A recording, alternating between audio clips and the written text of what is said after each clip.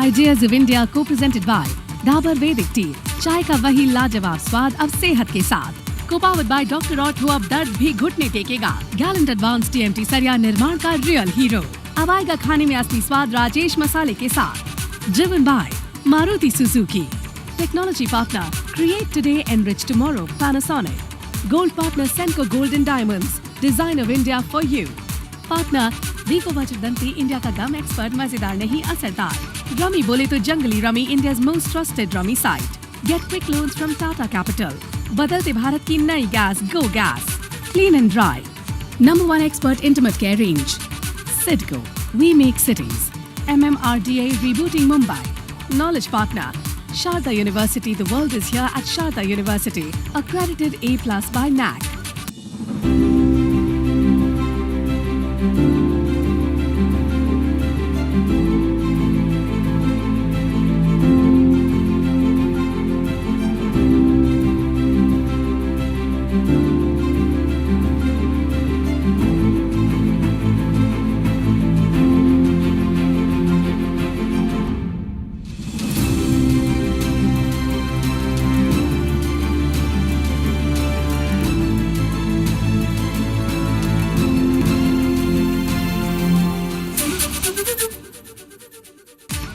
Ideas of India co-presented by Dabur Vedic Tea, चाय का वही लाजवाब स्वाद अब सेहत के साथ। Co-powered by Dr. Otto, अब दर्द भी घुटने टेकेगा। Gallant Advanced TMT सरिया निर्माण का रियल हीरो। अब आएगा खाने में असली स्वाद राजेश मसाले के साथ। Driven by Maruti Suzuki. Technology partner, create today, enrich tomorrow, Panasonic. Gold partner, Senco Gold and Diamonds, design of India for you. Partner, Vico Vachurdanti, India का गम एक्सपर्ट, मजेदार नहीं असरदार। रमी बोले तो Junglee rummy, India's most trusted rummy site. Get quick loans from Tata Capital. बदलते भारत की नई gas, Go Gas. Clean and dry. Number 1 expert intimate care range. Sidco, we make cities. MMRDA rebooting Mumbai. Knowledge partner, Sharda University. The world is here at Sharda University. Accredited A+ by NAC.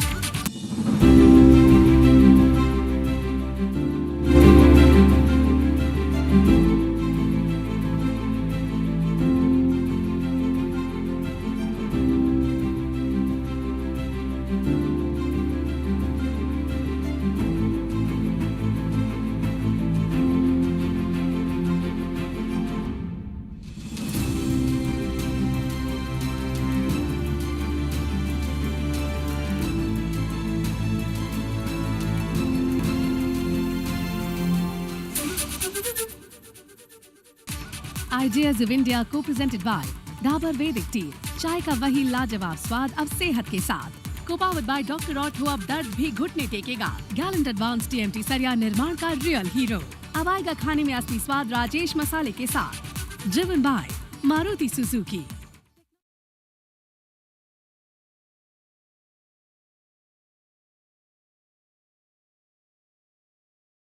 Vico Vachurdanti, India का gum expert, मजेदार नहीं असरदार। Rummy बोले तो Junglee rummy, India's most trusted rummy site. Get quick loans from Tata Capital. बदलते भारत की नई gas, Go Gas. Clean and dry. Number 1 expert intimate care range. Sidco, we make cities. MMRDA rebooting Mumbai. Knowledge partner, Sharda University. The world is here at Sharda.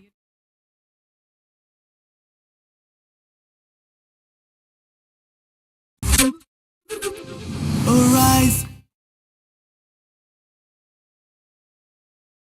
all is coming through. अपने rights, अपनी fight.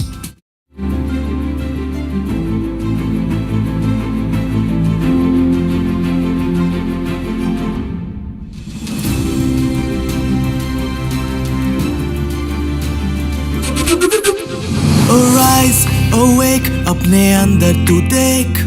The best of all is coming through. अपने rights, अपनी fight, left or right की आवाज़ को सुनो, let's talk fearless and free. फिर गूंजे अपनी यूनिटी, सर उठा के सोच घुमा के, we'll be the change we wanna see. Ideas of India, yeah, ideas of India. Ideas of India, yeah, ideas of India. ABP Networks, Ideas of India. Arise, awake, अपने अंदर तू देख, the best of all is coming through. अपने rights, अपनी fight, left or right, की आवाज को तुम भी सुनो. Let's talk fearless and free. फिर गूंजे अपनी यूनिटी, सर उठा के सोच घुमा के, we'll be the change we wanna see. Ideas of India, yeah, ideas of India. Ideas of India, yeah, ideas of India.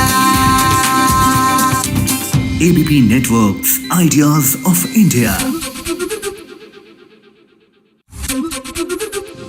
Arise, awake, अपने अंदर तू देख, the best of all is coming through. अपने rights, अपनी fight, left or right, की आवाज को तुम भी सुनो. Let's talk fearless and free.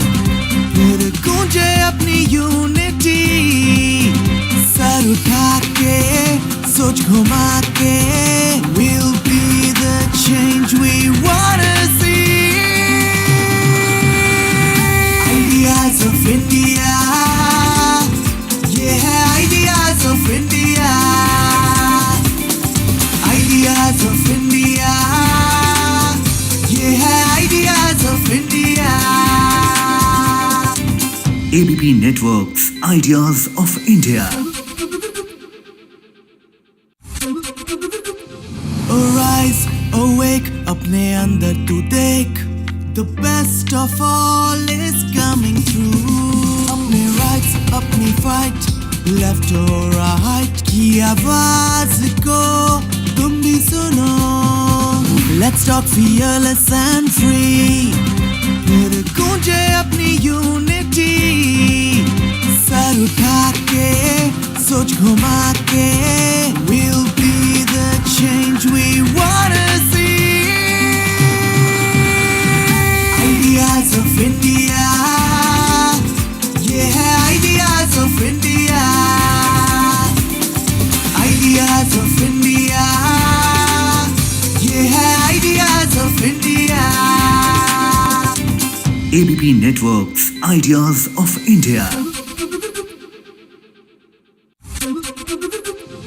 Arise, awake, अपने अंदर तू देख, the best of all is coming through. अपने rights, अपनी fight, left or right, की आवाज को तुम भी सुनो.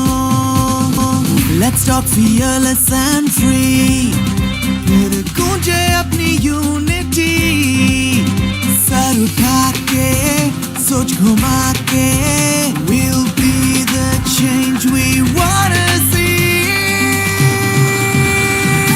Ideas of India, yeah, ideas of India. Ideas of India, yeah, ideas of India. ABP Networks, Ideas of India.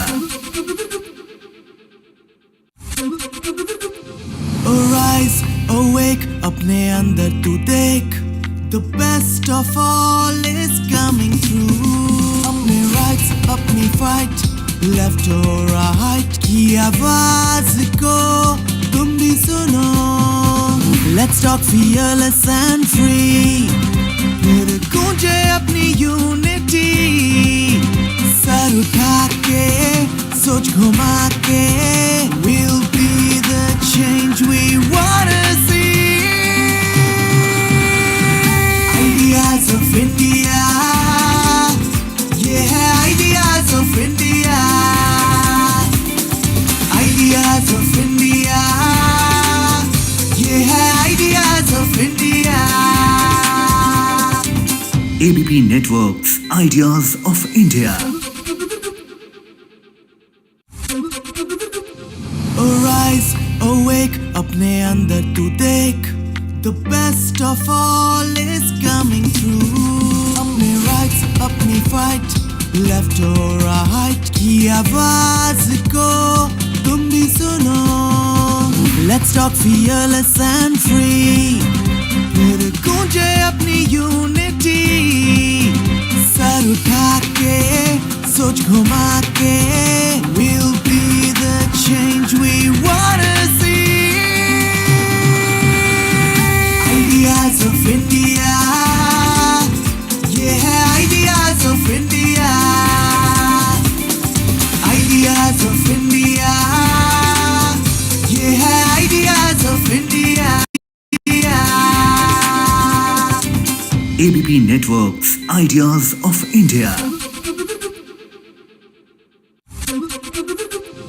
Arise, awake, अपने अंदर तू देख. The best of all is coming through. अपने rights, अपनी fight, left or right की आवाज को तुम भी सुनो. Let's talk fearless and free. फिर गूंजे अपनी unity. सर उठा के सोच घुमा के we'll be the change we wanna see. Ideas of India, yeah, ideas of India, ideas of India, yeah, ideas of India.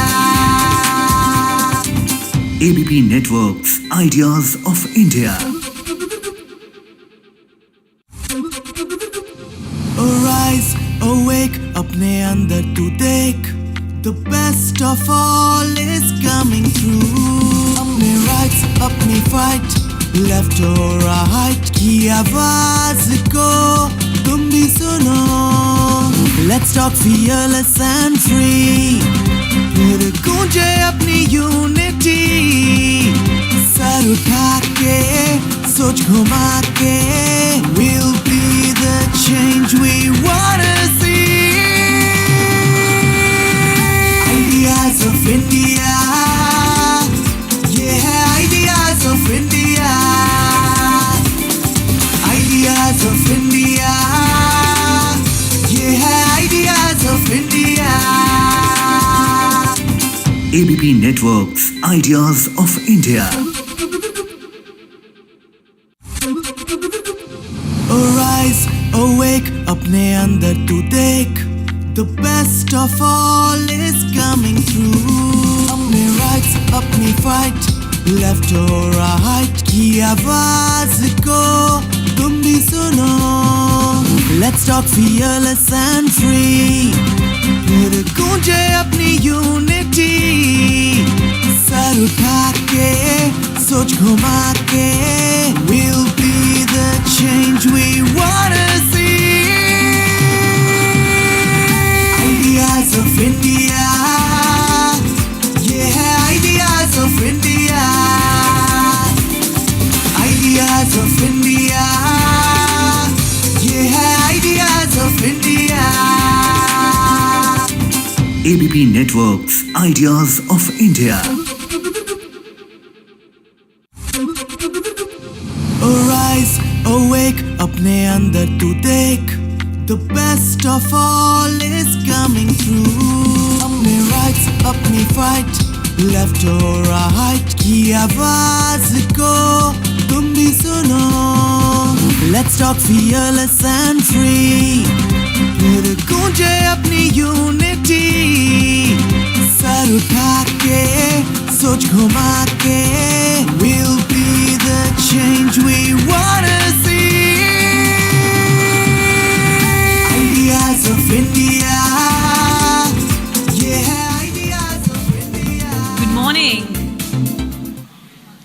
Namaskar, ladies and gentlemen, and a very warm welcome. On behalf of the ABP network, it is my absolute privilege to welcome you to Ideas of India 2023. My name is Radhika Bajaj, and I'm delighted to be your host.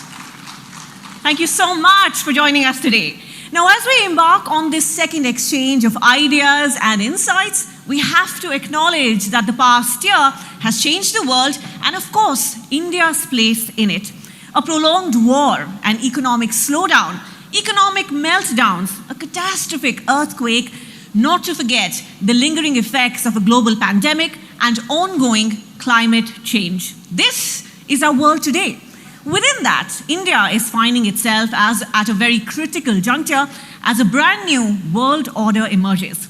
Even as the focus is on looking inward and being Atmanirbhar, India, as the G20 chair, knows the importance of Vasudhaiva Kutumbakam, or the world is one family. There is clearly much to deep dive on, so let's begin the proceedings of the day on a very auspicious note and seek blessings from the higher powers. For the lighting of the lamp ceremony, I'd like to first very warmly welcome our keynote speaker and chief guest for Ideas of India 2023. Ladies and gentlemen, put your hands together for Liz Truss. Good morning and welcome to you, ma'am. And for the ceremony, let's also welcome Avinash Pandey, CEO, ABP Network. I'd also like to invite Dhruva Mukherjee, the CEO of ABP Private Limited, to join us for the ceremony.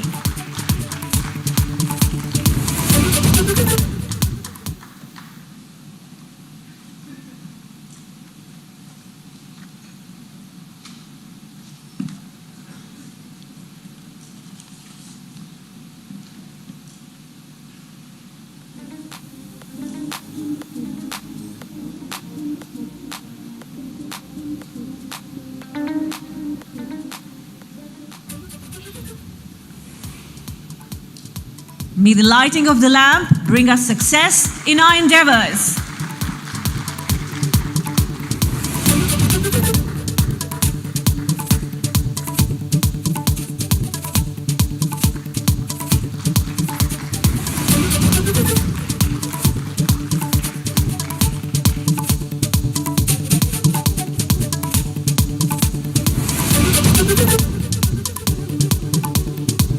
Thank you very much to all our guests for doing the honors. Thank you, ma'am. Mr. Pandey, can I request you to remain on stage and address the audience? Ladies and gentlemen, a big round of applause for Avinash Pandey as he delivers the inaugural address.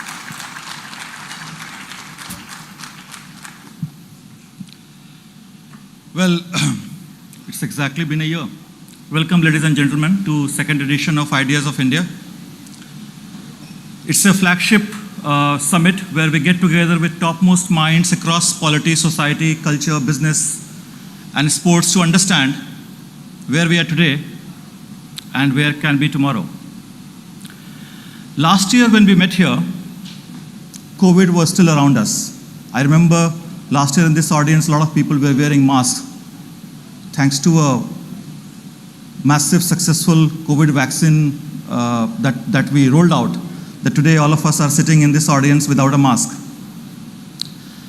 We survived COVID with the world's second widest vaccine rollout, of course, but the war that started exactly a year ago is still on. Where we are today seems to be on the edge of precipice. Russia's war on Ukraine has turned the world upside down, creating a crisis in energy and inflation. A climate catastrophe is causing unseasonal floods, unnatural drought. My colleague just mentioned about the earthquakes. Cities are sinking, some literally cracking up. A long COVID has caused psychological changes amongst people in the way they live, work, and love. And yet, women in Iran are fighting for their rights to be heard. Seen against all odds, democratic elections are rewarding performing government and throwing out the bad one. People everywhere were falling in and out of love, helping each other and building communities. In the word of Billy Joel, a performer of my vintage, We did not start the fire. It was always burning since the world has been turning. While we are seeing a long war in Europe, economic collapse in the neighborhood, India, as an Indian, we are so lucky and proud that what we have done in tackling COVID, managing economy during this recessionary time, and diligent and ebullient what we are. We are indeed a great civilization and a vibrant democracy. Today, as TV and digital network, we see we are at the cusp of the new era despite all the tyranny of rating that we face. That is my favorite topic and I don't want to digress from there, but yeah. We must, as a network, do what can make our country a better place than what we inherited. Ideas of India Summit is one initiative in this direction. We are covering all our countries, all over the country. What we are focusing on today is the green energy, green development, women empowerment, tech transformation, and we are lucky to be hosting G20 Summit, which we are proudly covering every day.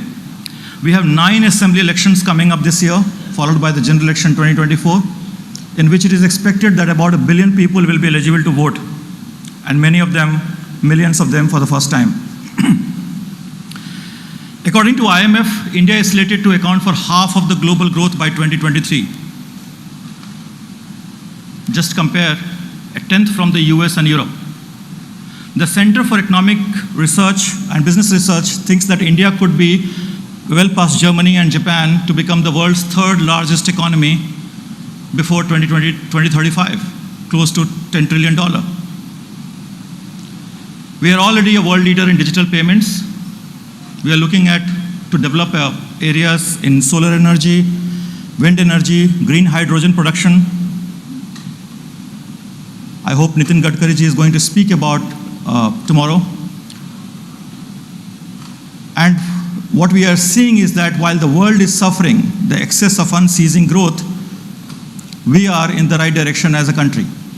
More than that, despite a fractious, ruckus, and sometimes vexatious public discourses, we enjoy freedom, which are denied in many parts of the world.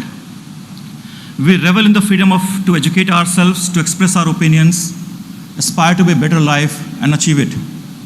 It is these ideas that we have gathered here to discuss over the next 2 days, and we have the privilege of doing so with thought leaders from across the world. We have amongst you former Prime Minister of United Kingdom, who has shattered all manner of glass ceiling in her political career. Very soon we'll be joined by a very senior leader from the biggest cultural organization in the country, which is the backbone of the current party in the power. We have academics, some of the notable ones are sitting in the audience right now, who will explain to us who we are. We have actors coming and speaking today and tomorrow, who will tell us their stories. Sportswomen, some of them raise the banner of revolt against the years of inbuilt misogyny. Educators who bring to us the heartbeat of young Indians, and musicians who soothe our favorite bros and mend our broken hearts. Like last year, we'll also see the fatalities behind frame, the humor that lightens the darkest thought, and humility that the weightiest intellectuals wear like a second skin.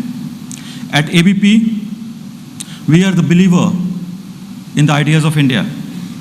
We believe in its democracy, in its demographic dividend, in its diversity, in its dynamism, and its dissent. At ABP, we believe in introspection and action. We believe that the idea of dharma is above all. We believe in the many ideas, identities, and incarnation of India. Over the next 2 days, friends, you will hear much more on this from many wonderful people. So enjoy. Let the second edition of the AP News Ideas of India Summit begin now. Thank you.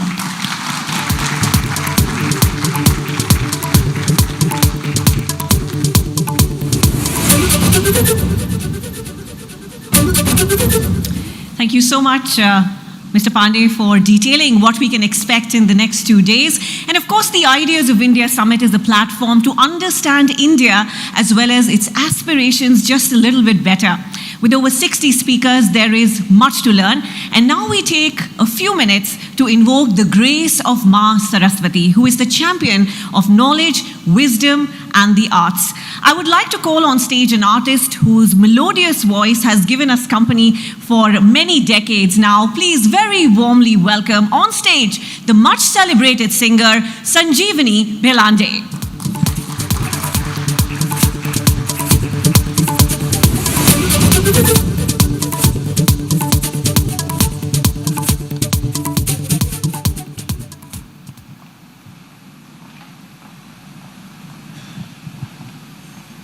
Hello या नमस्कार।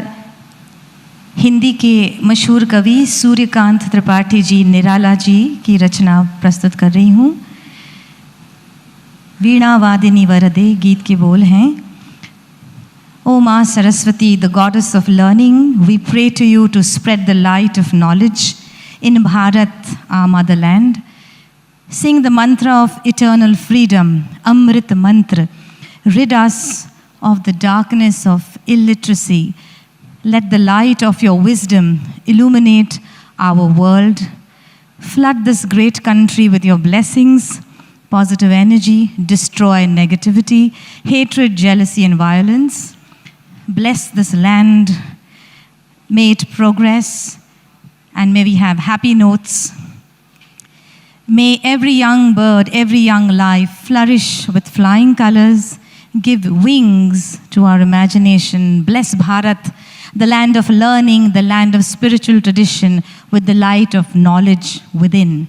O Mother Saraswati, the one who is draped in white, is seated on the white swan and plays the veena. Bless India, bless Bharat with the light of wisdom. May Bharat shine brightly. Varade, Veena Vadini Varade.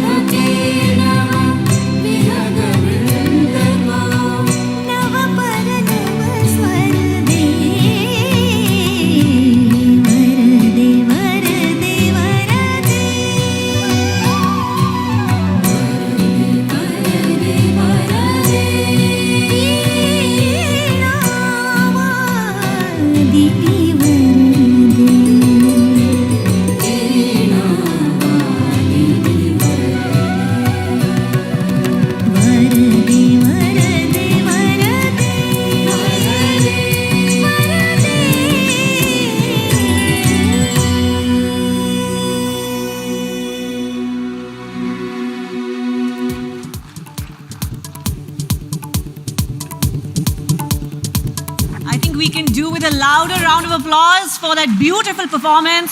Thank you so very much, Sanjeevani ji. Such a beautiful and soothing note to start the day on. And you know, we've been talking about the Naya Bharat, and as the millennials would say, kya vibe hai, right? So ladies and gentlemen, at this point, we'll take a minute to thank our partners for their support. Ideas of India is co-presented by Dabur Vedic Tea, co-powered by Dr. Ortho, Gallant Advanced TMT Sarya, and Rajesh Masale. A driving partner is Maruti Suzuki, technology partner Panasonic, gold partner Senco Gold and Diamonds, and in partnership with Vico Laboratories, Jungli Rummy, Tata Capital, Go Gas, Clean and Dry, MMRDA, Sitco, knowledge partner, Sharda University. And now, ladies and gentlemen, we're moving on to our inaugural session. As you know, India has been known globally as an independent-minded polity, and that's quite clearly been reiterated in the past year. As India utilizes its internal strengths, it is also very much expanding its global influence. Our first session focuses on India and the world. Our guest for this session is the British politician who has observed India from a global level for several years now. She stepped in as Britain's Prime Minister when the country was undergoing turbulent times on so many fronts. With her years of experience as a leader in a multicultural and developed country, there's clearly much to learn from her about how India can shine on a global stage. It's my great pleasure to invite on stage Liz Truss, parliamentarian and the former Prime Minister of the United Kingdom, to deliver the keynote address. Good morning, ma'am. Welcome.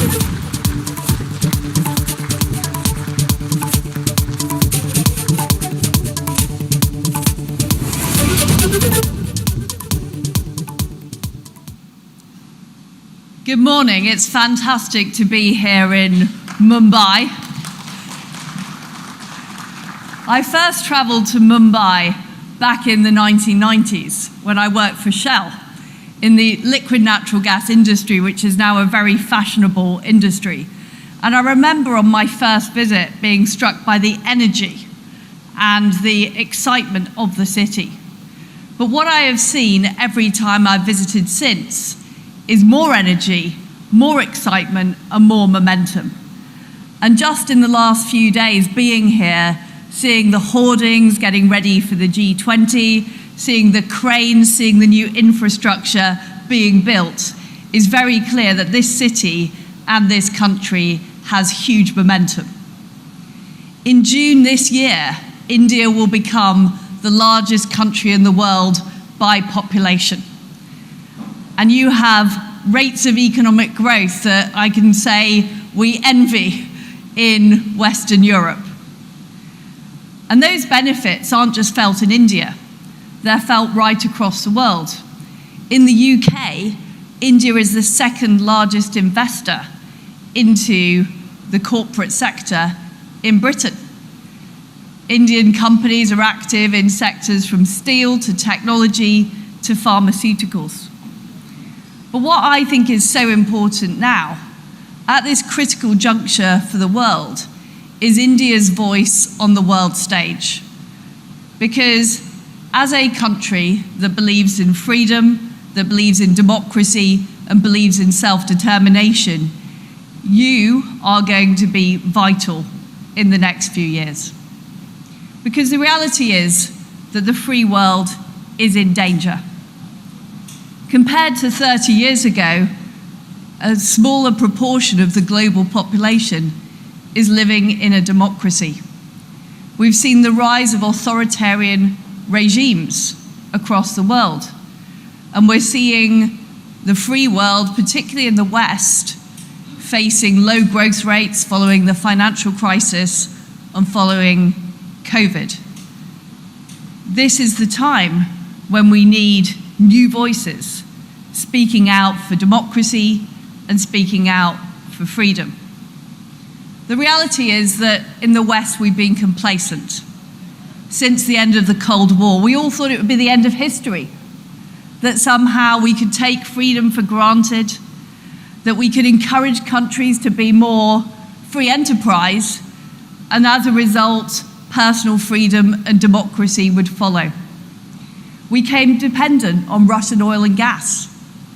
We allowed China to join the World Trade Organization, and it's still designated as a developing country. And what we did is we enabled those regimes in some of the malign activities that have since taken place.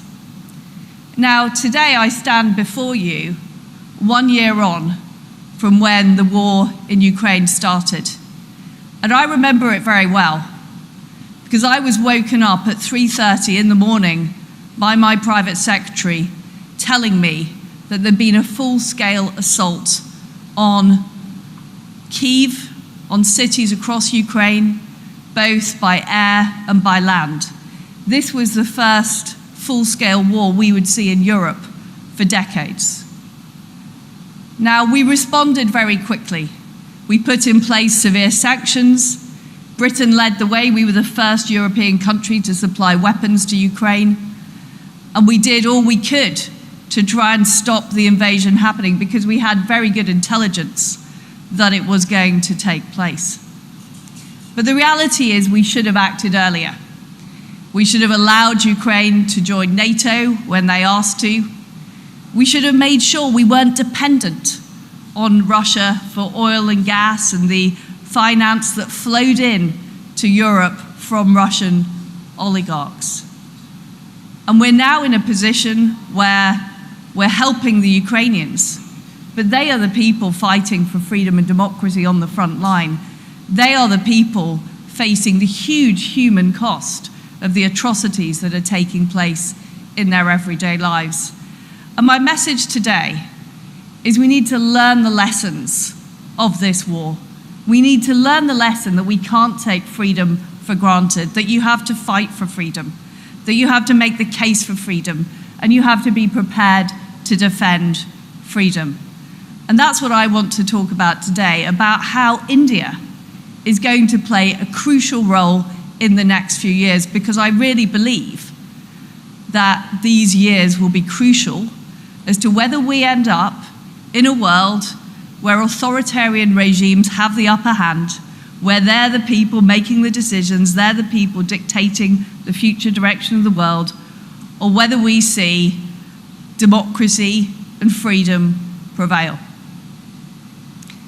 And the reason that we believe in freedom and democracy in this room is we know it is the best for human life, for our societies.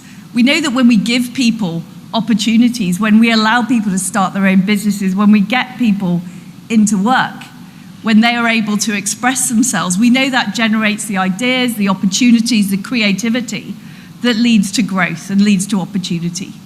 And that's what we've seen in our societies. So what do we need to do? What does India need to do? Well, first of all, we need to make the case. We need to mount a fight back against those authoritarian regimes and state capitalism who have been dominating the debate. Secondly, we need to make sure that we're working much more closely together economically. And thirdly, we need to up our levels of security and make sure we're collaborating on security. And this is something that I pursued as Foreign Secretary and as Prime Minister with India. But we need to deepen those relationships, and we also need to extend it to others who want to defend the cause of freedom. So on the economy, we need to make sure that pounds and rupees are being used in the service of freedom and democracy. They're not being used to subsidize coercion and autocracy. So how do we do that? Well, first of all, we need to start at home. We need to make sure we show that democracy and freedom is delivering for people in our countries. And what does that mean? It means that they see their incomes rising year on year. It means that they can aspire to new opportunities, a new home, a new car. They can have the opportunities they see others around the world having. That is vitally, vitally important. And what I see in India is I see new infrastructure being built, I see new industries being developed, I see new investment going in, and those high growth rates being achieved. And that's also what we need to do in countries like the UK. The fact is, since the financial crisis, we've had relatively low growth. And what that leads to is people start to question the system. They start to say, well, in this country over here, I see there are more opportunities. What's wrong with what's happening here? So that is why it is incumbent on us as democratic politicians to give people those opportunities, give people that economic growth. And for us in Britain, that means taking on vested interests who want to stop that. What I've labelled as the anti-growth coalition. The people who say, we're all right, Jack, things are comfortable here, we don't necessarily want to see new buildings, we don't necessarily want to see our lives disturbed. But we have to change in order to be able to grow. And I think that's something that we can learn from India. That's something that we can develop. But we also need to be on the front foot about freedom and democracy. Our adversaries, like China and Russia, are very good at promoting their economic model. They use misinformation, they use technology to communicate in all kinds of ways to the world. They also use the power of economic coercion to try and influence the way people think. So we've got to stop apologizing for the way our societies work and instead start explaining why they're successful. And this is where I think India's voice is going to be incredibly important, showing that a free democracy, the world's largest democracy, the world's largest country, can deliver in a much better way than the way authoritarian regimes seek to control and coerce people. But I don't think any country can do this alone, and we need to act collectively. That's why I'm a great supporter of trading more with our allies like India. And when I was Trade Secretary, I kicked off the free trade negotiations with India. I still think this is a massive opportunity for both our countries. We've got so much in common in areas like technology, in areas like pharmaceuticals, in areas like transport, that we can work much more closely together and create a free flow of goods and services between our countries. But I also think we need to build on that. The UK is currently also negotiating accession to the CPTPP, which is the Trans-Pacific Trade Area. I would love to see in due course India join that trade area so that we are sharing ideas, sharing opportunities with people that share our values and believe in following the rules-based system. I also want to see us work together with like-minded countries to create what I describe as an economic NATO. So what we see is we see authoritarian regimes working together. Xi and Putin have declared themselves best of friends, and they are backing each other up. They're backing each other up in terms of what message they're putting out to the rest of the world. And we, on the side of freedom and democracy, need to back each other up too. And that means working together on trade more closely. It means working together on investment. We know that the Belt and Road Initiative has led lots of countries in debt and lots of countries influenced by China to do things in different ways, to vote in different ways at the UN. We need an alternative that's underpinned by freedom and democracy. And we also need to make sure that we're working together on critical minerals and supply chains. Now, during the height of the COVID crisis, I worked very closely with the Indian government on some key supplies like medicines. And what we always discovered, and I discovered this with many other countries, is we didn't always know where the supply chain finished. And quite often, it would finish with somebody or a country that we couldn't trust. Now, in the UK, we've taken action. We've removed Huawei from our telecoms networks. We've now divested ourselves of getting oil and gas from Russia. But what I would like to see is I'd like to see free democracies work together so that we are together deciding what kind of technology is it right to export to an autocratic regime where it could be used to undermine freedom and democracy. Who do we offer the deepest trade deals to? Is it a country that we trust, or is it a country that we don't trust? When we're investing in green energy like solar panels, where are we getting those solar panels from? How are they being produced? These are all questions we need to answer. We need to be conscious that those economic decisions we make will affect the future of freedom and democracy. Because what we've seen is we've seen authoritarian regimes use that economic coercion against us. So we need to use it in the service of freedom and democracy. And we need to get on with it. I would love to see the India-UK trade deal finished as soon as possible. I want to see our accession to, there's some fans in the audience of that. I would like to see us complete the CPTPP accession as soon as possible, because the next few years are going to be absolutely crucial for our security and for our democracy. And of course, economic clout is vitally important. And India's economic clout has grown significantly, will grow much more in the coming years.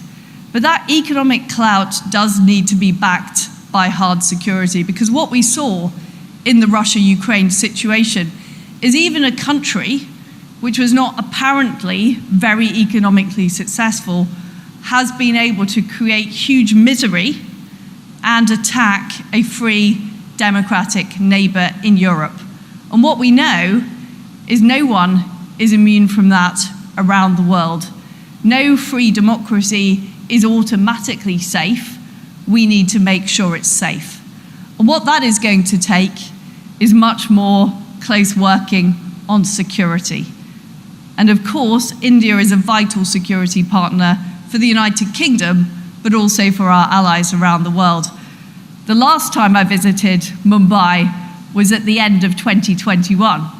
And I went out to the Queen Elizabeth aircraft carrier and watched the F-35s take off from the carrier, which is a fantastic sight. And in fact, the F-35s are based in my constituency in Norfolk, in England. So I actually met some local pilots from Norfolk in the middle of the Indian Ocean. It was a great experience. But what was particularly good was to see that we were conducting joint military exercises with the Indian Armed Forces. And that is what we need to be doing more of.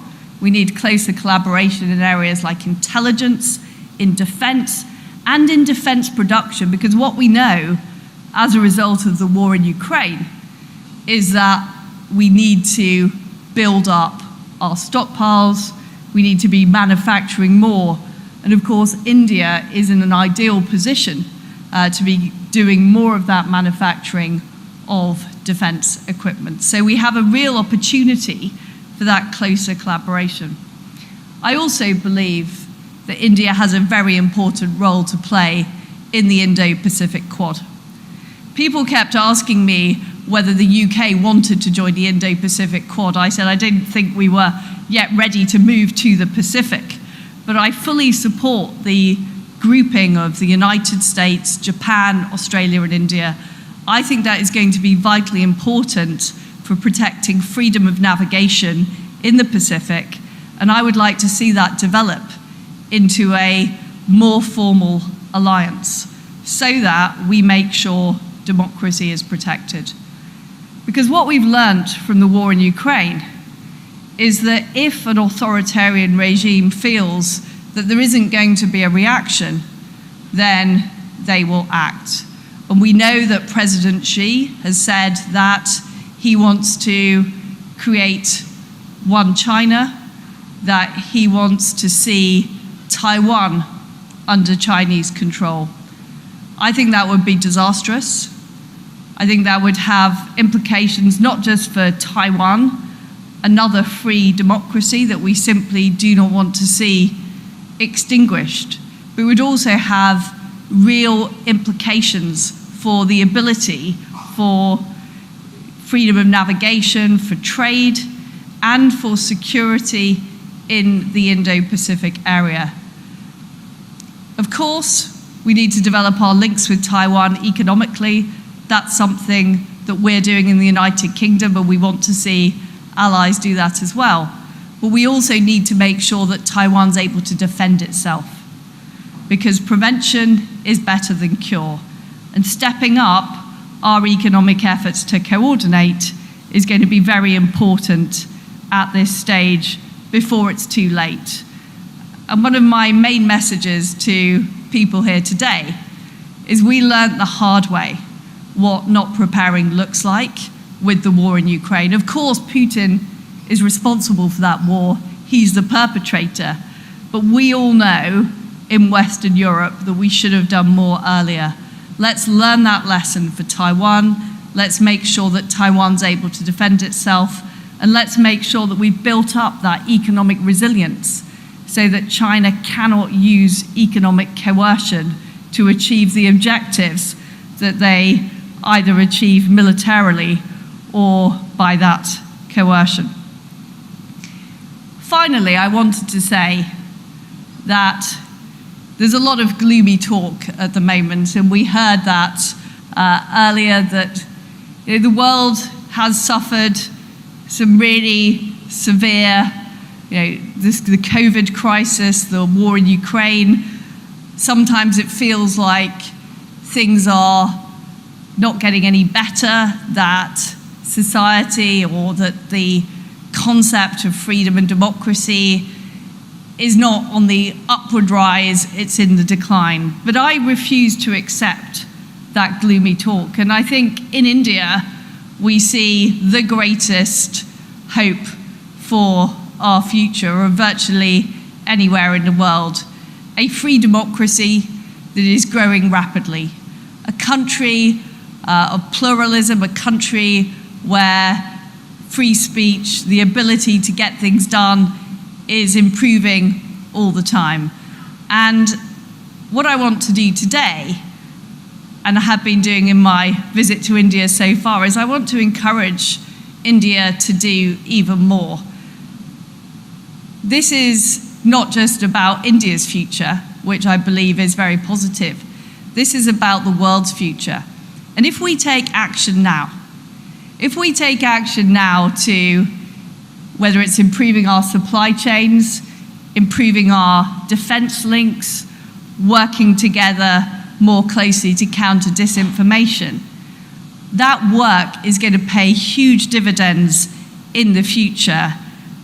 And what we need to do is use the dynamism of this country, use the opportunities this country is creating to really deliver, not just for India, but for freedom and democracy, and ultimately for the whole world. Thank you.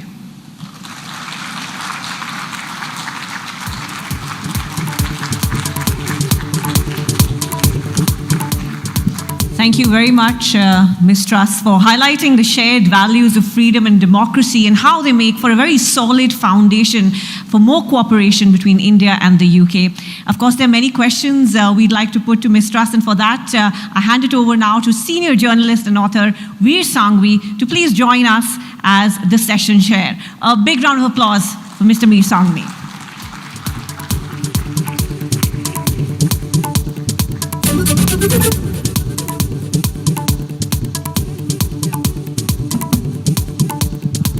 Hello, can you hear me? Yeah. I have very bad luck with microphones. Ladies and gentlemen, good morning. We don't have much time. Ms. Truss has a flight to catch, so we're going to go right into it. Some of the things you said about the threat that democracies face from non-democracies, some of which are expansionist, some of which wish to impose their views and their might on other countries, I think resonates with Indians because we feel that way. But here are our doubts. Our doubts are, does the West speak in one voice? What you've said about Putin, for instance, I think everybody agrees with. I think everybody in the West now says that.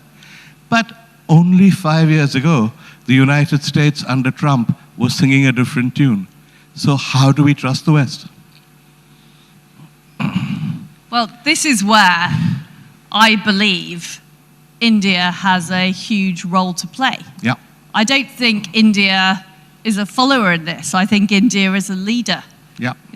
You're the world's biggest democracy, the world's biggest country now by population, an economic powerhouse. And India, as much as any other country, knows the real threat that China poses. So I believe that India can have a huge influence on that debate and also use its economic power to influence the way we all deal with China. Okay. And I talked about things like supply Yeah. chains. I know a lot of companies are now relocating their supply chains to India. I know that India is looking at where you source critical minerals from, your key components from. So, it's a bit of a cliche that we're sort of moving from a unipolar world to a multipolar world, but we are.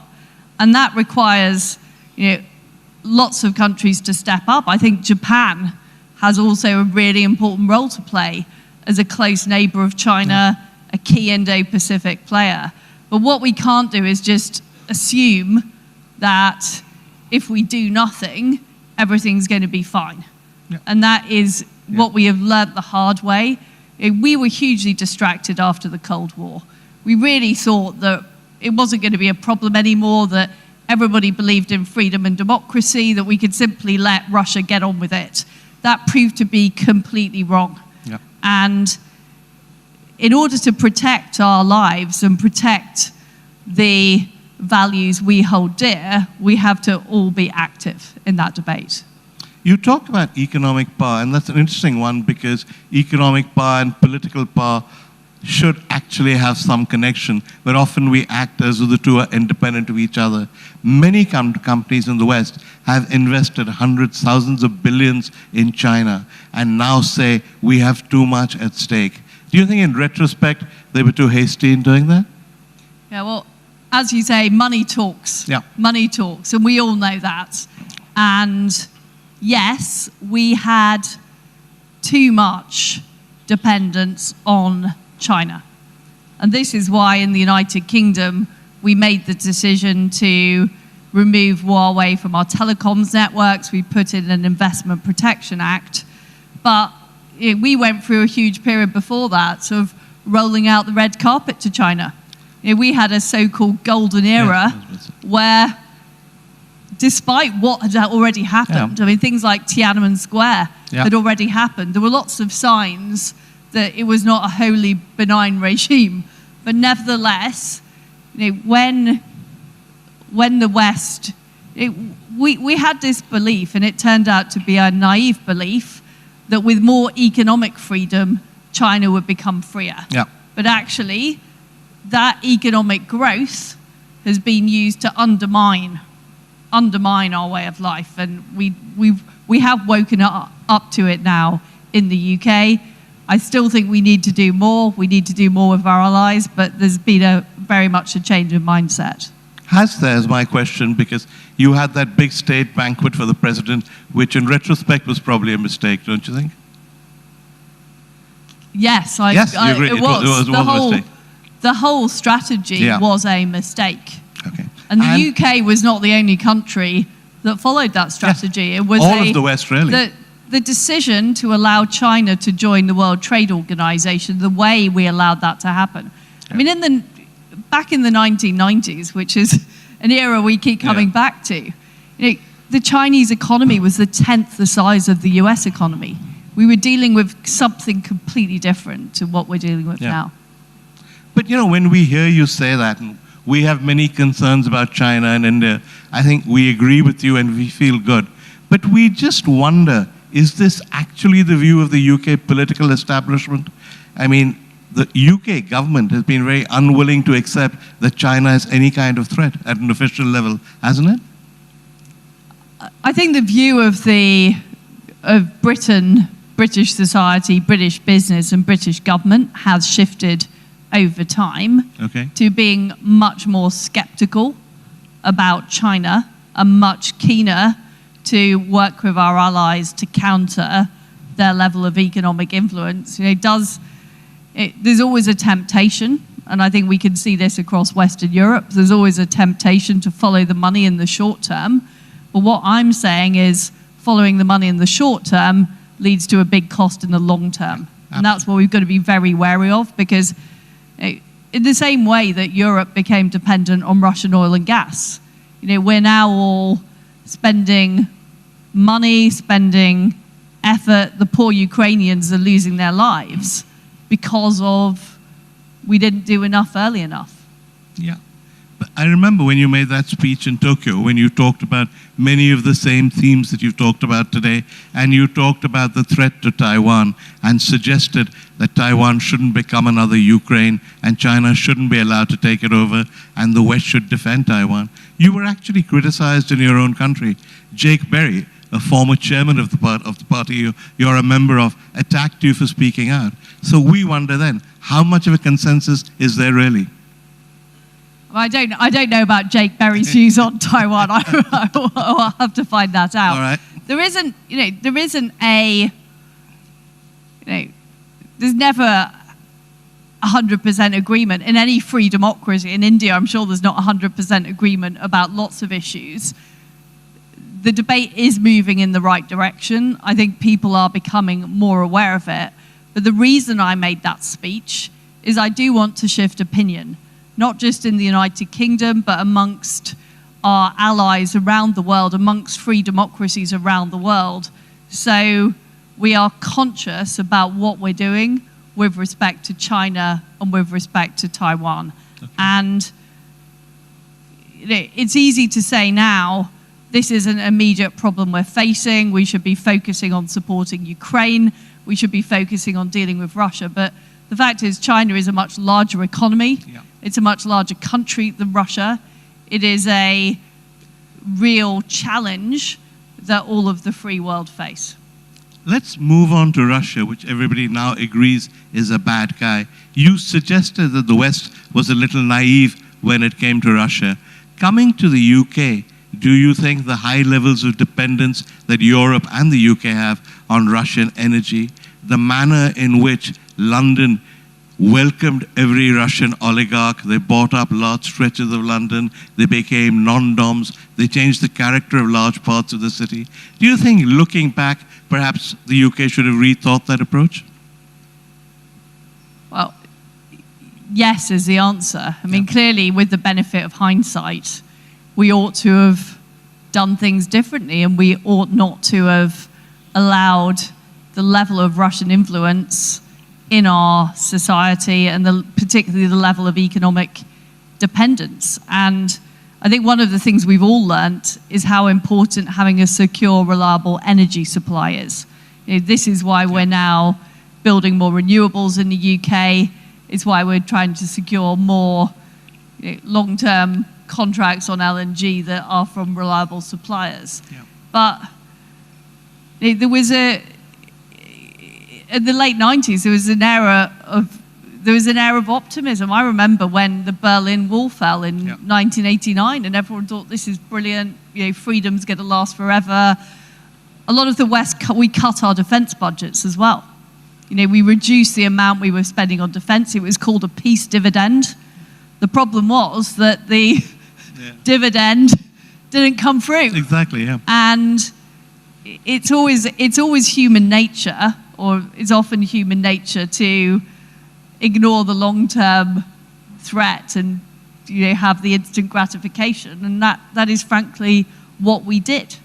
And I think it's all very well saying this is the benefit of hindsight, but we now have foresight about the future. So let's do something about what the future challenges and threats we face are. Some people would say that the belief, and when the Berlin Wall came down in the years afterwards, was that greater capitalism, greater prosperity would lead to greater democracy and greater freedom. That's clearly not happened, certainly not in the case of China and Russia. But what's happened as a consequence is that there's a global financial community which has developed with investments in all of these countries, with interests in all of these countries, which has its own foreign policy, for want of a better word. Is that a possible threat to the world? I think one of the things that it's always difficult, and I'm a great supporter of the free market and free enterprise, but it's always difficult to explain the difference between that and where you have vested interests and people who don't necessarily follow the rules. Yeah. And I've talked about China and economic coercion, and there are certainly cases where the financial institutions, and we saw this during the financial crisis, did things that weren't in the interests of citizens of the country. And there has to be the holding to account of people making those decisions. And sometimes they're not accountable enough. And I think we saw that in the financial crisis. Yeah. And we've seen that afterwards, haven't we, as well? In the sense that people don't really hold them to account as much as we should? I think we've always got to look at the institutions that we have that hold these groups to account. And if you look at the global financial system, some of the global institutions we have aren't working as they should. I don't think organizations like the United Nations or the UN Security Council are not working as well as they should in the new environment that we face. So I think we do need to look at the institutional structure and how we are better able to hold people to account. Yeah. And ultimately, we haven't come up with a better solution than the nation state.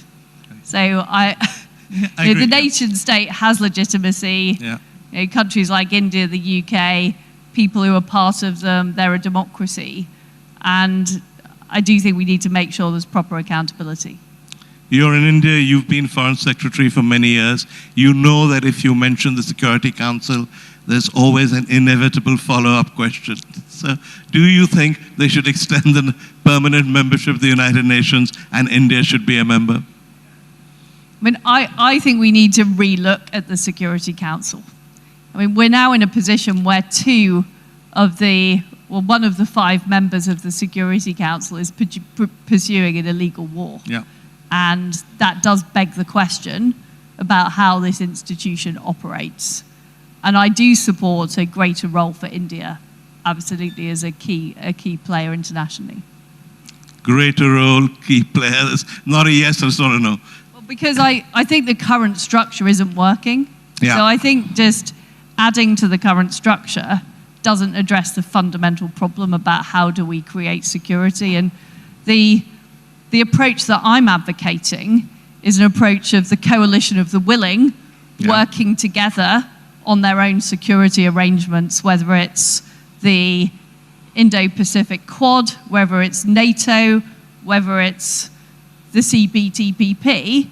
I think that is a better approach for the challenges we face now than working through the UN Security Council. I don't think the UN Security Council has had a decisive impact on the war in Ukraine at all. I don't think anybody would say it has. Almost an irrelevance, isn't it? Because nothing has come up. That's what I'm saying. And I'm saying that the sanctions we put on, we did through the G7 plus our allies. The action that we've taken to support Ukraine with weapons, we've done as a coordination between all the countries who want to do it. It hasn't, the UN Security Council hasn't come into it. You're on record as having said, and I think you said it here again today, that the West should have allowed Ukraine into NATO when it wanted to come much earlier. And I think you've also said that they should be given fighter aircraft and more arms, which they've been asking for and which the West has been iffy about. Is that fair? Do you believe they should be arming Ukraine more? So we should have admitted Ukraine to NATO. And back in 1994, the UK signed the Budapest Memorandum along with Russia and the US, saying we would guarantee Ukraine's security in exchange for them giving up nuclear weapons. And I feel very strongly that none of us have followed through sufficiently on that commitment. We should have admitted them to NATO. I think the Article 5 guarantee is a very important guarantee. This is the idea that there will be an intervention if one of the members of NATO is attacked. I think that would have protected Ukraine. Yeah. And yes, we need to send fighter jets. We should have sent tanks sooner. You know, this war will only end when Ukraine prevails. It will only end when Ukraine prevails. I don't see an outcome where Russia wins. We will not let that happen. The question is how long it will take. Yeah. And the longer it takes, the more Ukrainian lives are lost, the more the country is destroyed, the more atrocities are committed, and there have been horrific crimes of rape and sexual violence. So I'm very much on the side of getting them all the equipment they could possibly have. And you know, in lieu of NATO membership, which is what they should have had, Yeah. we should do that, and we should also fast track their NATO membership now, so we can never let the situation happen again. Okay. I want to talk a little bit about India because we're at the end of our time. Everyone in India, and you speak to anyone in government, has very warm memories of your time as Foreign Secretary, because we believe that ahead of all the others, you recognize the importance of India and you tried to forge stronger ties between the UK and India. The trade deal is one example. There is obviously a follow-up question to that. Was everyone in the UK behind you? Because you do know that your Home Secretary said that she was against the trade deal because there were too many illegal immigrants from India, which wasn't even true. And then later, on a slightly unrelated issue, you sacked her, and she was back in office in 10 days. So that kind of thing makes us nervous. Well, what we have seen is we've seen a huge increase in the number of students coming from India to the UK, which is extremely welcome. Yeah. I'm not going to go into the trade deal negotiations, but clearly services and the way that we provide services between our two countries is really important. And I think there's a difference between issues of illegal immigration, which are very serious for the UK. We've got a problem with small boats in the English Channel, and making sure that we work with our friends and allies. We've got people with the right skills coming to the UK, and I'm a big supporter of making sure that happens. And we've got a huge Indian diaspora in the United Kingdom. India has a huge cultural influence on Britain, as well as a huge economic influence on Britain, and I think that's a wholly good thing. So I'm going to pin you down on that one. Should the issue of people coming across the small boats across the channel, many of whom are Albanians anyway, have been linked to the India-UK trade deal? I don't believe they're linked at all. You know, well, a member of your government did. There's a question about how we deal with illegal immigration, and I think it's completely unfair and wrong for the situation to continue where people are entering the UK illegally. That's completely different from our system, which is now points-based. It's based on the skills you have, and that's how we should decide who comes to the United Kingdom, as well as having particular arrangements with partners. And I negotiated those arrangements in the Australia trade deal. You know, that is the type of thing we should be looking at, you know, as part of developing our broader relationship with a country. A final question, because you are in India. Among your many achievements in government, the one I think we've noticed in India is there were more people of color in the great offices of state under you than there ever have been. Did you make a great effort, or did this just happen? Well, I appointed the best people for the jobs. Yeah. That's really important. And I think it shows what the modern Conservative Party is like, is that those were the best people for the jobs. And you know, we are a multicultural country. You know, we have a huge wealth of talent. We've also got a lot of women in politics as well. And you know, I'm a big supporter of making sure that we have good representation of women. So, but the way the Conservative Party achieved this isn't through quotas. You know, it wasn't through women-only shortlists. It wasn't through, you know, picking particular people. It was about creating a level playing field and making sure we have that meritocracy in the Conservative Party. And I think we've shown we've delivered that, and that is an exciting development for us. The final inevitable question, how do you think Rishi is doing? Look, I had a long leadership election last summer. I'm sure it was all being live streamed here. Look, I'm a Conservative. I support the Conservative government. You know, I want us to do well at the election. I'm here in India at the moment. I want to see more Indian investment in the UK, and I want to see us do our trade deal. Which is a great answer, but not an answer to my question. But I think we'll leave it there. Thank you so much. The Right Honourable Liz Truss MP. Big hand.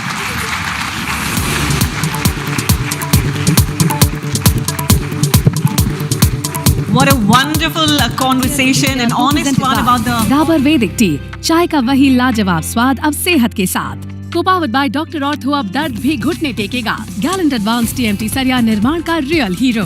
अब आएगा खाने में असली स्वाद राजेश मसाले के साथ। Driven by Maruti Suzuki.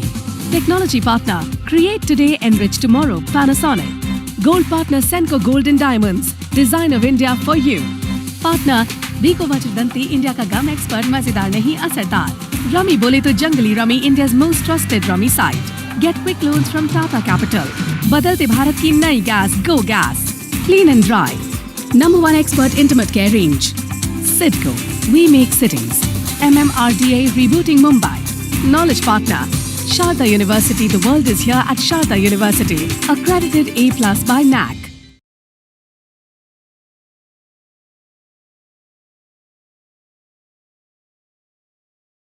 थोड़ा आगे बढ़ते हैं अपने अगले सेशन की तरफ।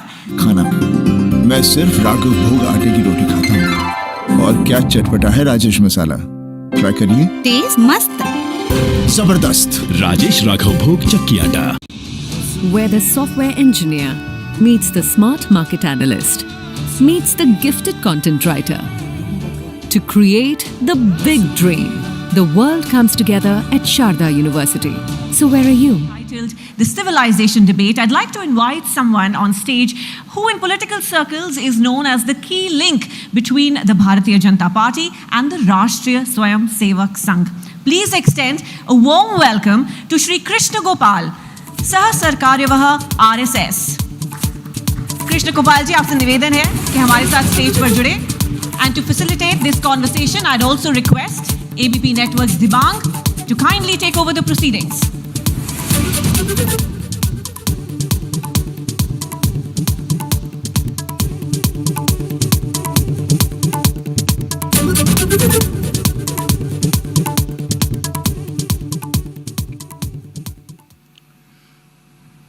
नमस्कार, मैं हूं दिबांग। कृष्ण गोपाल जी, आपका स्वागत है। आपने दिल्ली में एक बड़ा बयान दिया पाकिस्तान को लेकर, और आपने कहा कि अगर पाकिस्तान चाहे तो भारत गेहूं भेज सकता है, 20 लाख टन भेज सकता है, वो मांगता नहीं है। क्या कहना चाह रहे हैं आप? भारत का जो विचार है, सर्वे भवन्तु सुखिनः, दुनिया में सभी सुखी रहें, दुनिया में कोई भी मनुष्य कहीं पर भी भूखा ना रहे। हमारे पड़ोस में, ठीक है, पाकिस्तान संकट में है, लेकिन बार बार वो हमारे ऊपर आक्रमण भी करता है। लेकिन यदि पाकिस्तान उदार मन से भारत से गेहूं मांगता तो भारत सदाशयता के साथ उसको जरूर देता। यह भारत की सनातन परंपरा है। अभी कोरोना में आपने देखा ना, हमारे पास मेडिसिन थे, वैक्सीन थे, तो हमने ज़रूरत वाले देशों को तुरंत दिया। हमने गेहूं भी दुनिया में अनेक देशों को दिया जिनको आवश्यकता है। सौभाग्य से भारत के पास सरप्लस गेहूं है, लेकिन वो अपनी जिद छोड़े ना, वो जिद नहीं छोड़ता, शत्रुता नहीं छोड़ता, ये बड़ी उसकी समस्या है। आप कहते हैं सर्वे भवन्तु सुखिना, आप कहते हैं हमने सबको वैक्सीन दी, आप कहते हैं हमने गेहूं भी दिया, लेकिन जब पाकिस्तान की बात आती है वहाँ हालत ख़राब है। आपने कहा कि 250 रुपये किलो गेहूं बिक रहा है, आप क्यों नहीं भेजते? उसमें आप क्यों चाहते हैं कि वो आपसे मांगे, हाथ जोड़े, तभी आप करेंगे? जब आप सबको देते हैं खुले मन से दीजिए। आप तो कह चुके हैं कि ये अपना ही देश है। आपने कहा पाकिस्तान के लिए कल की अपना देश है। ये तो भारत सरकार से मांगेगा ना, तो भारत सरकार से मांगेगा तो भारत सरकार विचार करेगी इसके ऊपर। मेरा मानना है जरूर भारत सरकार उदारता पूर्वक विचार करेगी, लेकिन वो मांगने का मन तो बनाए, उसकी जिद तो ये है ना।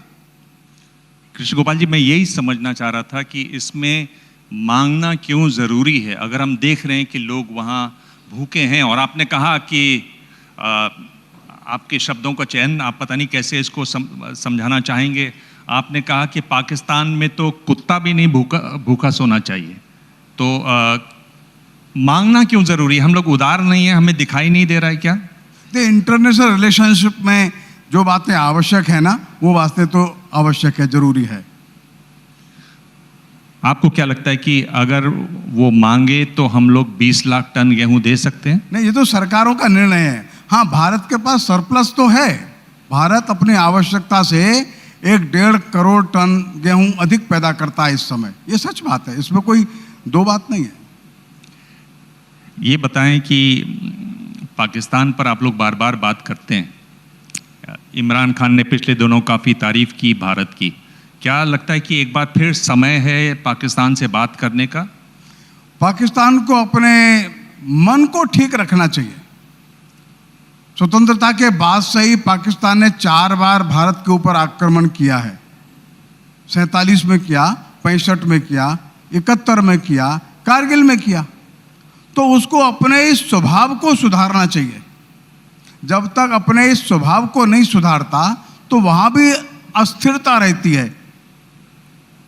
और भारत के साथ एक शत्रुता का भाव, उसको हमेशा के लिए छोड़ना चाहिए। और आतंकवादियों को जो प्रशिक्षित करके भारत भेजता है, तो ऐसी परिस्थिति में संबंध सामान्य बनना थोड़ा सा कठिन होता है।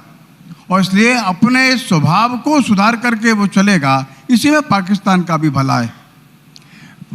आपकी राय में, आरएसएस की राय में क्या वजह है कि पाकिस्तान जो जैसा आप कह रहे हैं स्वभाव को सुधारता नहीं? और पाकिस्तान का निर्माण ही देखिए एक शत्रुता के आधार पर हुआ है। हम भारत के साथ नहीं रह सकते। ये जो बात थी जिन्ना साहिब की या इकबाल साहिब की, उसके कारण से पाकिस्तान बना, क्योंकि उनको ऐसा लगा कि यहां वे हिंदुओं के साथ नहीं रह सकेंगे। लेकिन ये गलत नीति थी, क्योंकि भारत में विभाजन के बाद भी बड़ी संख्या में मुसलमान रह गए, वे अच्छे तरह से रह रहे हैं यहाँ। तो भारत में जो मुस्लिम जनसंख्या यहाँ रह गई थी, वो अच्छे से बढ़ रही है। वो 3 या 3.5 करोड़ मुसलमान आज़ादी के समय भारत में थे। आज उनकी जनसंख्या 14 करोड़ है, 14.5 करोड़ है। लेकिन पाकिस्तान के अंदर जो हिंदू रह गए थे, वो उस समय लगभग 11-11.5% थे, वो केवल 1% रह गए। ये ऐसा क्यों होता है? ये एक चिंता का विषय है। जो आबादी थी मुसलमानों की, वो करीब 26% थी, जिन्ना मांग रहे थे 30% आरक्षण। आज वो घट गई है, भारत में करीब 15-16% मुसलमान हैं, 17% मुसलमान हैं। क्या इसमें जो गिनती है वो आपकी गिनती बाकी गिनतियों से अलग चलती है? उसकी कोई खास वजह है? नहीं, मैं तो सेंसस की रिपोर्ट बता रहा हूँ। जो पुराना सेंसस था उसमें लगभग 13.5% मुसलमान थे। आज वो मुसलमान लगभग 14-14.25% होंगे, है ना? तो ये सेंसस की रिपोर्ट है। आप सेंसस की बात कर रहे हैं, आपको सेंसस पर कितना विश्वास है? देश में जनगणना होनी चाहिए, ये आप कितना जरूरी मानते हैं? भाई, सेंसस के अलावा और कौन सा आधार है? वो अच्छे प्रकार से हो, इतना ही आवश्यक है। मैं ये सवाल इसलिए भी पूछ रहा हूं कि अगर 1881 से माफ कीजिएगा, लगातार एक काम हो रहा है, वो जनगणना का काम हो रहा है 1881 से 1830 के आसपास अंग्रेजों ने इसकी कोशिश की थी। और ये पहली बार है कि जनसंख्या अभी तक गिनी नहीं गई है इस देश की। हमारी जितनी भी योजनाएं बन रही हैं वो 2011 में जो जनसंख्या गिनी गई थी, यानी 15 साल पुरानी जनसंख्या के आधार पर बन रही है। और कहा यह जा रहा है कि 2024 का जो चुनाव होगा उसके बाद ही लोगों को गिना जाएगा, जनसंख्या जनगणना की जाएगी। आपको इस पर, आरएसएस को इस पर चिंता नहीं है? आरएसएस सरकार के पता नहीं लगाम खींचता है, कान खींचता है, या कान में बोलता है, वो करता नहीं है, क्या है? तो जनगणना 1881 से प्रारंभ हुई और हर 10 वर्ष के बाद भारत में सेंसस होता है। हाँ, उसके अंदर एक्यूरेसी और अधिक अच्छी हो, ये तो आवश्यक है, लेकिन जनगणना के अलावा और कोई ऐसा साधन तो दिखाई देता नहीं जिससे कि देश में कितने मनुष्य हैं, बच्चे कितने हैं, पढ़े लिखे कितने हैं, रोजगार में कितने हैं, इकोनॉमिक कंडीशंस कैसी है, लिटरेसी का रेट कैसा है। तो ये सब बातों को जानने के लिए देश में जनसंख्या की और हर 10 साल बाद ये प्रोसेस होती है। लेकिन जनसंख्या ये गिनी जाती है, जो सेंसस होता है, इसमें बहुत सारे जो पैरामीटर्स है उसके आधार पर आगे के प्लानिंग होता है, आगे की योजनाएं बनती है, शिक्षा के बारे में, रोजगार के बारे में, डेवलपमेंट के बारे में। तो सेंसस तो आवश्यक है, लेकिन ये सेंसस बहुत सारी बातों को डिक्लेयर भी करता है, बताता भी है क्या स्थिति है।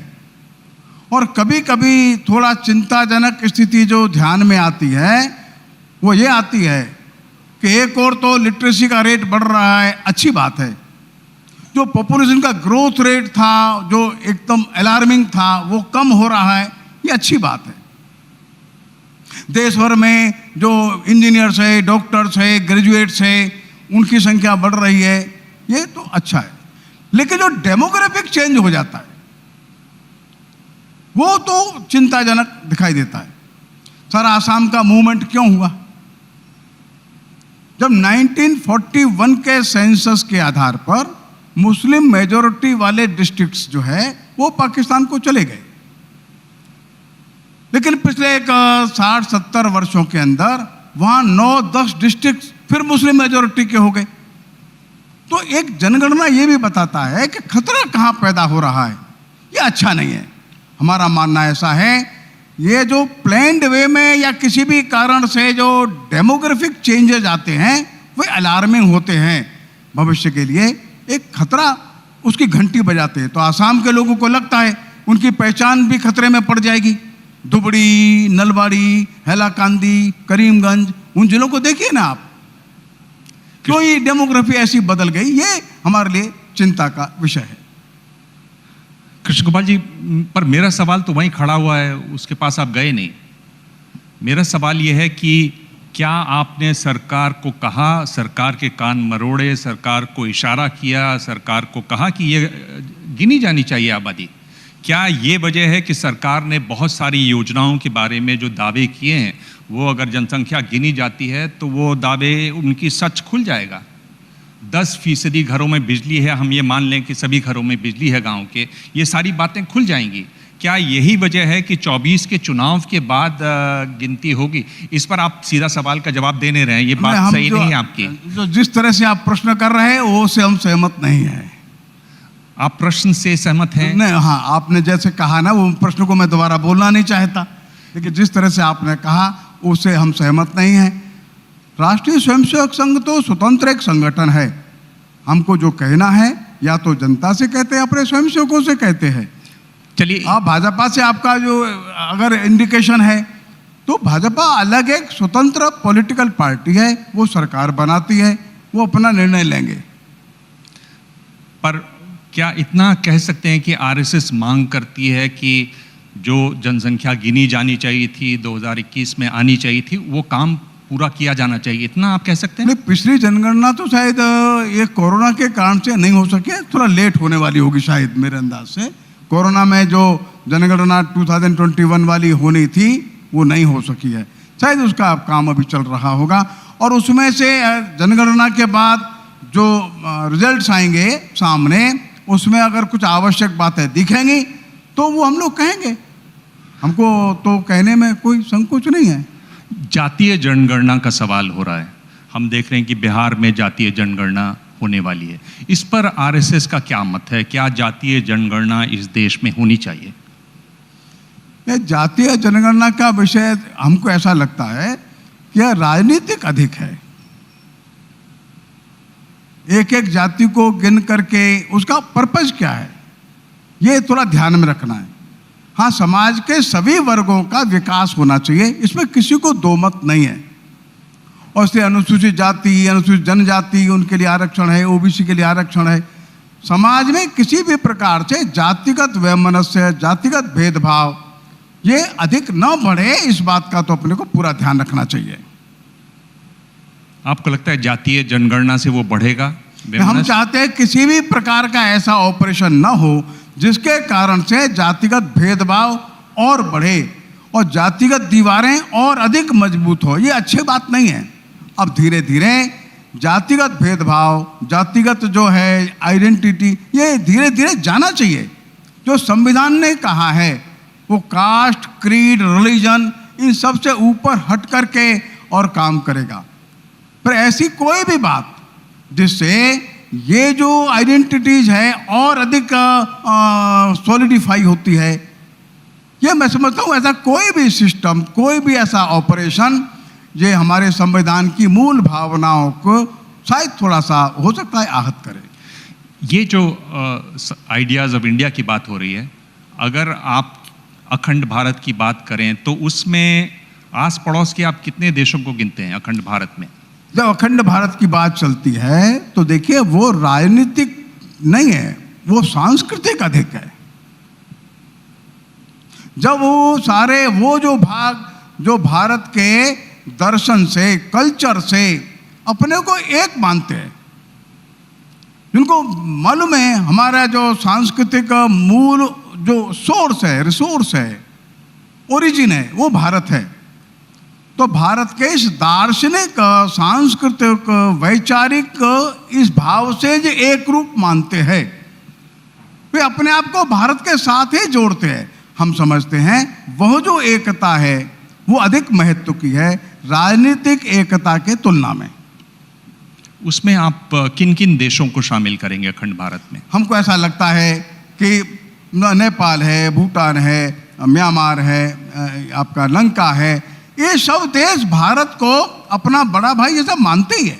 पाकिस्तान, उनको भी लगता है। पाकिस्तान भी, अब देखिए आजकल वहाँ कई यूनिवर्सिटीज में ये विषय चलता है कि पाकिस्तान का जन्म कब हुआ। तो बड़ी मात्रा में हिस्ट्री के प्रोफेसर्स जो है इस बात से सहमत नहीं है कि पाकिस्तान का जन्म 14 अगस्त 1947 को हुआ। वो मोहनजोदड़ो को अपने साथ जोड़ते हैं, तक्षशिला को अपने साथ जोड़ते हैं, जो इंडस वैली सिविलाइजेशन है उसको अपना मानते हैं, अपने को हजारों साल पीछे ले जाते हैं।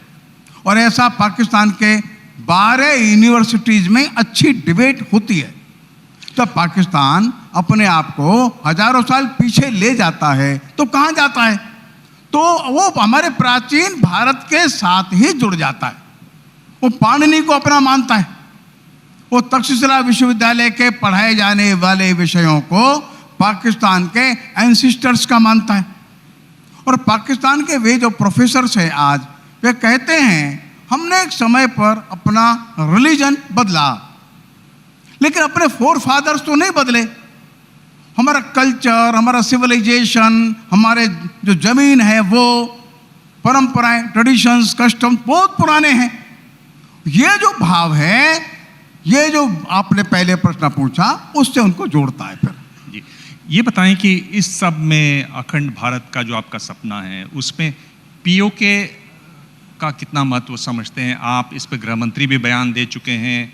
आपकी पीओके पर क्या राय है, क्या होना चाहिए? पीओके ही नहीं, हम तो ये कहते हैं कि जो भी स्थान ऐसा जो कभी भारत के साथ रहा है और धीरे धीरे अपने पुरखों को याद करेगा, पूर्वजों को याद करेगा, पुरानी परंपराओं को याद करेगा, तो अपने एक इतिहास की ओर चल देगा।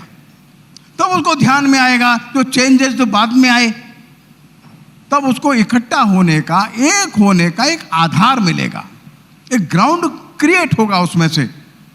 और ये कोई 2-4 दिन की बात नहीं है, और कम से कम राजनीतिक दृष्टि से ये संभव नहीं होगा।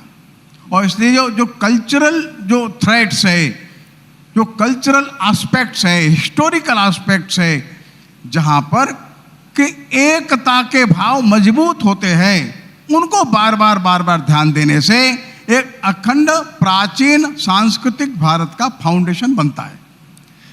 आपको नहीं लगता कि पीओके तो हमें जाके अब ले लेना चाहिए? मैं पूछ रहा हूं सवाल आपसे। नहीं, मैं इस पर कोई उत्तर नहीं दे सकता ऐसे। एक नई तरह की कोशिश की मोहन भागवत जी ने, वो मस्जिद में गए और वहाँ जो मुस्लिम धर्म गुरु हैं उनसे बात की, उसमें बातचीत हुई और जो तरह तरह की बातें आई, और उसमें SY कुरैशी साहब थे जो पूर्व मुख्य चुनाव आयुक्त थे। उन्होंने कहा कि भागवत जी ने कहा कि हिंदुओं को काफिर कहा जाता है, वो उनको सही नहीं लगता। मुसलमान पक्ष था, उन्होंने कहा कि हमें आतंकी कहा जाता है, पाकिस्तानी कहा जाता है, ये बात जिहादी कहा जाता है, ये बात सही नहीं है। आप थे उसमें शामिल उस मुलाकात में, किस तरह की बातें हुई, क्या इसका मकसद है, क्या करना चाह रहा है RSS? वो इलियासी साहब बहुत दिनों से निमंत्रण दे रहे थे, एक 10-12 साल से उनका एक निमंत्रण था, आप कभी हमारे घर आइए। और पुराने हमारे सरसंघ चालक सुदर्शन जी कई बार गए भी थे उनके यहाँ। उनके निमंत्रण पर मान्यवर मोहन भागवत जी वहाँ गए थे, थोड़ा देर उनके घर पर बैठे, एक मदरसे के विद्यार्थियों के साथ उनकी बातचीत हुई, बस इतना ही हुआ था। और विद्यार्थियों से उन्होंने वार्तालाप में पूछा था, पर इस देश के बारे में आप क्या जानते हैं, हमारे देश के उत्तर में क्या है, दक्षिण में क्या है, पूर्व में क्या है, पश्चिम में क्या है, अपने को कैसे जीवन जीना चाहिए, अपने को सत्य निष्ठा के साथ चलना चाहिए, महिलाओं का सम्मान करना चाहिए, ऐसे कुछ मुद्दों पर बातचीत मोहन जी ने अपने इन विद्यार्थियों के साथ की थी। क्या उसमें आप ये जो बातचीत हुई, जो कुरैशी साहब हुई, वो भी बातें वो अलग प्रसंग है। वो क्या है, उस पर बताएं, और उसमें कोशिश क्या है RSS की तरफ से? वो उसमें इतना ही था, कुछ मुस्लिम विद्वानों ने मिलने के लिए थोड़ा समय मांगा था, तो उनका पत्र आया था, वो मिलने के लिए आए थे, एक आधा घंटे के लिए। बड़ी इनफॉर्मल सी बात है, किसी मुद्दे पर बातचीत उस दिन नहीं हुई थी, किसी विशेष इशू को लेकर के कोई चर्चा नहीं हुई। इतनी चर्चा हुई कि मिल करके बैठना चाहिए, आपस में कुछ ऐसे हैं मुद्दे जिनको मिलकर बैठकर हल किया जा सकता है, अच्छी बात है। एक और मुद्दा है, वो यूनिफॉर्म सिविल कोड का है। हम देख रहे हैं कि मैंने पिछले हफ्ते ही बात की उत्तराखंड के मुख्यमंत्री से, और वहाँ पर एक कमेटी बनी हुई है जो जल्द ही अपनी रिपोर्ट देगी। योगी जी से भी मैंने इसी पर सवाल किया, तो वो उतने सीधा जवाब नहीं दे रहे थे जितना उत्तराखंड के मुख्यमंत्री ने दिया। क्या आपकी राय है, और क्या RSS ने ऐसा कुछ, आप कुछ निर्देश देते हैं, कान में बोलते हैं? मतलब सांस्कृतिक संगठन जरूर हैं, पर बीजेपी से आपकी बातचीत तो होती है, और आप ये बातचीत पिछले दिनों देख भी रहे थे। कैसे आपने कुछ कहा है इस बारे में, यूनिफॉर्म सिविल कोड के बारे में? यूनिफॉर्म सिविल कोड के बारे में संविधान सभा में चर्चा हुई है। जो कॉन्स्टिट्यूशनल असेंबली है, उस असेंबली के डिबेट्स में हम लोग को जाना चाहिए। तो जो फ्रेमवर्क ऑफ द कॉन्स्टिट्यूशन है, उनका भी एक विल है। वो विल क्या है, संविधान निर्माताओं ने क्या बातें ध्यान में रखकर यह अपेक्षा व्यक्त की थी कि देश को जल्दी ही एक यूनिफॉर्म सिविल कोड मिलेगा। ये बात ठीक है, उस समय इस पर सहमति नहीं बनी और उन्होंने भविष्य के लिए इसको छोड़ दिया। नंबर 2, अनेक बार सुप्रीम कोर्ट ने सरकार को यह निर्देश दिया है कि जल्दी ही यूनिफॉर्म सिविल कोड की तैयारी करो, इसको लाने का कोशिश करो। तो वो क्या बात है, किन मुद्दों पर हमारी संविधान सभा के सदस्यों ने और किन मुद्दों पर हमारे सर्वोच्च न्यायालय ने निर्देश दिए हैं, उन मुद्दों को अपने को ढूंढकर निकालकर कुछ मुद्दों पर अगर बन जाती है और सहमति, तो इसको लाना चाहिए। ये हमारी संघ की राय नहीं है, फिर मैं बता रहा हूं, संविधान के निर्माताओं की राय है। ये संविधान में है, संविधान सभा की डिबेट में है ये। नंबर 2, ये सर्वोच्च न्यायालय के भिन्न भिन्न निर्णयों में है कि देश को एक यूनिफॉर्म सिविल कोड की ओर बढ़ना चाहिए, लेकिन इसको अब बहुत लंबा समय हो गया, 72 ईयर्स हो गया। तो कोई तो इस पहल को करे। अगर सब बातों पर सहमति नहीं बनती है, तो जिन बातों पर सहमति बनती है उस एक देश में उन मुद्दों पर एक कानून आ जाए तो शायद अच्छा रहेगा। भागवत जी, अब तो डबल इंजन की सरकारें बहुत सारे राज्यों में हैं। डबल इंजन की सरकारें बहुत सारे राज्यों में हैं, क्यों नहीं आप इस पर सरकार को कहते, बीजेपी को कहते कि भाई अब कर दो, अभी नहीं तो कब? देखिए, बार बार वही प्रश्न पूछते हैं। सरकारों को कहने का काम हमारा नहीं है। नंबर 1, सरकारें स्वतंत्र है। भाजपा एक स्वतंत्र संगठन है। भाजपा में काम करने वाले जो मंत्री है, मुख्यमंत्री है या केंद्र की सरकार है, वे मिलकर के अपने हिसाब से निर्णय लेते हैं। राष्ट्रीय स्वयंसेवक संघ कोई अलग से कोई बाहर बैठी एजेंसी नहीं है जो उनको निर्देश दे, ऐसा कुछ नहीं है। वही बात सच है। बीबीसी पर रेड हुई पिछले दिनों, हमने देखा। हम अगर बीबीसी का इतिहास देखें तो 1968 में कोलकाता पर एक फिल्म बनाई थी बीबीसी ने, बीबीसी को बैन किया गया, बीबीसी के दफ्तर बंद हुए। 1971 में बीबीसी फिर लौटा, 75 में फिर जब इमरजेंसी लगी लंदन से चला बीबीसी, और उसके बाद 84 के दंगे हुए, बीबीसी ने फिल्म बनाई, वो दिखाई गई। अब ब्रिटिश पार्लियामेंट में कहा गया कि हम पैसा ज़रूर देते हैं लेकिन इनको बोलने की आज़ादी लोकतंत्र में होनी चाहिए। आपकी इसमें क्या राय है? क्या इस तरीके से रेड्स करना एक फिल्म बनने के बाद, डॉक्यूमेंट्री बनने के बाद, क्या ये सही आप इसको मानते हैं? आप कैसे देखते हैं, क्या नज़रिया है आरएसएस का आज़ादी पर, प्रेस की आज़ादी पर, बोलने की आज़ादी पर? नहीं, दोनों बातें हैं। आज़ादी भी होनी चाहिए, शायद लोकतंत्र कहता है उतनी आज़ादी होनी चाहिए, लेकिन जो एजेंसी रेड डालती है उनके पीछे भी कुछ कारण होता है।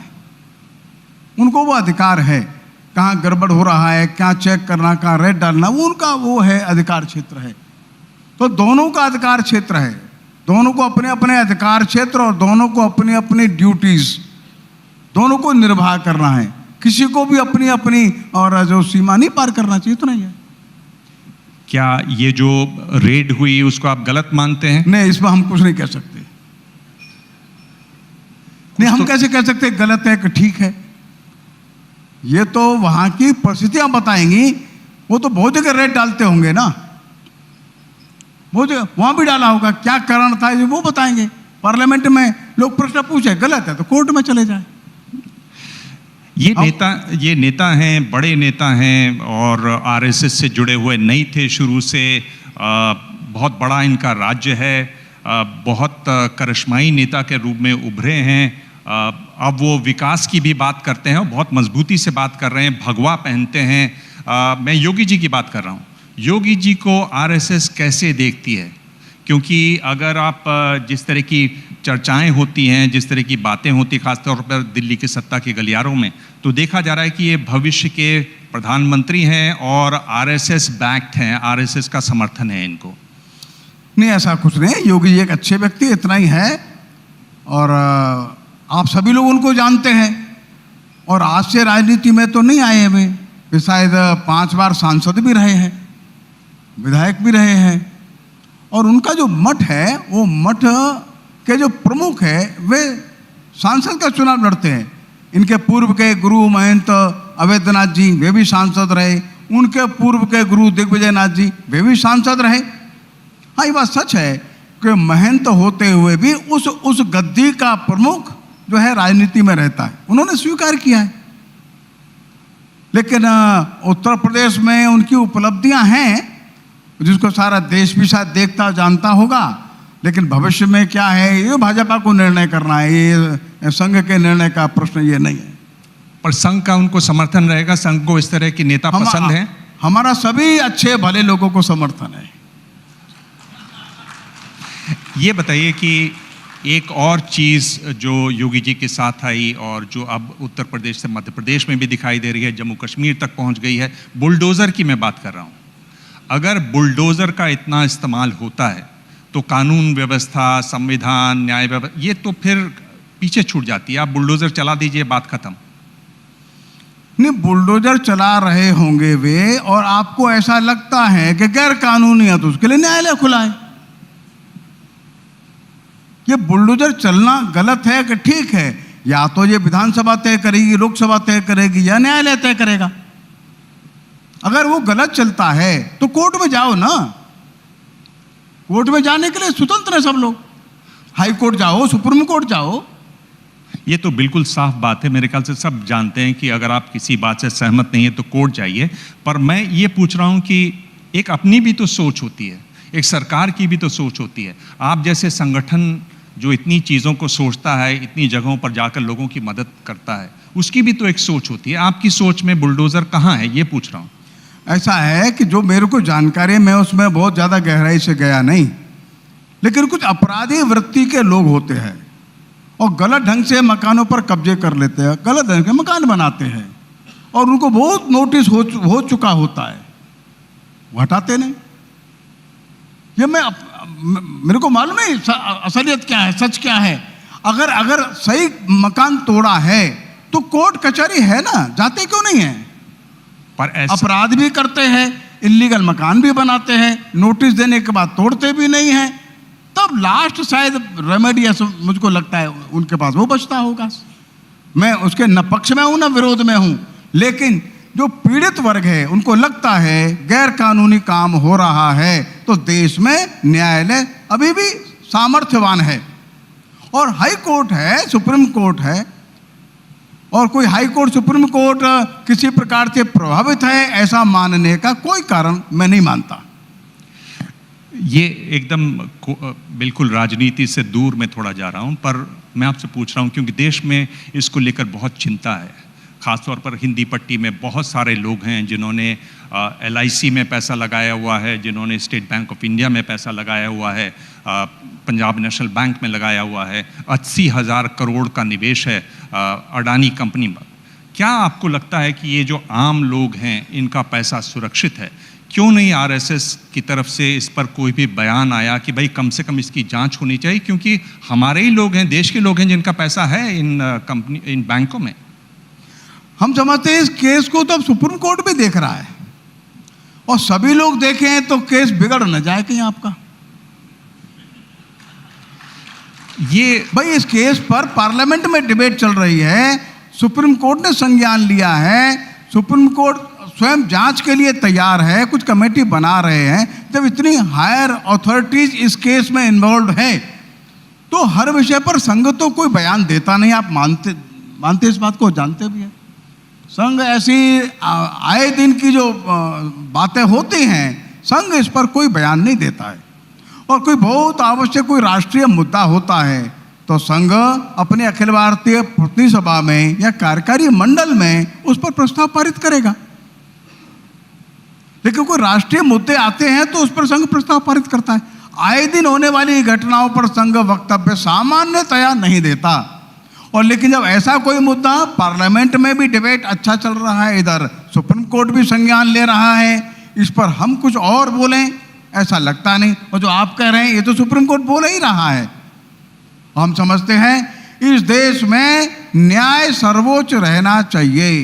कहीं पर भी किसी को अन्याय हुआ है तो उसके लिए दरवाजे खुले होने चाहिए। आपका न्यूज़ चैनल्स भी है, आपके समाचार पत्र भी है, पार्लियामेंट भी है, विधानसभा है और न्यायालय भी है। इतनी एजेंसीज हैं जो सफरर्स के लिए, पीड़ित लोगों के लिए खुला हुआ है। इसके लिए हम भी यही कहेंगे ये सभी संस्थाएं हिम्मत से अपना अपना कर्तव्य का निर्वाह करें। असम में आखिरी सवाल है कि असम में ये जो बाल विवाह वाला नया कानून है और उसमें बहुत सारे मुस्लिम संगठनों का कहना है कि हमें टारगेट किया जा रहा है। लोग ये बता रहे हैं कि एक तरीके से जो बड़े चुनाव आने वाले हैं 24 के, उसकी तैयारी शुरू हो गई है। इसको आप कैसे देखते हैं? देखो, जब कभी भी कानून का पालन कराने की कोशिश की जाती है तो कुछ लोग यही कहते हैं हमको टारगेट किया जा रहा है। भाई अवैध निर्माण हटाया जा रहा है, नहीं हमको टारगेट किया जा रहा है। अवैध कॉलोनी हटती है, हमको टारगेट किया जा रहा है। अरे बाल विवाह किसी एक कम्युनिटी के लिए नहीं है। बाल विवाह जो है ये क्राइम है, सबको मालूम है। और जब उसको एग्जीक्यूट कराते हैं तो कहते हैं हमारे खिलाफ कॉन्स्पिरेसी हो रही है, हमको टारगेट किया। ये गलत बात है। मेरा भी सभी एजेंसीज को कहना है देश में जो कानून है, नियम है, वो सबके लिए होना चाहिए और बाई फोर्स ये धीरे धीरे लागू हो, ये मानसिकता सारे देश की बने। कोई टारगेट इसमें नहीं होना चाहिए। अपराधियों को पकड़ा जाता है, अरे वो एक विशेष कम्युनिटी को टारगेट किया जा रहा है। अरे अपराधी है, अपराधी ज्यादा होगा वही पकड़ा जाएगा ना, क्यों बैलेंस किया जाएगा। तो हम समझते हैं कि बाल विवाह कहीं भी अगर आसाम में नहीं सारे देश भर में होता है ये रुकना चाहिए। अब कैसे रुकेगा ये अलग बात है।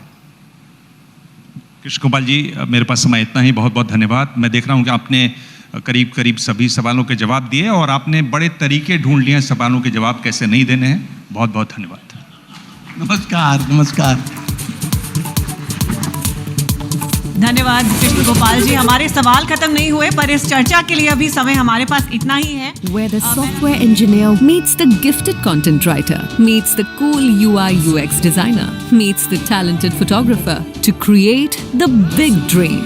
The world comes together at Sharda University. So where are you? पापा हीरोज करते क्या है? वो आपके साथ रहते हैं और आपको प्रोटेक्ट करते हैं। हीरो सिर्फ पर्दे के आगे ही नहीं, दीवारों के पीछे भी। टैलेंट एडवांस TMT सरिया, इसकी ताकत बने घर की ढाल और इसकी फ्लेक्सिबिलिटी रखे घर को सॉलिड सालों साल। टैलेंट एडवांस TMT सरिया, निर्माण का real hero. Where the software engineer meets the smart market analyst, meets the gifted content writer to create the big dream. You know, there is a beautiful Japanese saying. Software engineer meets the smart market analyst, meets the gifted content writer to create the big dream. The world comes together at Sharda University. So where are you? Talent advance TMT सरिया, इसकी ताकत बने घर की ढाल और इसकी flexibility रखे घर को सॉलिड सालों साल। टैलेंट एडवांस TMT सरिया, निर्माण का real hero. Engineer meets the gifted content writer, meets the cool UI UX designer, meets the talented photographer to create the big dream. The world comes together at Sharda University. So where are you? To explore the same, it is my pleasure to invite on stage the Honorable Consul General of Japan in Mumbai, Dr. Yasukata Fukahori. Welcome, sir. And let's also give it up for the multi-talented and articulate Gul Panak to please join us and lead this session.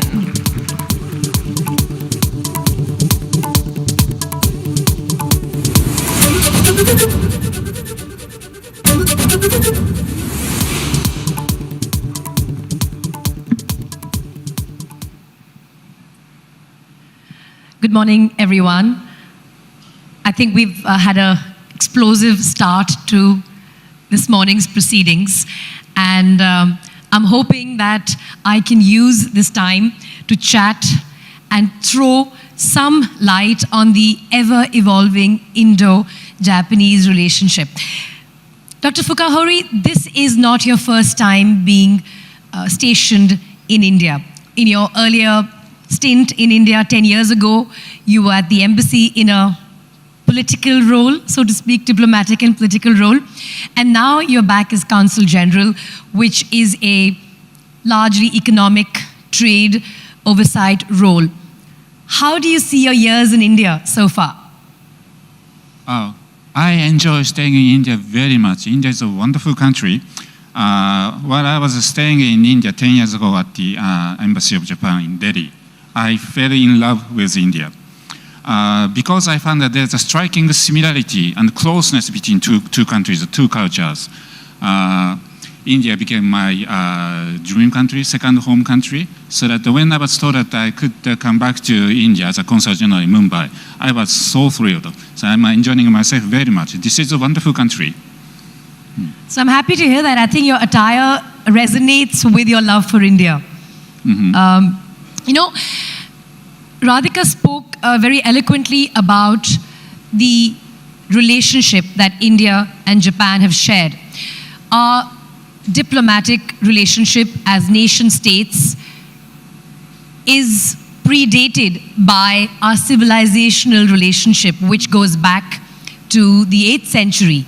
And I think what's interesting here is that India and Japan share a very vital and very critical value system, which is founded on the idea of democracy, as well as a shared vision for the future featuring stability, peace, and sustainable development.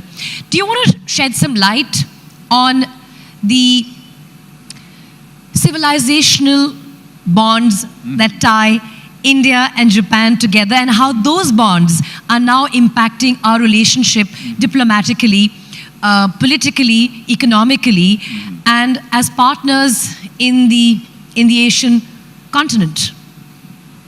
Thank you for that question. First, I need to mention a little bit about religious aspects between two countries. You may know that Japan is almost a religion-free country. Most of Japanese people do not belong to any religious groups, and then I also have not belonged to any religious groups. But religious culture is very rich in my country.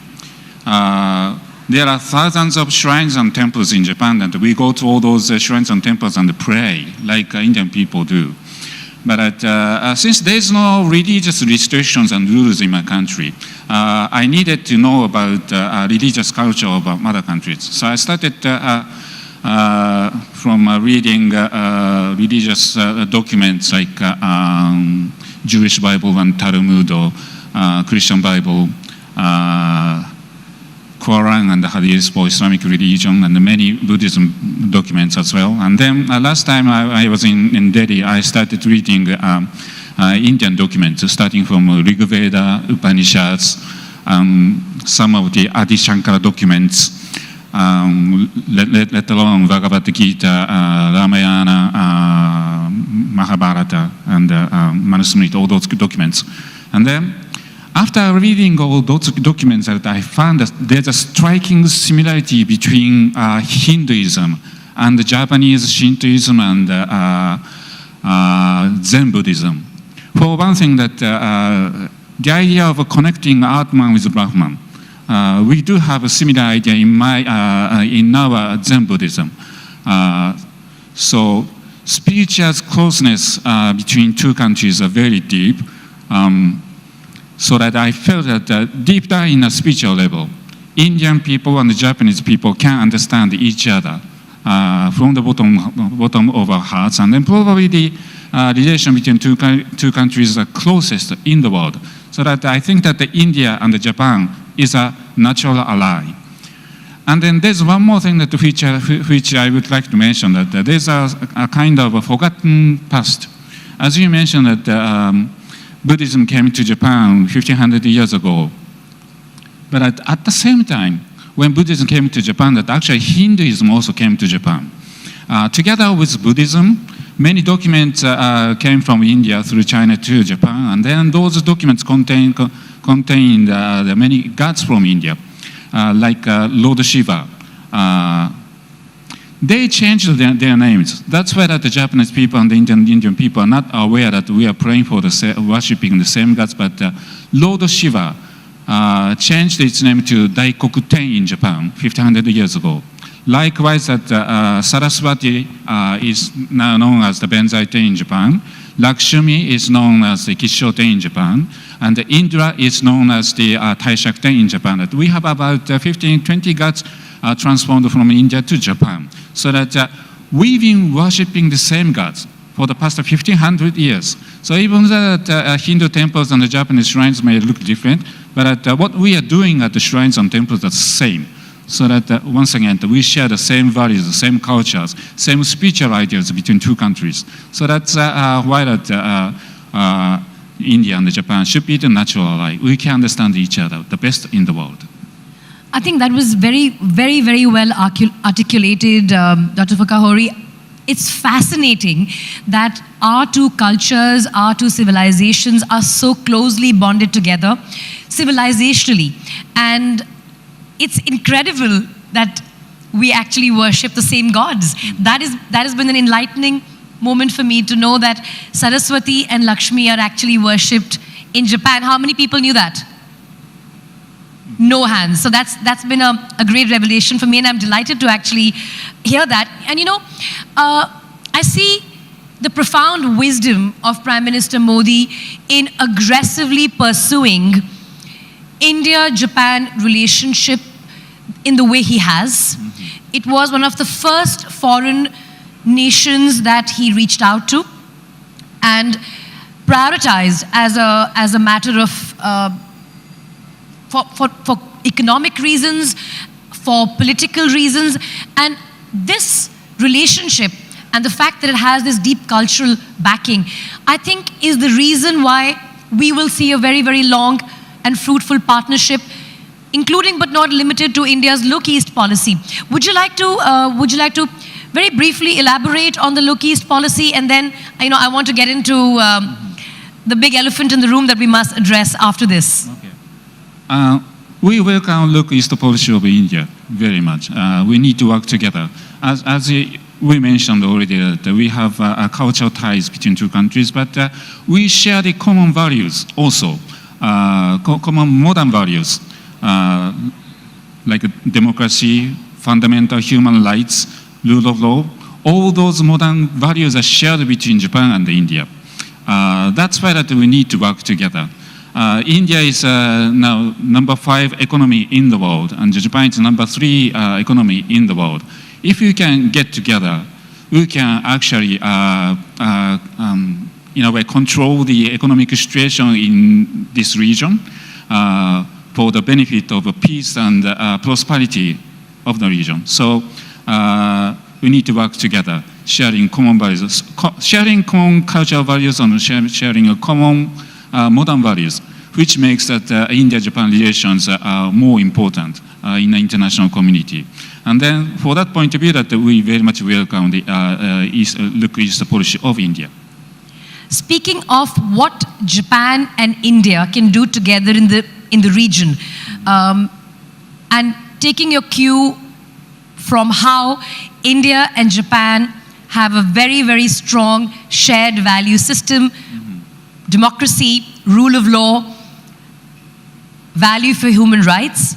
How do you see the growing Indo-Japan relationship politically, economically, in the context of the rise of China? Thank you very much. That is a very important question. As a diplomat, I'm asking the answer to the question every day. But anyway, as Winston Churchill said, that democracy is the best form of governance compared to any other forms which I've tried. And that is still true to my understanding in this century as well. But in Japan, there have been some discussions about democracy nowadays, and then there is a common view that the democracy may have been a little bit tired for long years. But however, as we believe that the democracy is still best form of governance, that we need to re-energize and fine-tune. How to fine-tune democracy is the question.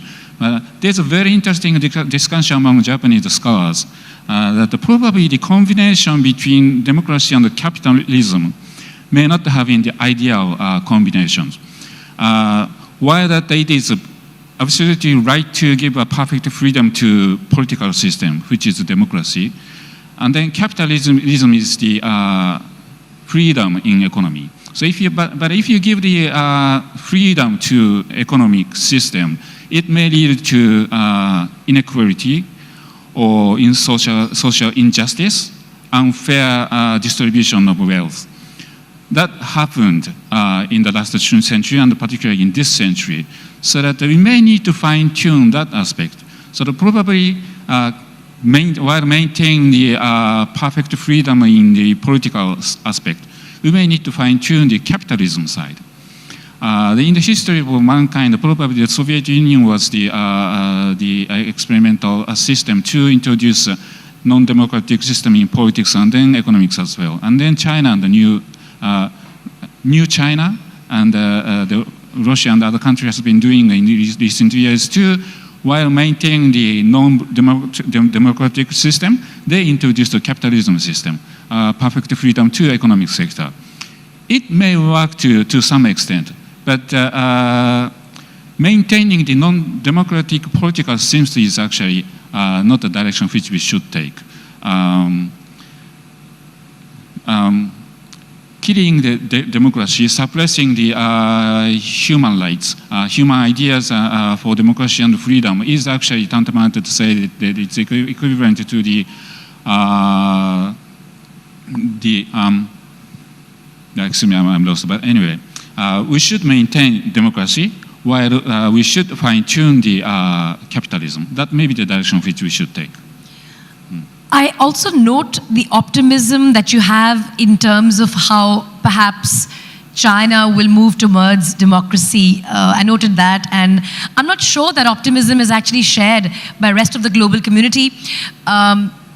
We had Madam Truss in the morning. I think you saw part of her session, and she was very vocal about how democracies need to align together against authoritarian regimes, against regimes that are suppressing democracy, against regimes that are suppressing freedom, and against regimes that are, for want of a better term, warmongers. And in this global context, given the ties that both India and Japan have together, would you like to shed some light on the Indo-Pacific Quad and how that deep engagement can benefit the region? Yes, Quad is very important framework nowadays in Asia, particularly. Once again, all those four countries share the common values, modern values of democracy, fundamental human rights, and rule of law. Based on those the principles, we can maintain the human rights. I mean that. Denying the democracy is actually denying human rights, basic human rights. That's our understanding. So that, and the core of those values is actually freedom of journalism. Journalism needs to criticize the regime without any restrictions. So that unlimited criticism against the regime is very important. In Japan and India, because journalism is healthy, and then they are criticizing and checking the policy made by the government, we can take right decision. The government can take right decision. But if you suppress the all freedom in journalism, government may not be able to take right decisions. So that Quad is guaranteeing that type of framework in the regions. So maintaining freedom and human rights in the region, Quad is making a very, very important role. I think that was really well said. Freedom of the press and freedom of journalism, their ability to critique the government of the day while being hostage to the tyranny of TRPs and ratings, as you said earlier, I think is really what it comes down to. A press that is free to question the establishment, a press that is free to question the regime, is where healthy democracy functions. And I'm glad to hear you say that very much. My last question, because we're running out of time, and which is really the crux of the way forward, is our economic bond, is our economic ties that bind us together. India is the largest recipient of Japanese aid anywhere in the world. And not just aid, but even trade, in terms of the kind of business that we see Japanese companies doing in India. Would you like to shed some light on the deepening trade and economic relationships between India and Japan? And maybe now, sort of, since I forced you to wear your diplomatic and political hat, now, maybe you can put your economic hat back on, since you are a PhD in economics. Do tell us about the future of the Indo-Japanese economic engagement and the extent to which it has grown and where you see it growing in the years to come. Thank you for that question. In order for us to strengthen our bilateral relations, which is very important for the region, economic relations are also very, very important. And in order for us to strengthen our economic relations, that the business relations, trade relations, and the investment relations are very important. During the past 20 years, Japanese business sector considered India is a very difficult market, because some of the major companies like Daiichi Sankyo, NTT, failed to deploy their investments in India. They had to retreat back to Japan, making a huge amount of loss in India. But however, After I came to India a few years ago, situation seems to be changing dynamically now. I started to notice that many Japanese companies located in India are making very good profits nowadays.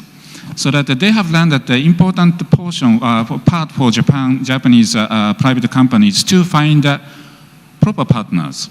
All those Japanese companies failed to make success in India probably ended up in wrong partners, or maybe the communication between the partners weren't actually smooth. But if you establish a good relation, if you find a good partner, and then they can maintain the good communication between each other, the trust, if once a trust is established between Japanese companies and Indian companies, that relation continues for many years. That's what I found. Many Japanese companies which found the trust between two companies have been making very good profits for many years. That is the situation which is happening now. And then Prime Minister Kishida, Mr. Abe's relation with Prime Minister Modi, maintains very good personal relation with Prime Minister Modi. And then they have announced last March 5 trillion Japanese yen target, which is about 3.4 billion US dollars. That target may be achieved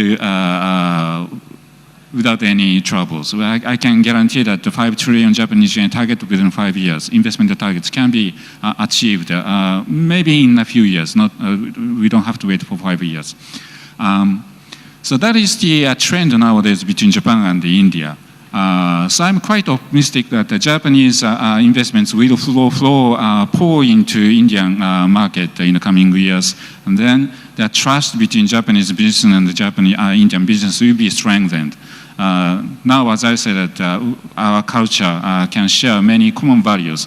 Now, the Japanese businessmen and the Indian businessmen also started to understand those closeness between two countries, so that I just predict there will be a bright future, economically speaking, between two countries.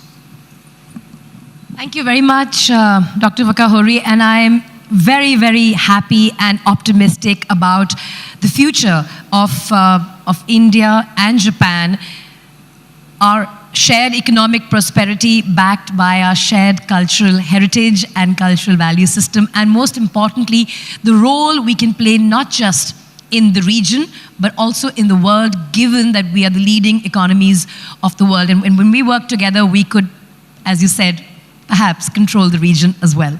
Thank you for your time. It's been wonderful talking to you. Thank you. Thank you very much.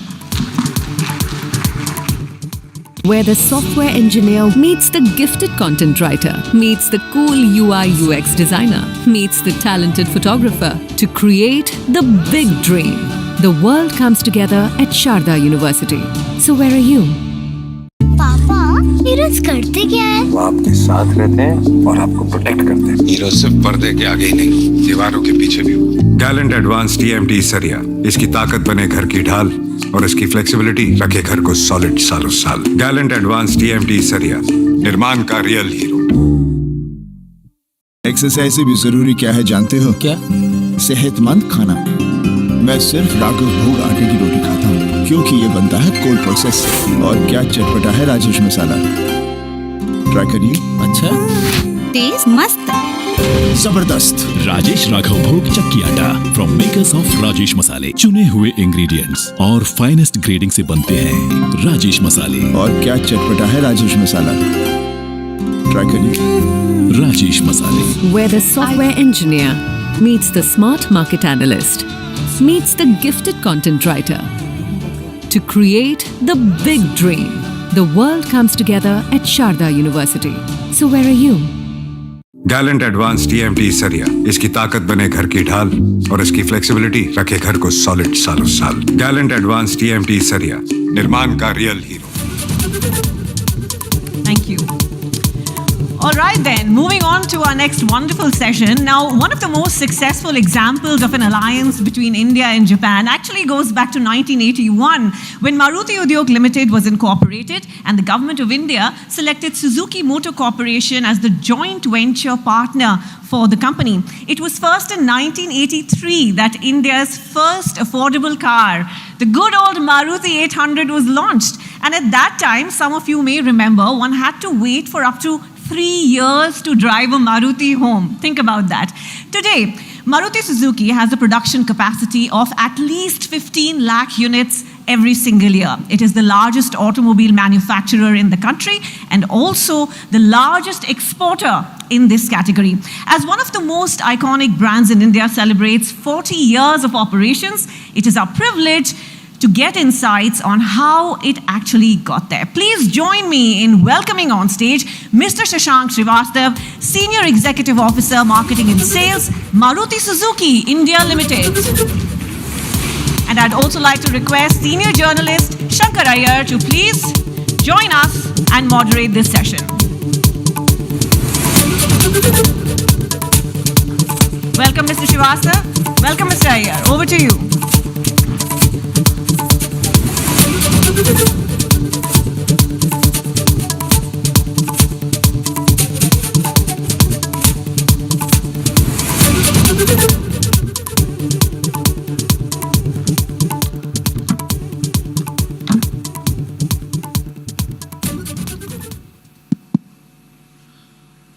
Welcome to the conference, Mr. Srivastav. Thank you.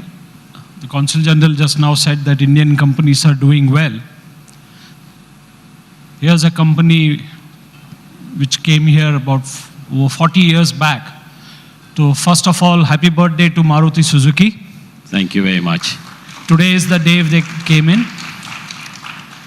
So 40 years, give us a perspective. Where is, I know you produce 4,000 cars a day, or vehicles, if I may say so.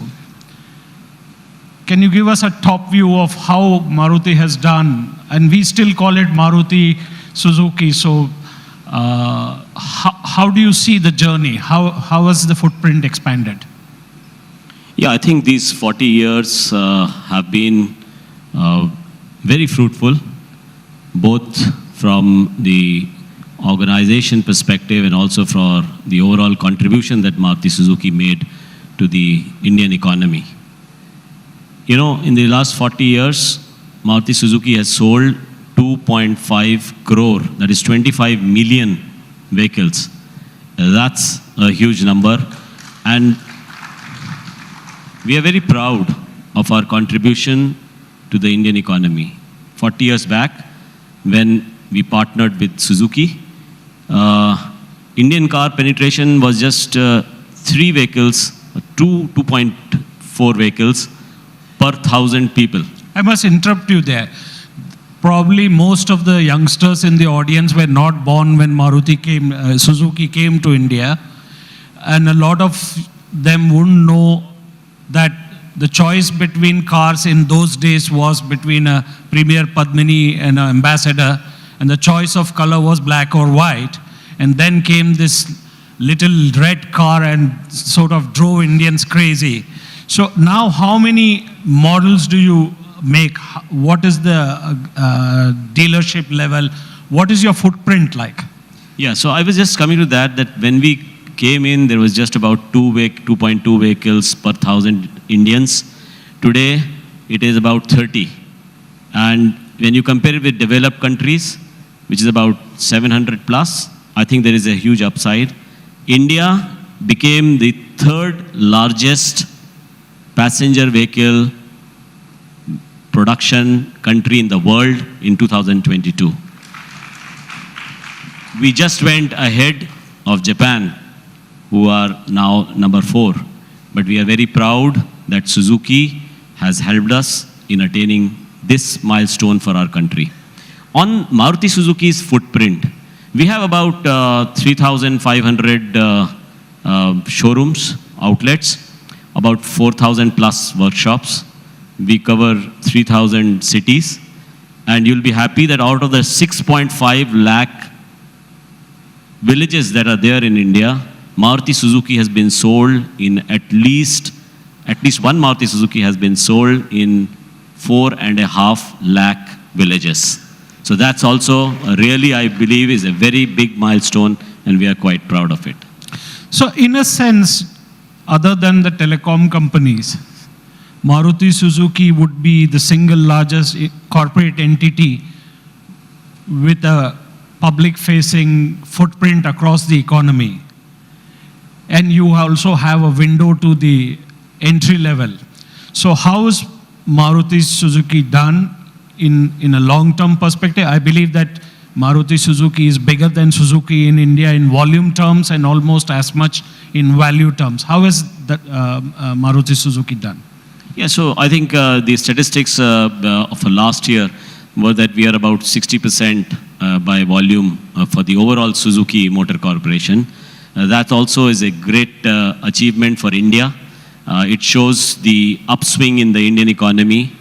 Our demography is very young. 65% of our people are less than 35 years. Japan is a little aging society, and therefore I think in consumption terms, you can expect, and we expect, that the car consumption in India will continue to increase. In fact, our projections are very bullish, almost 6 million by 2030, from the current level of about 3.8 million in 2022. And in terms of exports, I mean, India is now focusing on Atmanirbhar Bharat, on Make in India. How much is Maruti Suzuki contributing to that effort? So we have been the number 1 exporter for cars for the last so many years now. This year also, this financial year, we should be exporting more than 2.5 lakh vehicles.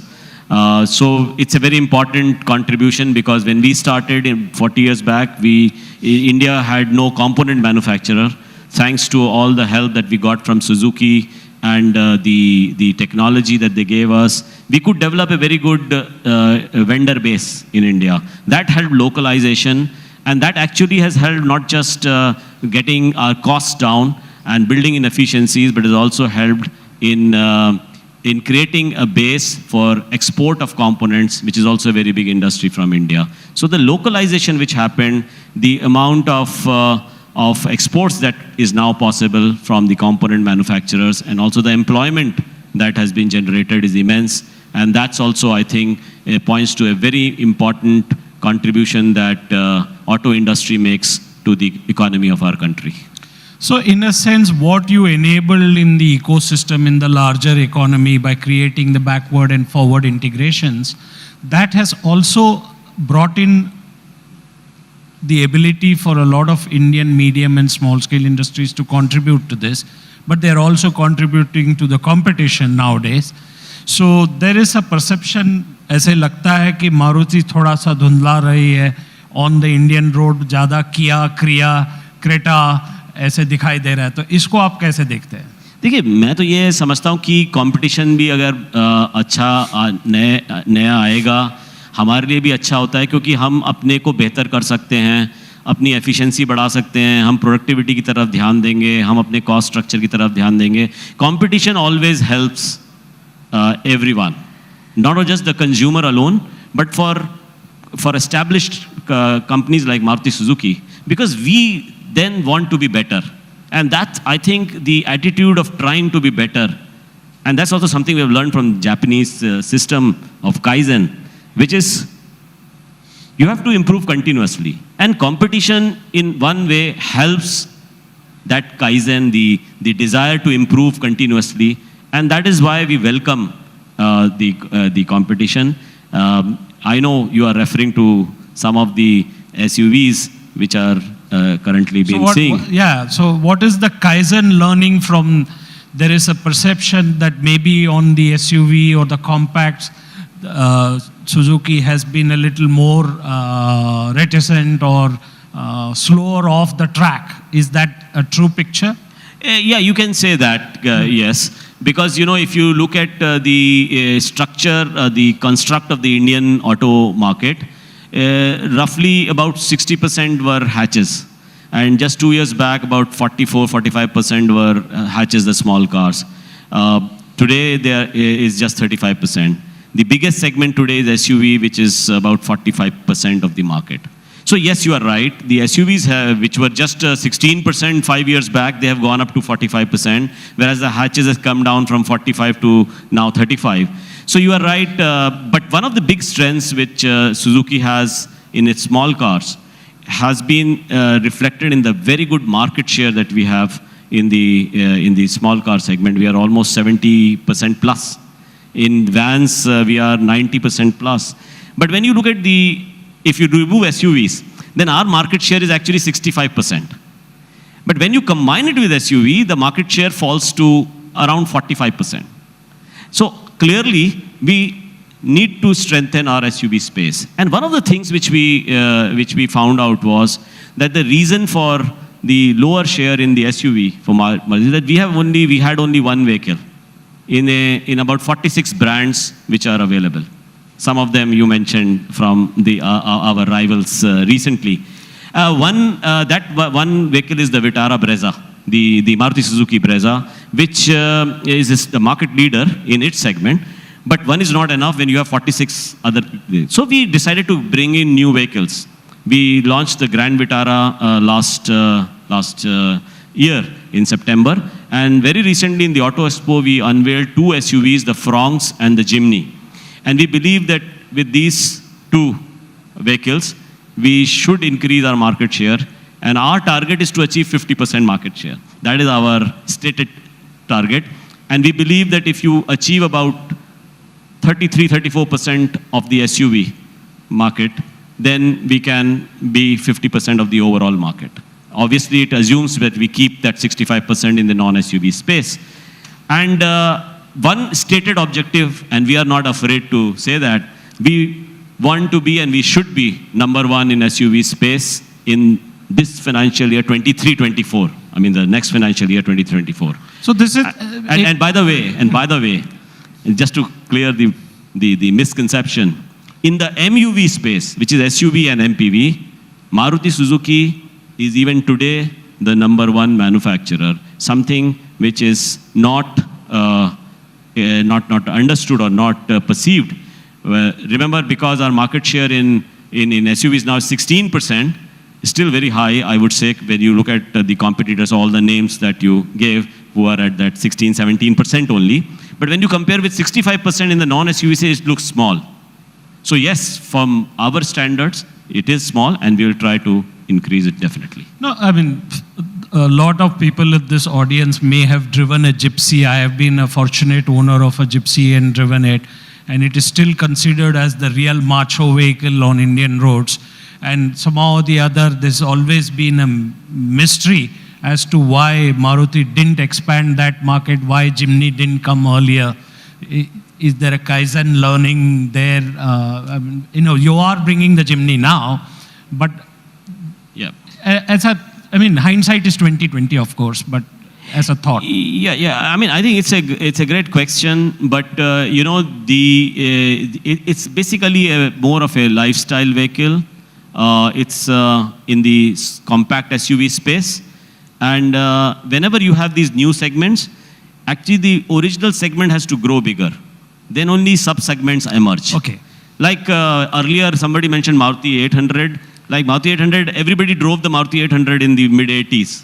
Whether you are a bureaucrat or a businessman or a politician or a student or a whatever, a film star. Yeah, it defined efficiency for most of Indians. Exactly. But when the economy grew, you found further segmentation of the market. So you had sedans, then you had the SUVs, you had the MPVs, and so on and so forth. Similarly, in the compact SUV, new segments have emerged. We believe where you have to see the overall volumes and then decide to bring in a car, because it has to give you scale and profits also.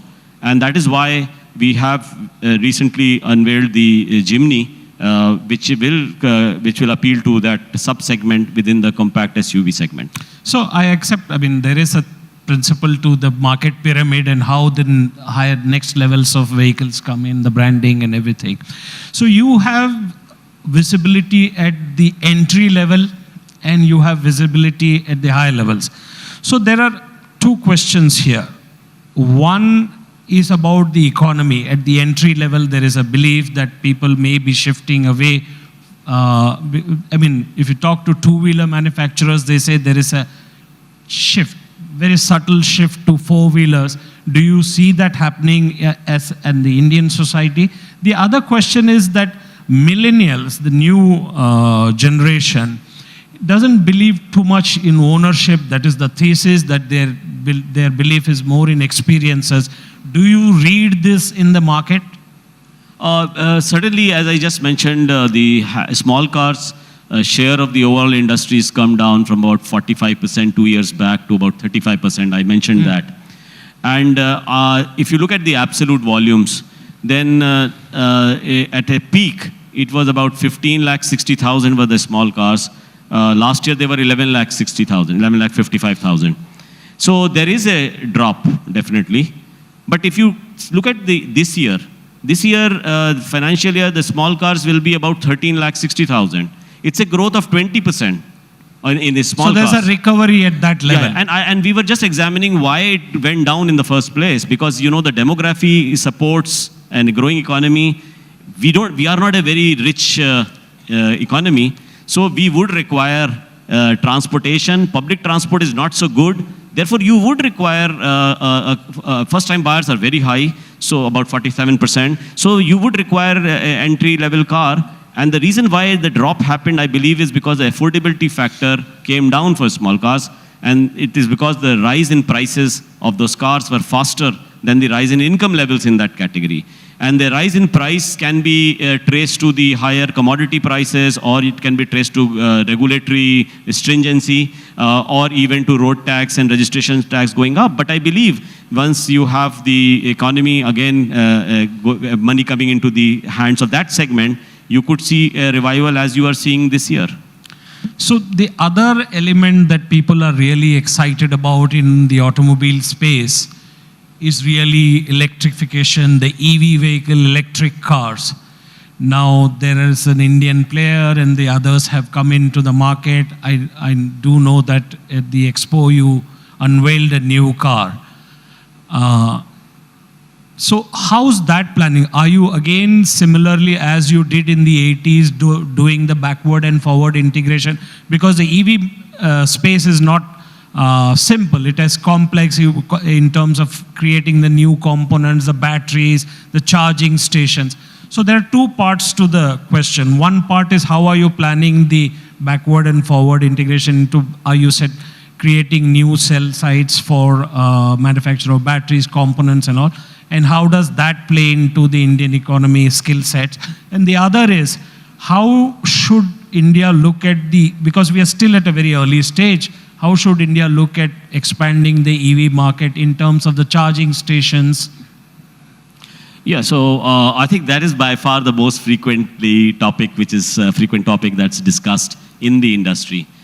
For the EVs, I think seems to be a consensus in the industry that going forward, they will become mainstream. But when they will become mainstream there is no consensus. But the question is not therefore whether, the question is when.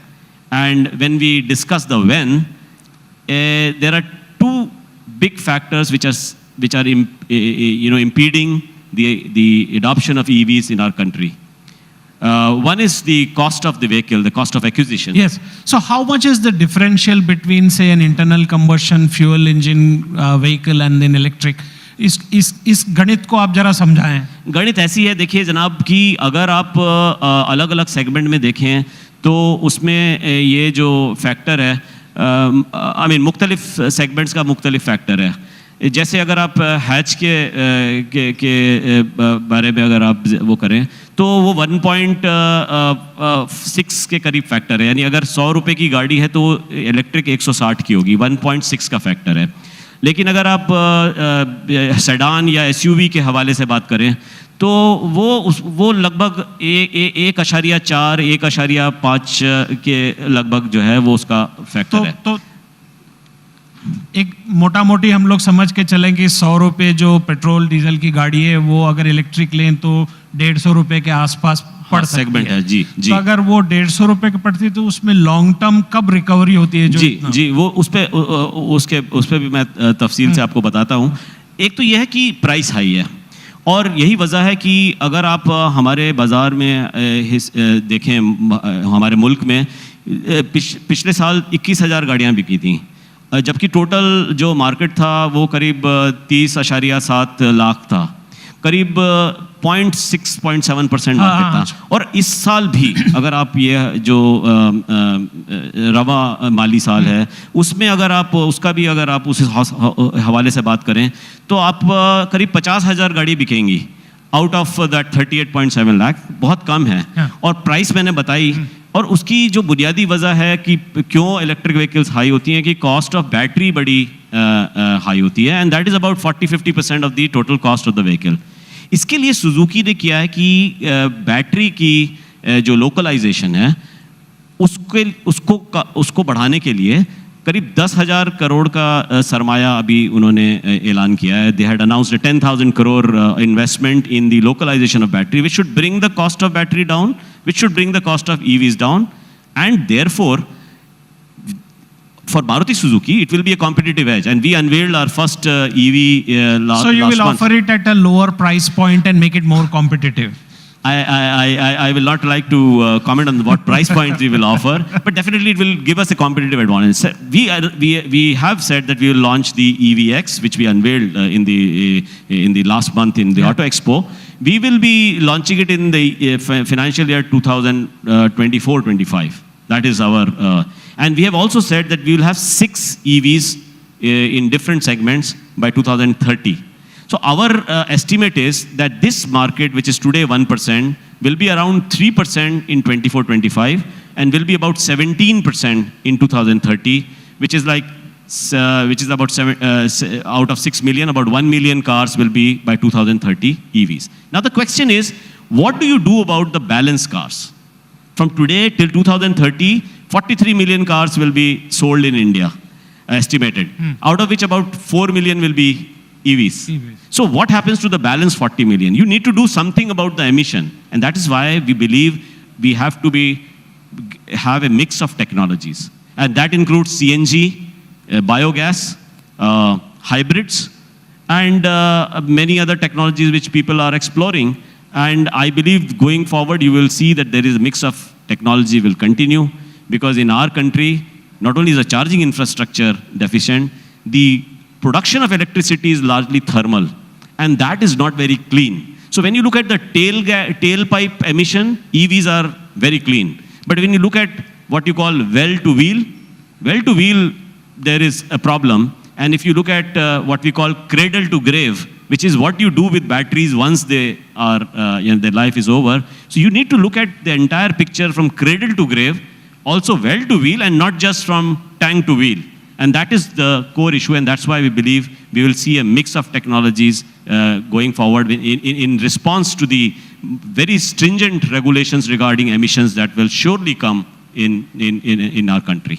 One attendant question about this is that, Maruti introduced the idea of predictability, consistency, reliability in service.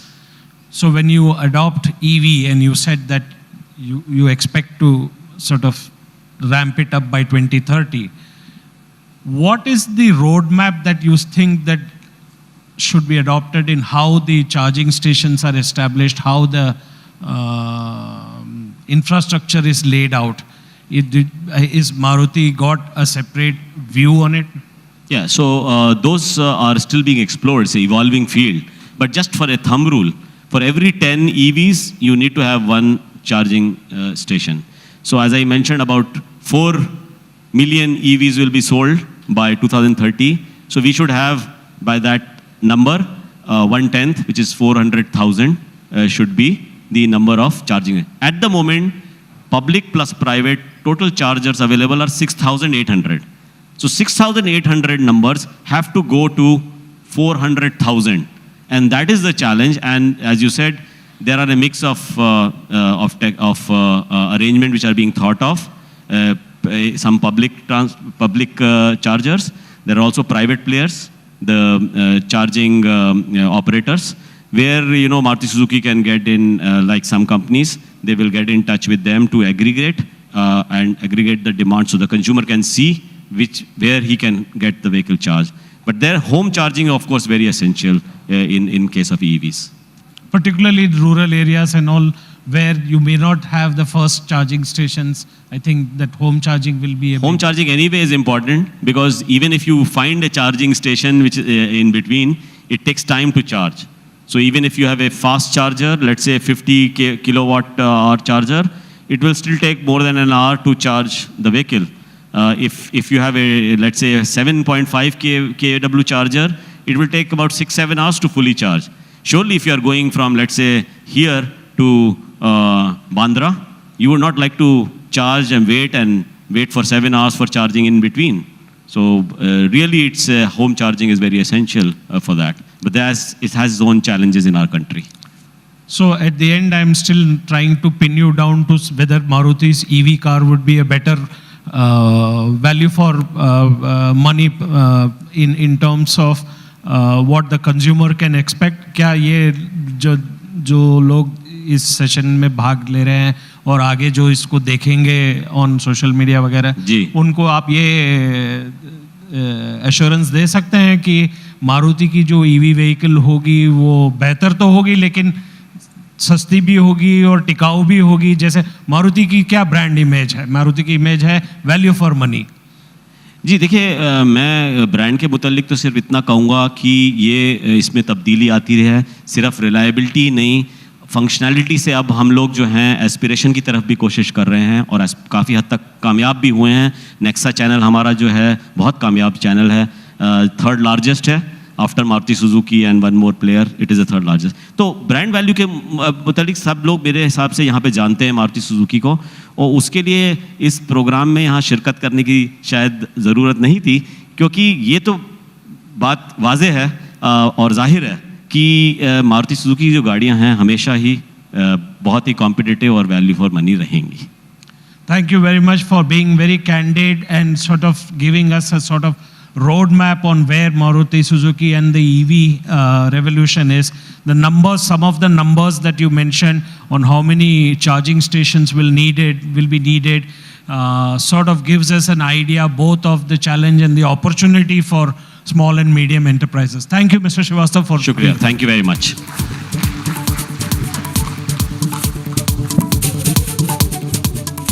Where the software engineer meets the gifted content writer, meets the cool UI UX designer, meets the talented photographer to create the big dream. The world comes together at Sharda University. So where are you? पापा, heroes करते क्या है? वो आपके साथ रहते हैं और आपको प्रोटेक्ट करते हैं। हीरो सिर्फ पर्दे के आगे ही नहीं, दीवारों के पीछे भी। गैलेंट एडवांस TMT सरिया, इसकी ताकत बने घर की ढाल और इसकी फ्लेक्सिबिलिटी रखे घर को सॉलिड सालों साल। गैलेंट एडवांस TMT सरिया, निर्माण का real hero. Where the software engineer meets the smart market analyst, meets the gifted content writer to create the big dream. The world comes together at Sharda University. So where are you? Gallant advance TMT सरिया, इसकी ताकत बने घर की ढाल और इसकी flexibility रखे घर को सॉलिड सालों साल। गैलेंट एडवांस TMT सरिया, निर्माण का रियल हीरो। एक्सरसाइज से भी जरूरी क्या है जानते हो? क्या? सेहतमंद खाना। मैं सिर्फ राघव भोग आटे की रोटी खाता हूँ, क्योंकि ये बनता है कोल्ड प्रोसेस से। और क्या चटपटा है राजेश मसाला, ट्राई करिए। अच्छा, टेस्ट मस्त, जबरदस्त।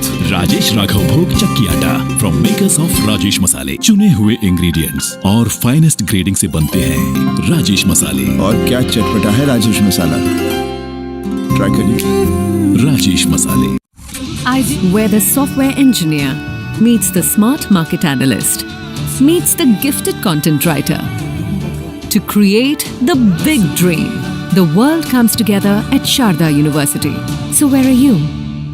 गैलेंट एडवांस TMT सरिया, इसकी ताकत बने घर की ढाल और इसकी फ्लेक्सिबिलिटी रखे घर को सॉलिड सालों साल। गैलेंट एडवांस TMT सरिया, निर्माण का real hero. We have several esteemed politicians joining us as well. Later on, we have the Honorable Chief Ministers of Delhi, Maharashtra, as well as Punjab, who will be speaking to us. And those are conversations that we are looking forward to, given that India is already in the throes of the next general election. So ladies and gentlemen, as we move on, in this edition of Ideas of India, we are of course exploring a Naya Bharat, a new India that is looking inwards even as it is reaching out to make a much wider impact in the world. जैसा मैंने पहले भी कहा, हम भारत की विरासत से आगे बढ़ने की प्रेरणा लेते आ रहे हैं, पर जब देश इतना बड़ा हो, इतनी विविधता हो, इतनी डाइवर्सिटी हो उसमें, तो ये निश्चित है कि प्रत्येक क्षेत्र के इतिहास को कई लोग अलग अलग तरह से समझते हैं. And of course, what is factual history and what is a myth remains an unending hot topic of debate. Our next speaker is someone who has helped us navigate this very important difference. He has been able to crystallize ideas from ancient mythology and adapted them as mantras to live by in the modern India of today. Please put your hands together for mythologist, author and illustrator Devdutt Patnaik.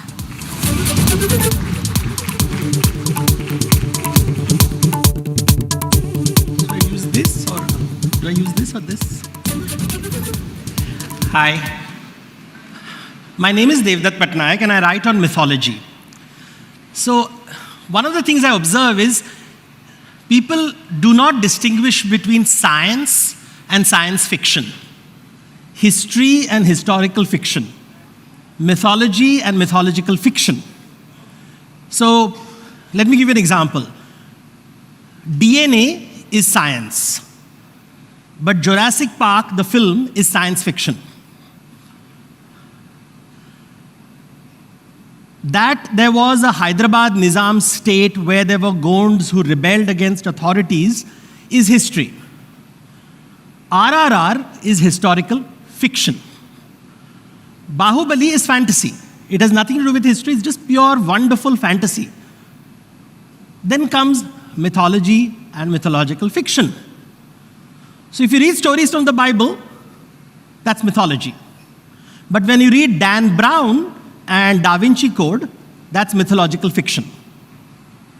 So I'm often asked, लोग मुझे पूछते रहते हैं, and I go to all these conferences that for the last 20 years I've been asked this question कि Devdutt, लोग Hinduism को mythology क्यों बोलते हैं, इस्लाम क्रिश्चियनिटी को mythology क्यों नहीं बोलते? And the problem is वो Google कभी नहीं खोलते हैं. You open Google, आपके पास phone है, Wi-Fi है, do a Google and search for Islamic mythology. You will get lots of articles on Islamic mythology. Do a Google search, Christian mythology, मिल जाएगा आपको. So प्रश्न पूछने के पहले Google भी नहीं करते कि भैया every religious idea, every ideology is based on mythology.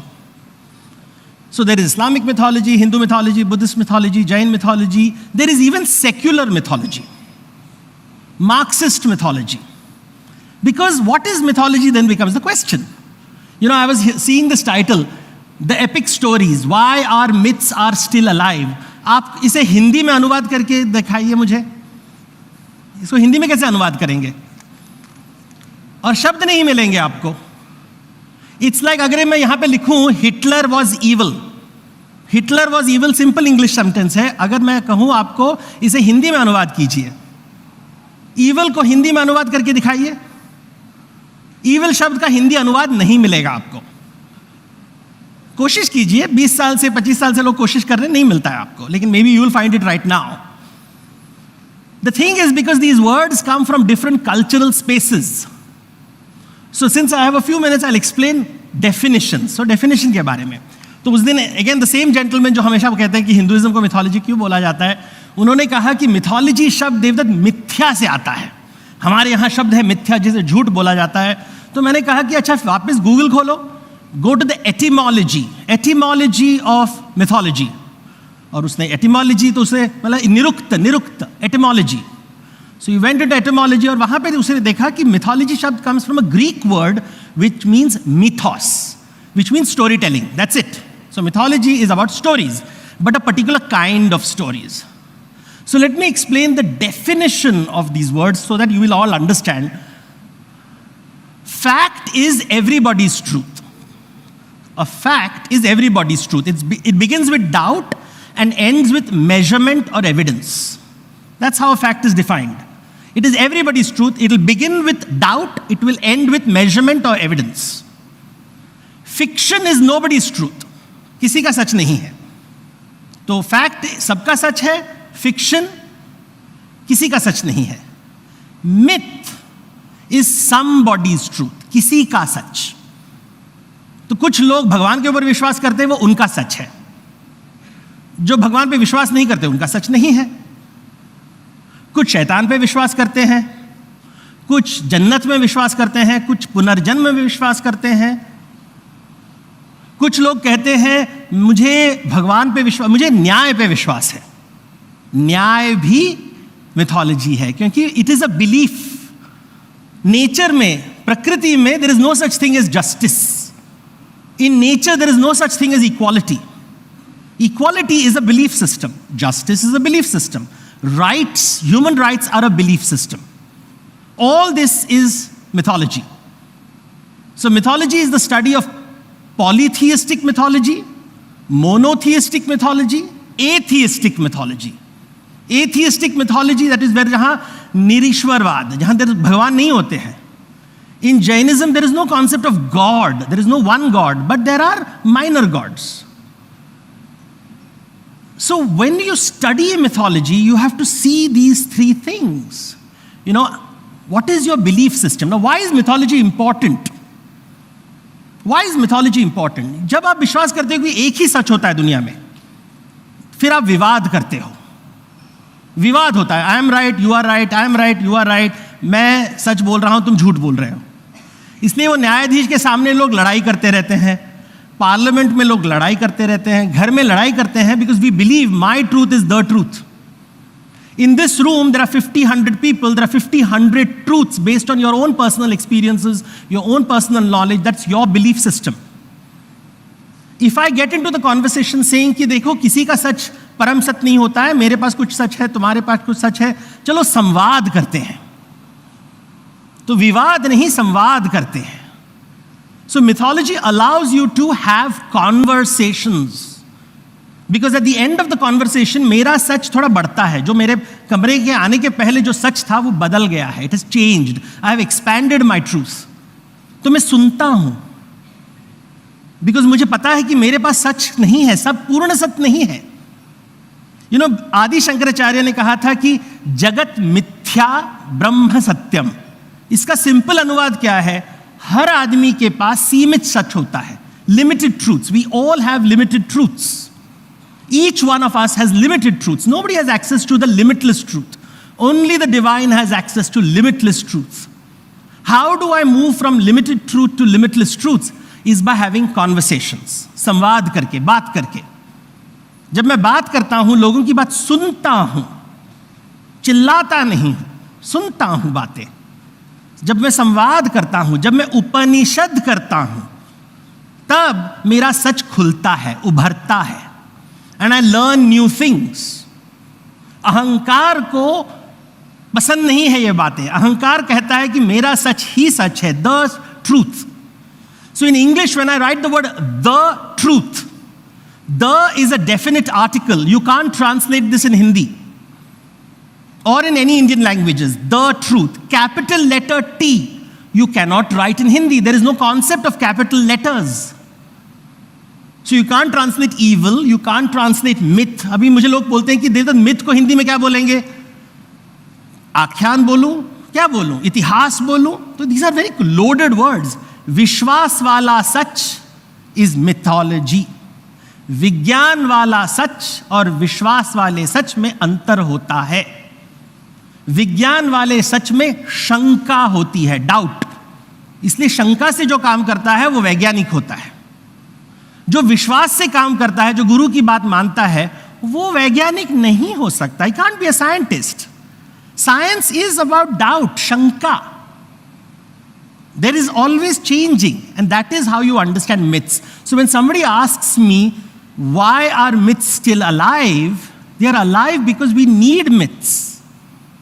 हमें विश्वास वाले सच चाहिए, क्योंकि अगर विश्वास वाले सच नहीं होते तो हम पागल हो जाएंगे. विश्वास से ही दुनिया कायम है, विज्ञान से नहीं.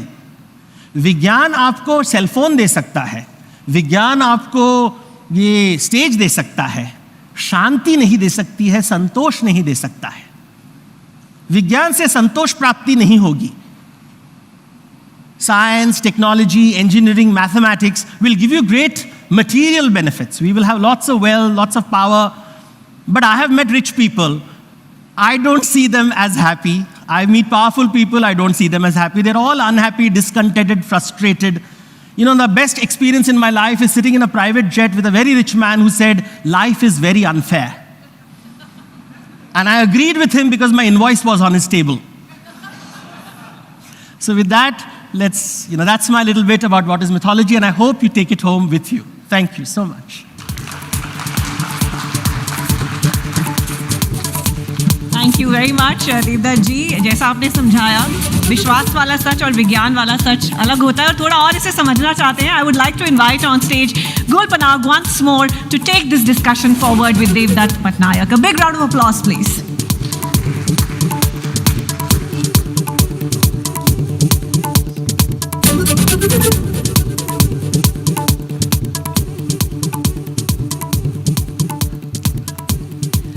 Well, to begin with, I think a lot of my concepts were cleared when you addressed us. And I think going to the root of the word, the etymology, the definition, helped in my head as well break down the difference between science, science fiction, mythology, mythological fiction, historical fiction. And there's a lot of congruence in common parlance over historical fiction, mythological fiction, myth, and of course, which brings me to my first question. Do you think that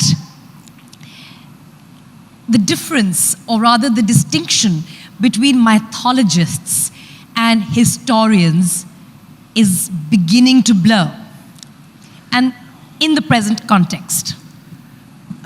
You see, who are we talking about? Scholars know the difference. जो पंडित होते हैं उनको समझ में आता है कि देखो, the Saraswati is associated with a swan, हंस के साथ जुड़ी होती है. And a swan, mythological swan, is able to separate milk from water. दूध का दूध, पानी का पानी. इसलिए हम सरस्वती के हंस की पूजा करते हैं. जो हंस होते हैं उनको फ़र्क पता है कि ये हिस्टोरियन है, ये मिथोलॉजिस्ट है, ये फिक्शन राइटर है, ये पॉलिटिशियन है जो सर्वज्ञानी होता है. तो so you should accept that. तो once you know your definitions, तो जो हंस होते हैं उनको समझ में आता है कि देखो ये ऐसे है, इसको संख्या कहते हैं, when you divide things. But सब लोग हंस नहीं हो सकते. कर्म के हिसाब से आप हंस हो या ना हो. जो हंस, तो मैं पहले देखता हूँ ये आदमी हंस है या नहीं है. अगर हंस है तो उसे समझ में आता है कि what is the difference between these words. And sometimes you meet people who think fiction writers are historians, are mythologists, तो उनके साथ आपको अलग व्यवहार करना है, थोड़ा प्रेम के साथ, थोड़ा you have to be loving, because उनको समझ नहीं आता है ना, उनको आलू और प्याज में फ़र्क नहीं पता चलता है, तो मैं क्या करूँ. तो उनको समझाना पड़ता है कि ये वेजिटेबल्स, ये मांसाहारी खाना नहीं है. They don't know the difference between tomatoes and potatoes. So we have to work with them. We have to be kind, because they don't understand the difference. And I don't get angry. I mean, I used to get angry, but then I calmed down and I realized that why should I be angry with stupid people? पर जो परिभाषा है एक मूर्ख व्यक्ति की, अगर उस पे हम एक मिनट के लिए चर्चा करें जी, ये अगर उसकी जो एटिमोलॉजी है और जो उसकी परिभाषा है जिससे आपने अभी बताया द फूलिश पीपल, वो मूर्ख व्यक्ति की अगर आप एक परिभाषा बताना चाहें, वो क्या होगी? वो आज के दृष्टिकोण से. पहले तो वो व्हाट्सएप को विश्वास करता है. तो आप एक मिनट, मेरा पहला सवाल, क्या आप ये कहना चाहते हैं कि हमें व्हाट्सएप पर विश्वास नहीं करना चाहिए? वो ज्ञान का केवल एक स्तोत्र है. और वो ज्ञान का, हर चीज ज्ञान का स्तोत्र है. You will get knowledge everywhere. I listen to politicians all the time, and the politicians taught me you don't have to reply to all questions. So that was a big learning. I thought whenever somebody asks you questions, you have to reply. But what if you're not allowed to ask questions? That's also okay. But what would that be? I mean, how would you describe question that? नहीं पूछते हमारे यहाँ. उसको हम बोलेंगे कि आज्ञाकारी पुत्र है, वो कभी बड़ों से प्रश्न पूछना is disrespectful. आज्ञाकारी पुत्र होना वो हमारी सभ्यता का एक बहुत See, it's very important in the military. in a military, we cannot expect a soldier to challenge the authority because then we will not win a war. If you believe life ही रणभूमि है, तो उनको सिर्फ सेना पसंद है. और लोकतंत्र उसमें सवाल जायज़ है या नहीं है, क्या वो सेना है, क्या वो मिलिट्री है. मतलब मैं एक जनरल की बेटी हूँ, मुझे कोई सवाल पूछने की कभी अनुमति नहीं थी मेरे घर में, तो मैं उससे काफ़ी अच्छे तरीके से वाकिफ़ हूँ. पर आप बताइए कि जहाँ तक कि सवालों की बात की जाए, हम लोकतंत्र में सवाल की क्या? See, it's about, are we asking questions to create a better society? Or are we asking, see what has happened today in democracy is that, look at what has happened in the global West. Wouldn't democracy be a myth? It's a belief system. It's a belief system. Of course it is a belief system. It is like autocracy is a belief system. Democracy is a belief system. I believe that 10, 100 people when we get together can discuss and find a solution. It's a belief. You don't find democracy in nature. It's a cultural phenomena. So Rome was not based on democracy. The Chinese empires were not based on democracy. Islam was not based on democracy. The Islamic Caliphate was not based on democracy. Raj Mandalas were not based on democracy. So democracy is an idea where you believe that everybody's truth is valid and I can have a conversation. In Jains, there's a concept of anekantvad. So you believe there are multiple truths and we can engage. So unless you do samvad, now look at what happens in parliament. We are doing vivad. If you're doing vivad, you will never succeed. It is samvad. You have to converse, get people together, not divide people. Democracy is about getting people together. You ask anyone on the road, what is the meaning of a leader? He says, जो सबको साथ लेके जाता है. So that means you're endorsing Bharat Jodo technically because you're against Bharat division. No, that is jumla. That was a joke. No, those are facetious statements because anybody can put a poster, right? I can put a poster saying that I'm an honest man, I'm uniting the country. These are statements nowadays, anybody can tweet anything, you know. And so, do you live it? Do you genuinely live it? See, बोलना आसान है, करना बहुत मुश्किल है. Bhagavad Gita, anybody can chant on a stage, but to live Bhagavad Gita is a challenge. It's extremely difficult. बोलना बहुत आसान है कि मैंने भगवद गीता का लेक्चर दे दिया. I know so many people who genuinely believe in generosity until you ask them for money. They'll give you speeches on what is the value of charity, and they'll be called to Davos, and they'll get a standing ovation. But then you check, and you realize they don't like to pay taxes. They don't believe taxes are also charity. Because the money that you give in taxes, the state will use to help so many people. It's because they believe democracy is not there in nature. So why should my taxes facilitate somebody else going by your line of thought? Yes, but that's what the rich people don't want to share money. Yeah, the greatest mythology in the world is this is mine. Right. Okay, I want to go back. I mean, I'm really enjoying this. Because I do want to... You see, this idea of property, the idea of this is mine. Tribal societies have collective wealth. Human societies have private wealth. In the Mahabharata, Draupadi asked the question, am I a property that you can gamble me away?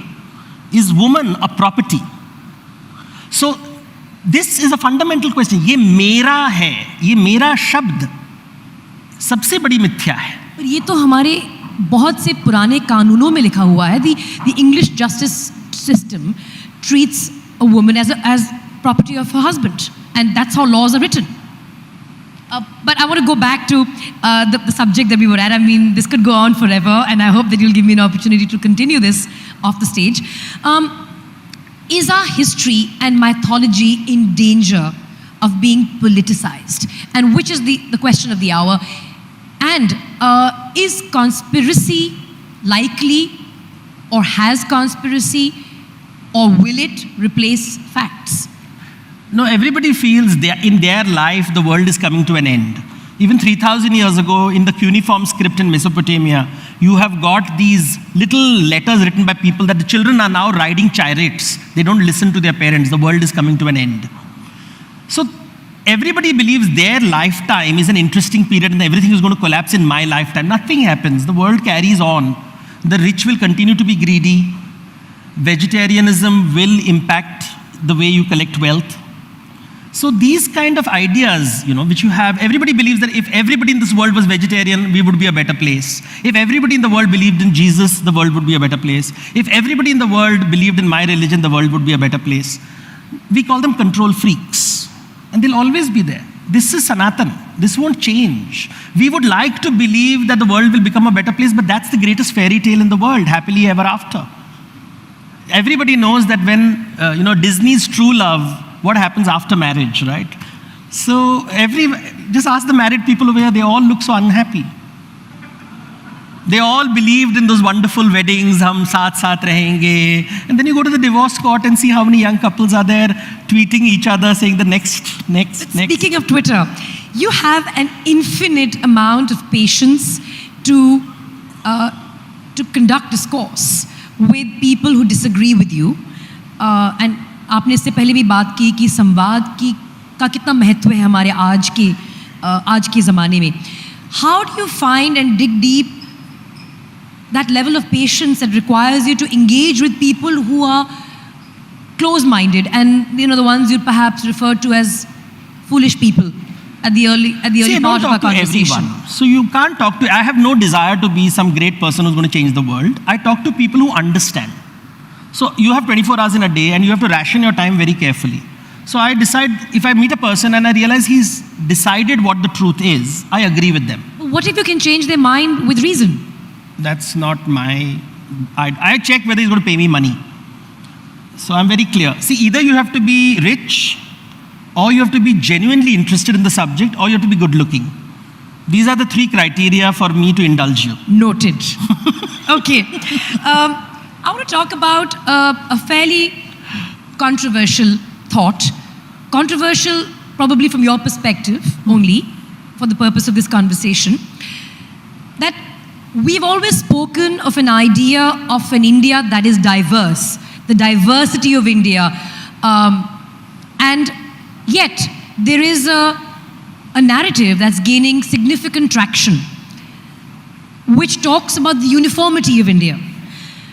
Do you want to talk a bit about how the diversity of India versus the uniformity of India, and how narratives are built and perpetuated through mythologists turned historians? See, diversity generally is inefficient.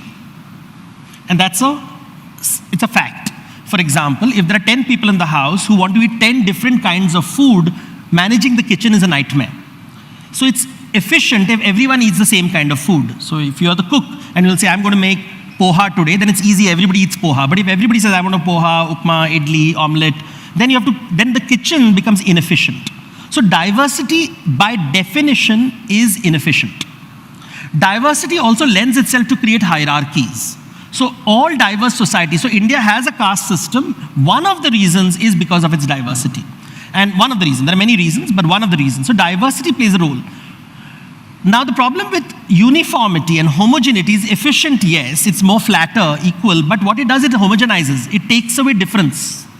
So everybody has to speak Hindi. Everybody has to be vegetarian. You say it like it's a bad thing. Speaking Hindi. Talk to the Tamilian and ask them if will he give up their language. And what did they say when you asked them? They don't want to give up their language. Unless we decide to teach Tamil in the Gangetic Plains. Maybe Uttar Pradesh. That would be a really good idea. See, the question is, how many languages do you want to learn? Why will you not learn? That was 1 to 10 in Tamil. Can you do that in Odia? No, I can't, but I'd love to. Yes. And Bengali? No. And Assamese? And Marathi? And Gujarati? Now you're calling me out. That's not cool. Exactly. So the problem with diversity is that it puts this pressure on you. And I use in global forums, I use the Indian rupee note to show them the number of languages we have in India. And then I show a US dollar bill and say, you have only one language, maybe two, Latin. And that creates efficiency. However, it cannot handle immigrants. Instantly, they will say that Mexico mein wall bana do, we don't like Muslims in our neighborhood. And therefore, you see the West, which loves homogeneity and therefore equality, can't handle diversity. India, which is diverse and therefore inefficient, can handle complexity much more, but we want to be like that dollar bill that only has one language. Is that what you're saying? Which is what people think is good for them until their language is threatened. Until their language. The moment I threaten, the moment See, 50% of India is in the Hindi-speaking belt, and therefore Hindi is given a priority. Therefore, politicians love Hindi. Therefore, I speak Hindi on stage. 50% of India. The fact is, the remaining 50% also matters. Odia matters, not to win Bengali an election, matters. surely. Sorry? But not to win an election, surely. If you become a politician, you might change your tune, and you might just talk a very different language. So you're saying that a politician must cater to 100% of the electorate? Of his electorate? That's preposterous. No, 37%. That doesn't happen. It works for 30%. You don't need to convince everybody. You have to convince a significant number of people to get the maximum. It's a majoritarian representative democracy. It's not a democracy in theory. It is about just getting those 30% of people to vote for you, and you're all powerful. You don't need 100% of people to support you. You need 30% of the people. And then if you bring back the language conversation to that thought, then if you have, say, 30-35% people who do support your thought, what stops you from imposing a uniform language and imposing uniformity in general, including but not limited to language? You can impose it. China does it.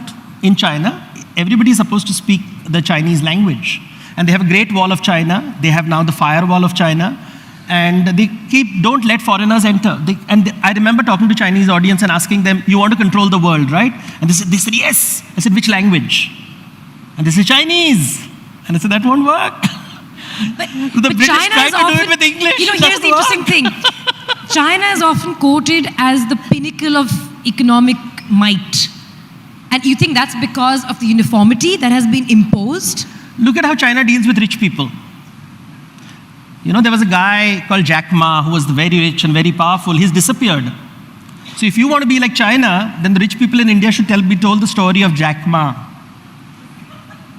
So be careful of the Chinese model, because Jack Ma, the story, I don't know where he is. He was this big, he was there on Twitter everywhere, he was there he vocalized his retirement. And then one day he disappeared. So Chinese model is also the story of Jack Ma. It's also the Great Wall. It's also the Firewall. It's also the economic success. So you have to listen to many stories, diverse stories of China, not just one story. Be careful of a single story. When people talk of one God, one life, one way of thinking, that's monotheism. Polytheism is many gods, many languages, many ways of thinking. India is polytheistic. India will fight back monotheism. So monotheism will always be challenged by polytheism. Socialism and all are atheists. So they don't believe in anything is sacred. Capitalism is atheist. It doesn't believe anything is sacred. But polytheism is many things are sacred. Will never let a monotheistic faith come in. And democracy today, unfortunately, is moving towards monotheistic ideals. And therefore, it only divides the world into left and right. But isn't that more efficient? And that leads to the Crusades. The Crusades were the battle between one monotheistic group, which was efficient, the Christians, and another monotheistic group, which was the Muslims, fighting each other. And the Chinese didn't even involve themselves. So yeah, you want monotheism, you'll get Crusades. Take your pick. But short-term gains versus long-term harakiri, potentially? That happens in life. We know what happens. You can be rich, the second richest man in the world, and then world changes. So everything comes and goes. This is what the Jainism teaches us. Utasarpini, avasarpini, utasarpini, avasarpini, sushama, dushama, sushama, dushama. Good times, I have no idea what language that is. Well, that's Ardhamagadi. So, but it's Jain philosophy that nothing lasts forever.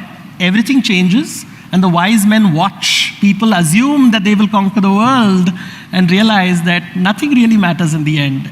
And what you claim is yours is not yours. That's fascinating. I have one last question, and we're almost out of time, which is, speaking of diversity, and we've established that diversity is not efficient, but nor is uniformity, because that leads to the Crusades. Eventually, we may not be here to witness the Crusades, but we may certainly sow the seeds of it. And that is, will we have to wait for more Ponniyin Selvans and Kantaras to appreciate the diversity of history in popular culture? And that is my last question. Yeah. And we are out of time, Ponniyin Selvan is a historical fiction. Kantara is calls itself a legend. The title calls itself a legend. It's based on a Dakshin Kannada folk ritual, but deals with untouchability, land rights, property rights, very real popular issues, land rights, property rights. Caste is a major theme in Kantara, which nobody wants to talk about. But one of the biggest themes in Kantara is caste, land rights, forest encroachment. But everybody's focusing on, but they're forgetting what the god is saying. The god is saying, leave the forests alone. And most of the people who support Kantara are the ones who want the forests to be destroyed. So just going to the temple doesn't make you a bhakt. Is something I always tell people. Bhagavad Gita पढ़ने से आपको मोक्ष प्राप्त नहीं होती है, काम करना पड़ता है. You have to live the life, not just espouse it. See, to talk about generosity is easy. To be generous is very tough. To write about love is very easy. To be loving is very tough. That's amazing. Thank you so much for your time and for such profound thoughts. And I think there isn't a person in this room who's not going to go back and question themselves, hopefully. And maybe stare themselves in the mirror and say maybe they got a few things off. I think ABP has been kind enough to get some of my books. They're available by the grace of ABP, so it's free. So if you like my work, do read my books. I'm grateful that you've already gifted me one, but all of you can have a book. Yeah. And please do contact people outside. They will guide you to it. I can't wait to start reading mine. Thank you so very much. Thank you. Thank you very much, Devdutt ji. Thank you, Gul. Please do stay on stage as I invite Rakesh Jain. Where the software engineer meets the gifted content writer, meets the cool UI UX designer, meets the talented photographer to create the big dream. The world comes together at Sharda University. So where are you? पापा heroes करते क्या है? वो आपके साथ रहते हैं और आपको प्रोटेक्ट करते हैं। हीरो सिर्फ पर्दे के आगे ही नहीं, दीवारों के पीछे भी। गैलेंट एडवांस TMT सरिया, इसकी ताकत बने घर की ढाल और इसकी फ्लेक्सिबिलिटी रखे घर को सॉलिड सालों साल। गैलेंट एडवांस TMT सरिया, निर्माण का real hero. Ideas of India co-presented by Dabur Vedic Tea, चाय का वही लाजवाब स्वाद अब सेहत के साथ। Co-powered by Dr. Ortho, अब दर्द भी घुटने टेकेगा। Gallant Advanced TMT सरिया निर्माण का रियल हीरो। अब आएगा खाने में असली स्वाद राजेश मसाले के साथ। Driven by Maruti Suzuki. Technology partner, create today, enrich tomorrow, Panasonic. Gold partner, Senco Gold and Diamonds, design of India for you. Partner, Vico Vachdanti, India का गम एक्सपर्ट, मजेदार नहीं असरदार. Rummy बोले तो जंगली Rummy, India's most trusted Rummy site. Get quick loans from Tata Capital. बदलते भारत की नई gas, Go Gas. Clean and dry. Number 1 expert intimate care range. Sidco, we make sittings. MMRDA rebooting Mumbai. Knowledge partner, Sharda University. The world is here at Sharda University. Accredited A+ by NAC. Quick tribute for our guest.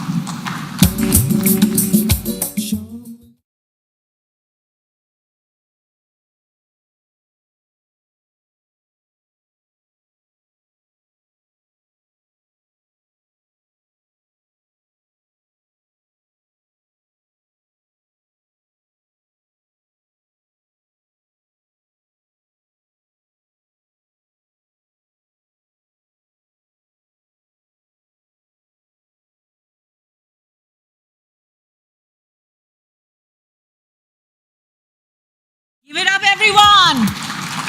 Let's welcome Lucky Ali. A very warm welcome, sir. And I'd also like to invite ABP Shagun Sharma to facilitate this conversation.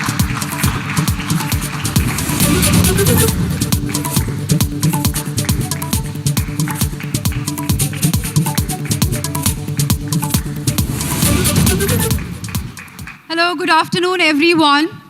तो जितने भी लोग अभी audience में बैठे हैं, मेरा उनसे एक सवाल है। सर प्लीज़ आप बैठ जाइए।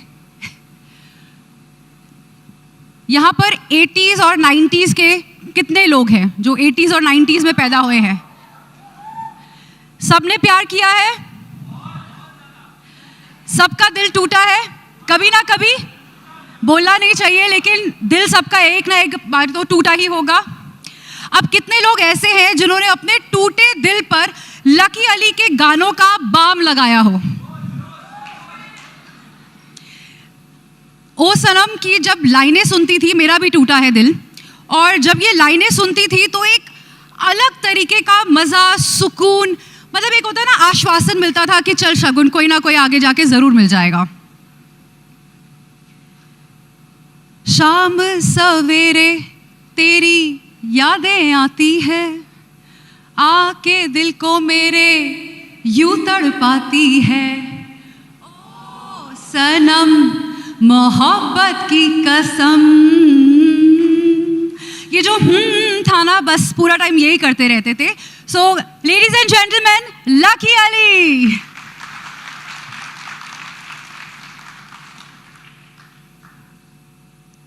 आपने कभी सोचा था जब आप ये गाना बना रहे थे कि आप अपने लिए एक लाइफ टाइम आइडेंटिटी क्रिएट कर रहे हैं? हर कोई जैसे ही लकी अली का नाम आता है, ओ सनम सबके दिमाग पे आ जाता है.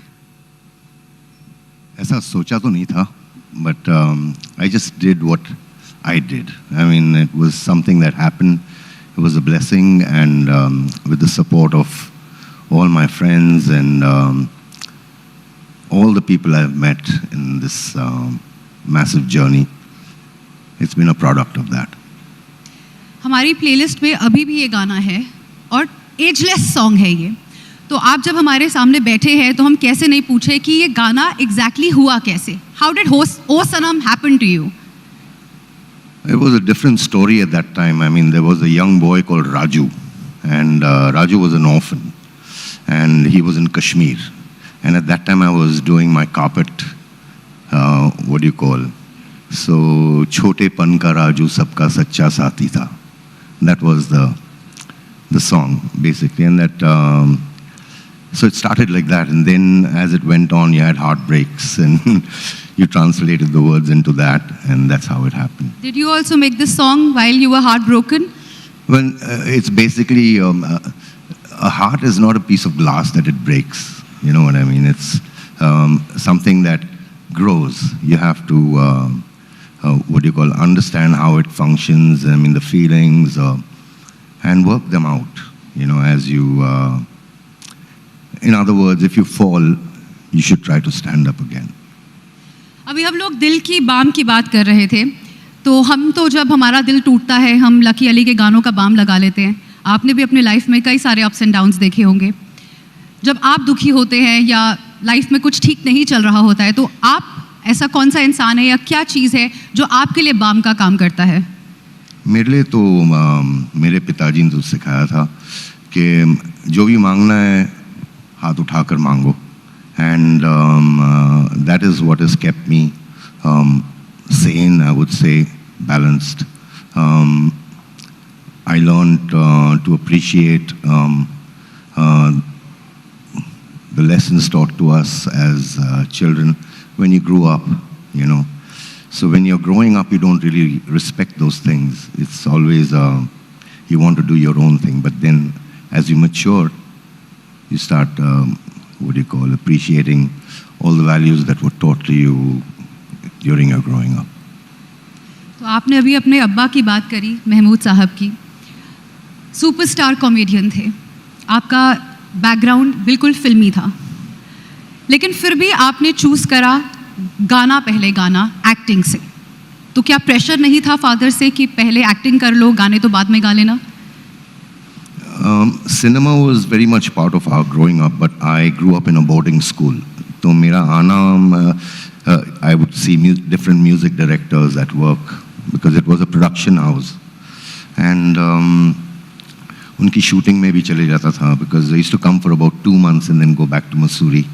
But those were very intense moments with my dad where I could go on his sets, whether he was recording and, you know. So when I enjoyed music as a child and more than the acting part of it, I felt that acting was more work. More work? More work. Were you lazy? Very lazy. I mean, there's a difficult way and there's a simple way. You always try to find the simple way. एक line है, आप इस line का अपने जीवन में क्या महत्व है ये बताइएगा. नहीं रखता दिल में. ये जो लाइन है ये आपकी एक सॉन्ग की लाइन है जी. तो इस लाइन का क्या इम्पोर्टेंस है आपकी लाइफ में, क्योंकि इसके पीछे की एक कहानी है जो बहुत कम लोग शायद जानते हैं. जी. नहीं रखता दिल में was a song that we wrote in one of our processes in England. And तब मेरे बड़े बेटे की, he was very very small and very vocal, and he would say whatever he felt, you know, as a child.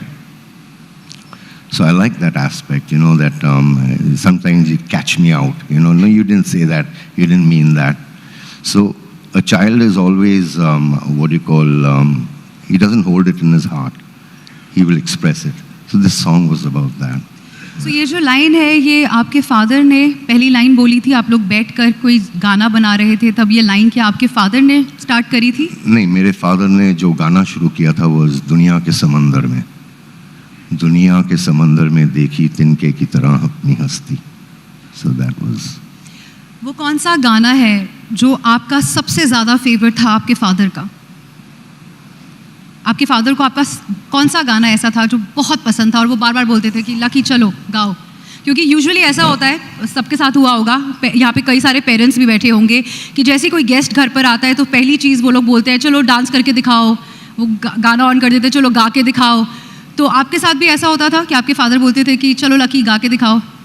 एक film आई थी नया ज़माना करके, एक ज़माने, I mean Dharmendra ji was in that film, and there used to be a song called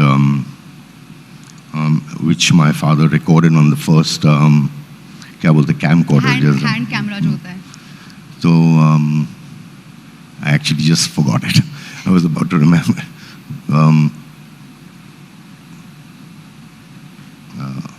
I'll sing it later. Yeah. Sure. Next question. What is your most memorable time that you'd spent with your father? एक ऐसी memory जो आपको हमेशा अपने अब्बा की याद रहती है. During his last days when he was living on the farm, and he was on the farm alone, and I was in New Zealand, and I had come to visit him. So there were some things that he told me that stuck with me. Like, he said, see, I'm sitting on this big estate, and I'm not going to take anything back with me. So don't get too attached to things, material, because it all, maybe now the Buzurg who was sitting here, he was just teaching us that, right? The person before us. तो जब अब्बा को याद करते हैं तो यही पल याद रहते हैं? हाँ, I remember the good things about him. He had a big, temper, but I think he was also very loving. चलिए अब बात कर लेते हैं बॉलीवुड की. आपका बॉलीवुड के साथ भी एसोसिएशन रहा है. आपने एक बहुत देर बाद अपनी लाइफ में एंट्री करी बॉलीवुड में. आप आई थिंक 37 इयर्स के थे जब आपने स्टार्टिंग करी. I was, my first film was Chote Nawab. उसमें छोटा सा रोल था. Yeah, and then I did my father's Ginny or Johnny, Ek Baap Chhe Bete, Kuwar Baap. Walking All Alone. All those films. So we were kids, about 13 years old. Then I joined Shyam Benegal as an assistant. We did that for a while. And then I just wanted a change, so I went on the oil rigs and started working in the oil field for about 2 years. Horses. बहुत कम लोग यहाँ पर जानते हैं. Usually हमारे parents हमें कुछ एक अमाउंट देते हैं कि चल जा, जी ले अपनी ज़िंदगी, बना लो इस पैसे से जो भी करना है. आपको भी आपके फादर ने एक कुछ अमाउंट दिया था काम बिजनेस करने के लिए, तो आपने उस पैसे को क्या किया उस पैसे के साथ, और वो कितना अमाउंट था? उस वक्त पिताजी ने मुझे he gave me about $1 lakh. 1 lakh रुपए आज के टाइम पे मतलब 1 करोड़ दिया था, जिसमें आधे में मैंने कारपेट खरीदे, and half of it I spent journeying. I went, my mother had expired at that time, so I just wanted to just travel, so I traveled with it. I was not a good businessman. Clearly, because you left it. Yeah, I was more of a musician then, so that didn't last for too long. So आप कैसे, how do you used to sell your carpets? How I used to sell my carpets, it used to be, I didn't have a showroom or anything, it was just with me. So if there was, amongst the environment that was within the carpet industry, I would try to I got special carpets. And they would say, nahi, theek nahi hai, and then... Bargaining करती थी ladies? मुझे आता ही नहीं था. नहीं, लोग, ladies आपसे bargaining करती थी कि carpet अगर आप कह रहे हो 7,000 का है तो चलो 3 में देके नक्की करो. ऐसा कुछ भी होता था? होता था, of course. तो फिर जब bargaining करते थे लोग आपके साथ तो आप क्या बोलते थे? मतलब दे दिया करते थे? लॉस, तभी लॉस बुक करते थे? नहीं, उस वक्त में पैसों की ज़रूरत पड़ती थी, so thank you.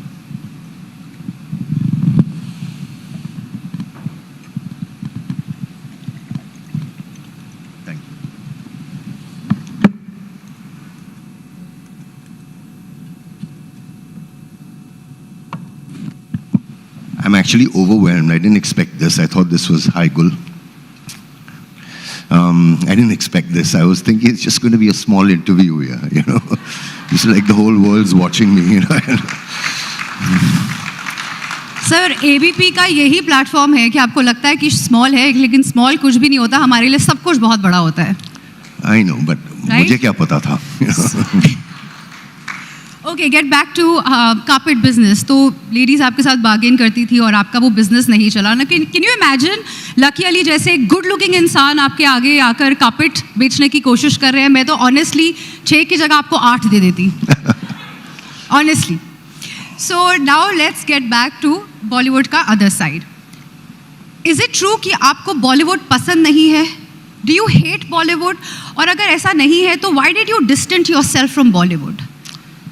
Cinema wasn't really doing for me what I needed, in the sense like I enjoyed the music, I enjoyed writing, and I enjoyed the people I was working with.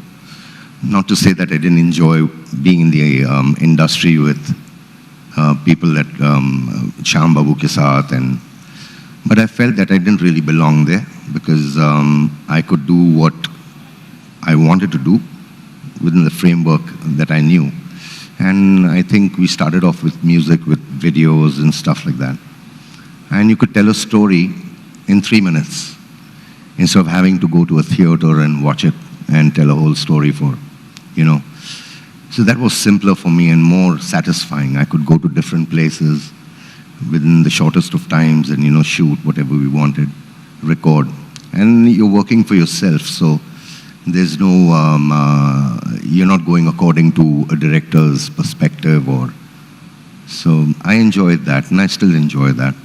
Yeah. तो जितने भी गाने आपने बॉलीवुड में गाए, आपको उन गानों में मीनिंग लगा तभी गाए या तब पैसे कमाने के लिए गाए, नाम कमाने के लिए गाए? नहीं, I have done very less work in Bollywood.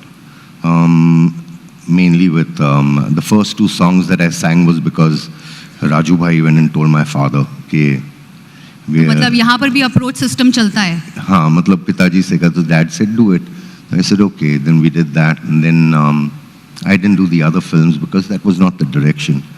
But एक पल का जीना फिर तो है जाना. That was a turning point of your career. Yeah, that was a song already that was there, you know, and then they took it forward and they made it into the song that it is now. Then I did work with A.R. Rahman and with Vishal, just a couple of songs. With A.R. Rahman, my first experience was I didn't like the song.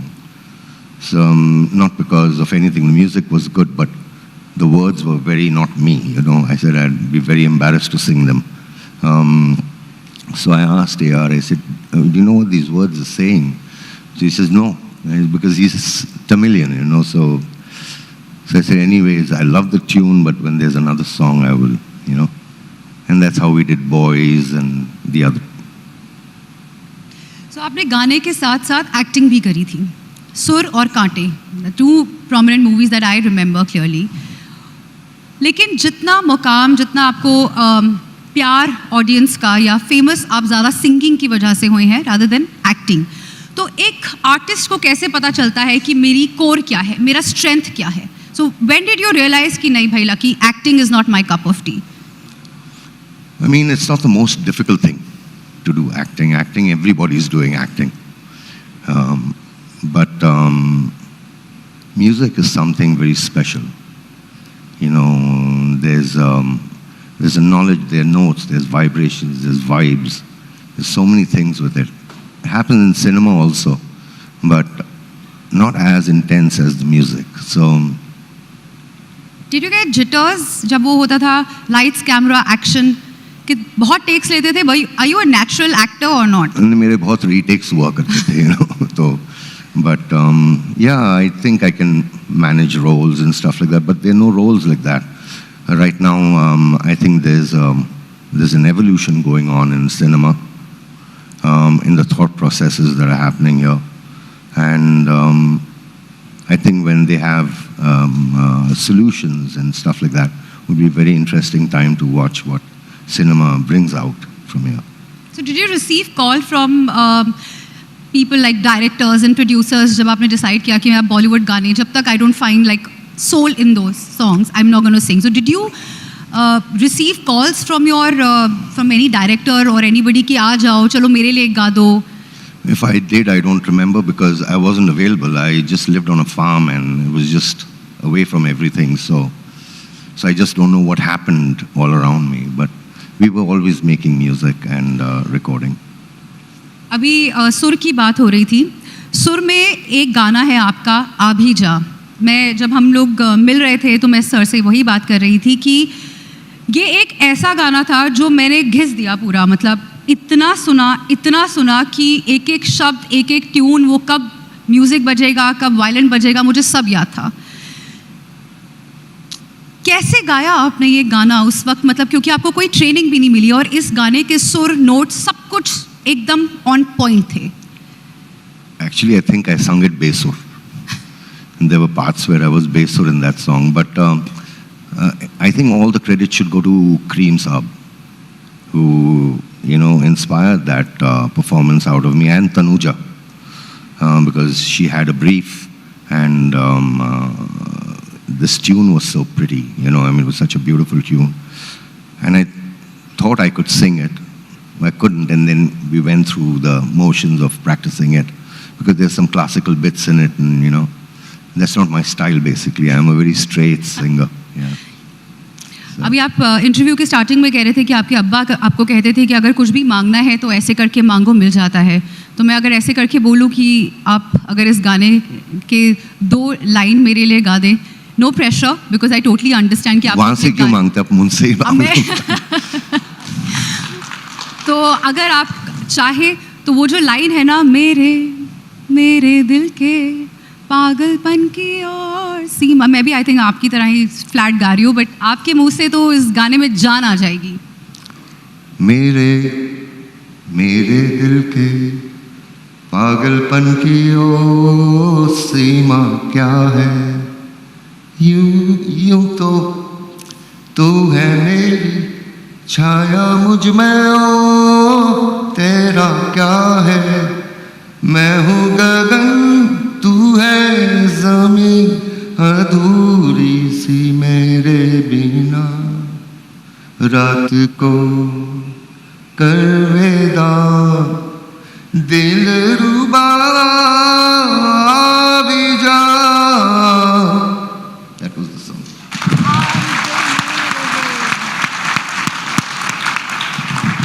I am sure अब आपको समझ में आ गया कि क्यों मैं उस गाने को बार बार सुनती थी. अमेजिंग. आप कैसे बोल सकते हैं कि आप बेसुरे गाने हैं? मैं हूँ. That's the fact. बहुत कोशिश करता हूँ to keep the tune. Yeah. Mumbai में आके कैसा लग रहा है? Second most polluted city in the world. Ask me questions like that. I mean, you ask me all these, how is it in Suno? नहीं, बिल्कुल आगे का सवाल इस बात पे है कि अगर मुंबई ऐसा है तो आप क्यों छोड़कर उसको बेंगलुरु शिफ्ट हो गए, ऑर्गेनिक फार्मिंग स्टार्ट कर दी आपने, सब मतलब मुंबई को पीछे छोड़ दिया? नहीं, छोड़ तो नहीं दिया. This is my मातृभूमि. Like I was born here, so and I love Bombay. But it's such a large city now and so impersonal. So the things of my childhood are not there anymore. So I know it's selfish, but we have a farm that I need to be on, and that's basically how life goes. You keep on. So can you tell us a little bit more about your life at farm? आप वहाँ पे organic farming करते हैं. क्या exactly? What is your day like? What do you do throughout the day? I wake up in the morning. Wow, I thought you wake up at the night. And then, of course, I mean, since it's a farm. He's slowly coming into his. Because everybody asks me, what's your life like as a musician? It is what it is. I mean, there's no rocket science. I mean, we sing, we play for people, and they sing with us. And that's basically what you want, that everybody gets into that energy space and goes back home happy, But what about organic farming? Like, what do you do in that? Well, organic farming is more like, I mean, घर के लिए उगा लिया, and हम हैं, हमारे workers हैं, so everybody it piles on to that. Sometimes you even forget about the crop, that the animals eat it. So मैं इनफैक्ट जब सर से बात कर रही थी तो मैं उनको कह रही थी कि नीचे कमेंट सेक्शन के अंदर काफ़ी सारे लोगों ने कुछ सवाल पूछे हुए, तो मुझे थोड़ी क्यूरोसिटी हुई कि मैं देखूं कि क्या क्या सवाल पूछे हुए। तो उसमें किसी जनाब ने लिखा हुआ था कि क्या लकी अली अपने हाथों से सब्ज़ी और फल उगाते हैं? क्या हम ये सब्ज़ी और फल खरीद सकते हैं? नहीं खरीद सकते हैं, क्योंकि मैं अपने हाथों से नहीं उगाता हूँ। ये एग्जैक्ट लाइन है जो उनका सवाल था, तो मुझे काफ़ी हंसी आई। तो मुझे लगा कि मैं क्यों नहीं आपसे स्टेज पर पूछूं कि क्या कोई प्लेटफॉर्म है जहाँ से हम लोग ये सब्जियाँ वगैरह खरीद सकते हैं? आप घर पर ही कर सकते हैं। You can do it in your flat. I mean you be self sufficient, and that's basically what I like to talk about is that everybody becomes self-sufficient in their needs. Like you can grow your own crops even in your flat, you know. मैं ये नहीं बोल रहा हूँ कि बड़े-बड़े crops या veggies or whatever that you use, घर पे लगाओ आप. It creates a nice environment, and plants are very good. Is it therapeutic? Very therapeutic. Plants are amazing. I mean, that energy is just so peaceful, yeah. When you walk through a sabzi field, or when you walk through a field of wheat, or so, how do you feel? You feel liberated, you know what I mean? You feel like, man, I'm somewhere else. That's Did what... you learn this from anywhere? No. I mean, they've been doing it on the farm for so long, and you just watch them, and you try and experiment your own. I've done that, and you come with a result. I wanted to grow basmati in Bangalore. So we got basmati seed, and then we got a crop, but then there was disease, and I didn't want to use pesticides. And so it's about experimentation and, you know, what works, what doesn't work, basically. So if we talk about your life at farm, now how difficult it is to live in a farm and not, you know, एक metropolitan city में नहीं रहकर एक farm house पे रहने के क्या plus या minuses है? I'll put it the other way. How difficult it is to sit and live in a metropolitan city as compared to a farm. Okay, let's hear that. Yeah, because I mean, you guys must have great challenges. Challenges that I felt at one point before all this big thing happened, that you walked away from, and you try to find some kind of balance in, because life is like that, you know. It's so I mean, there's so many challenges that come in front of you, whether it's career challenges or marriage challenges, children growing up, and, you know, all these things that we all go through as human beings. It was better for me to be able to be in a place where I could, you know, my thoughts could be more broader.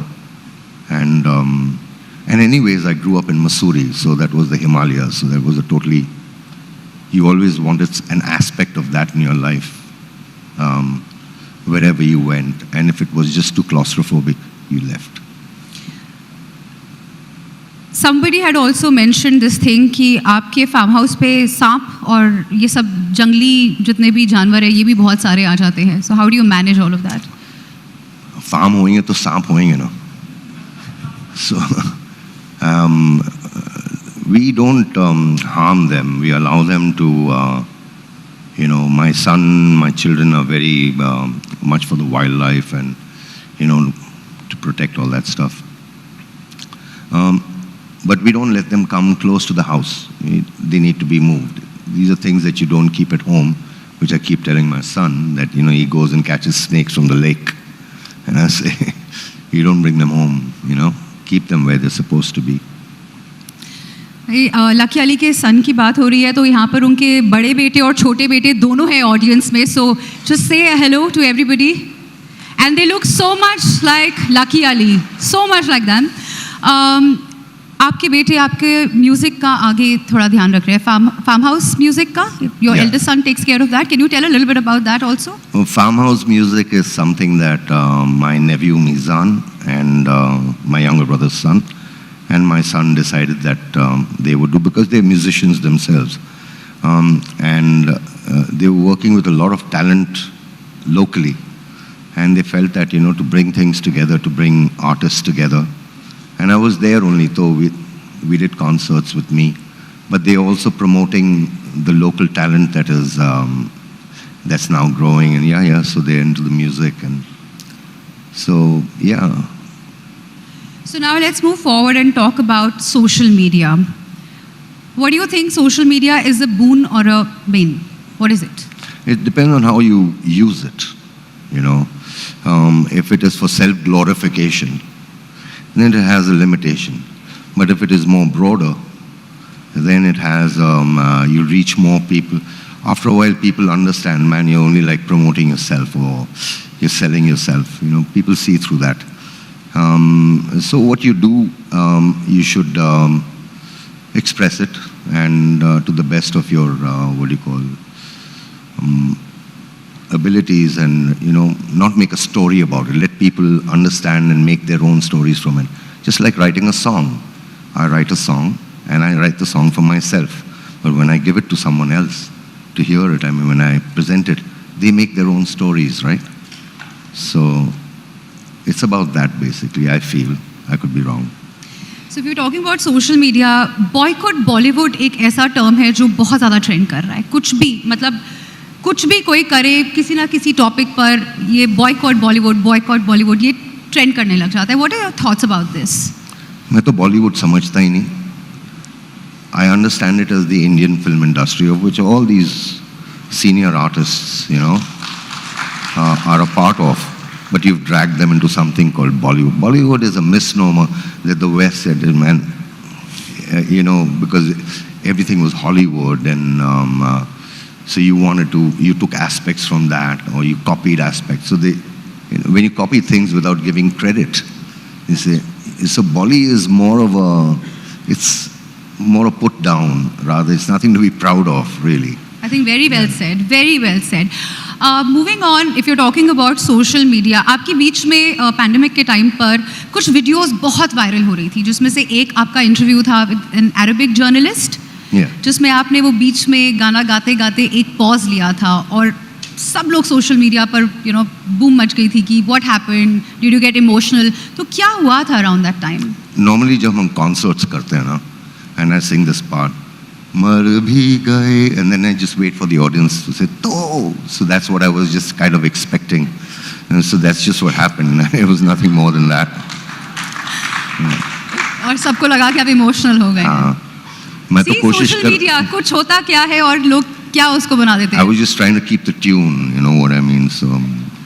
But you went along with it कि चलो बोल भी रहे हैं तो it's okay. हमें किसको जवाब देंगे आप, you know, हर किसी को कहाँ जवाब दे सकते हैं. You just do your work.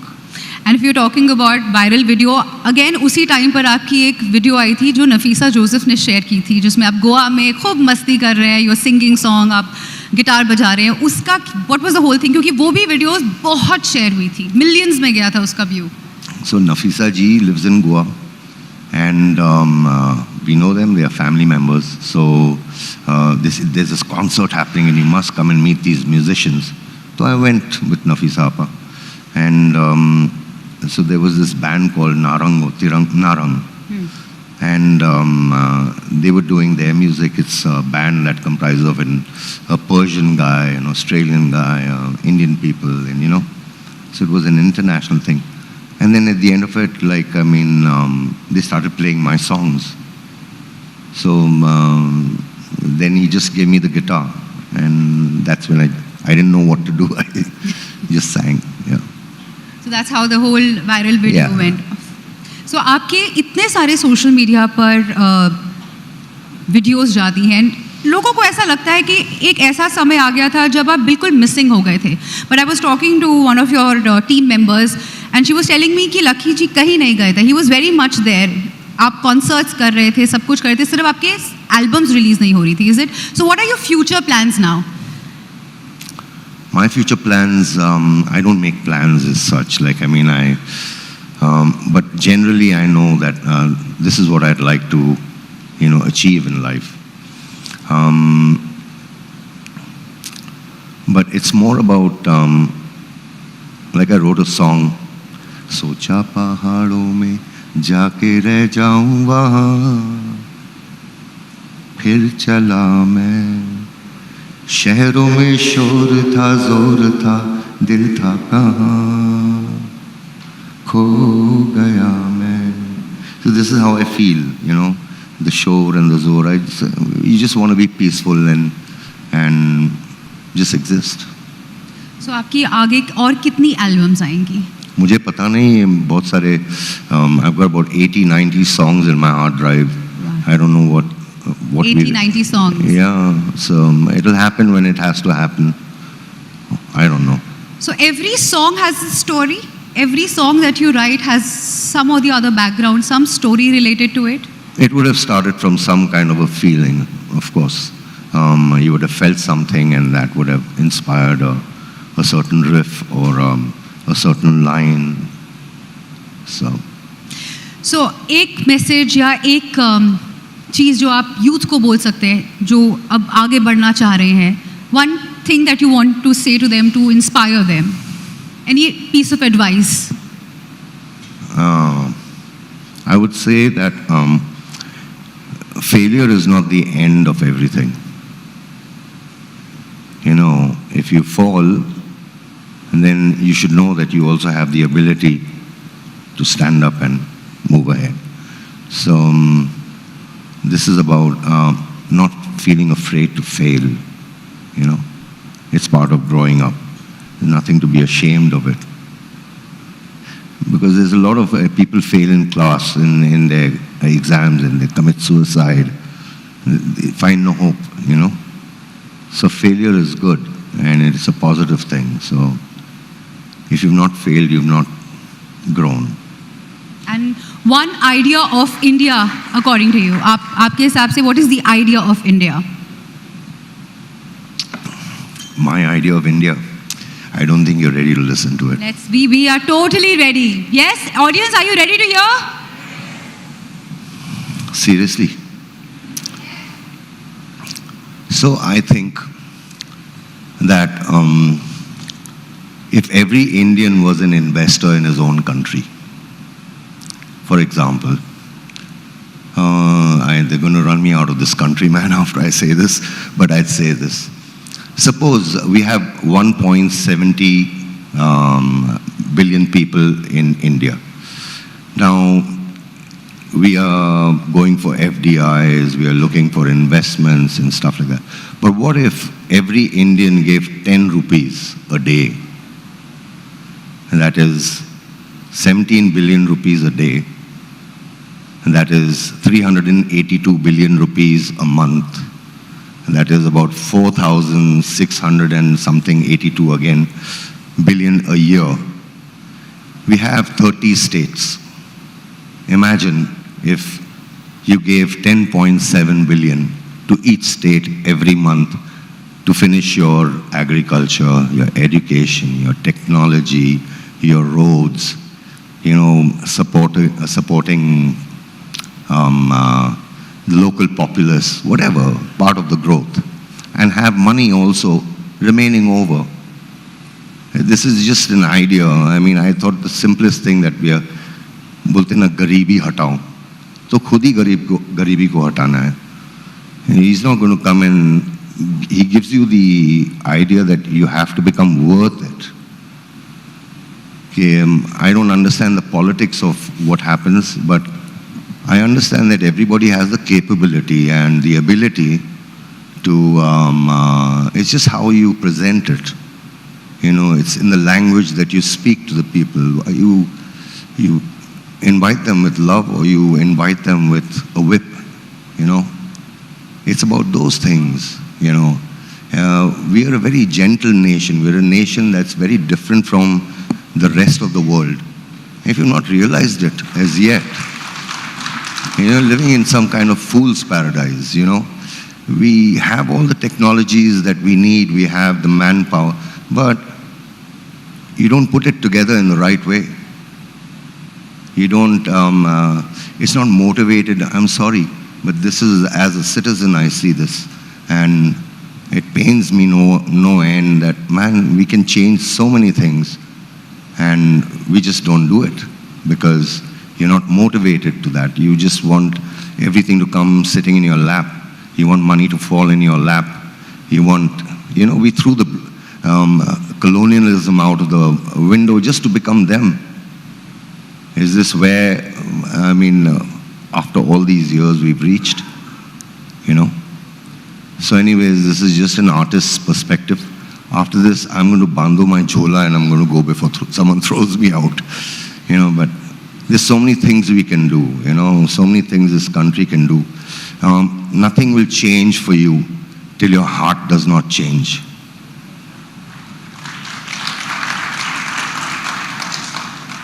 And no more gyan. This is simple. I am sorry if I spoke beyond my brief. Ladies and gentlemen, a huge round of applause for this ageless rock star of our nation, Lucky Ali. Thank you very much, Mr. Ali. What a beautiful session. And I think we can all learn from his humility and how you can chart your own course in life, no matter how you start and where you go. Ladies and gentlemen, I'd like to invite on stage Dr. Sameer Bhatti, Director of Star Imaging, to present a token of our gratitude to Lucky Ali for his presence here today. And thank you so much for sharing all your thoughts. A huge round of applause, please.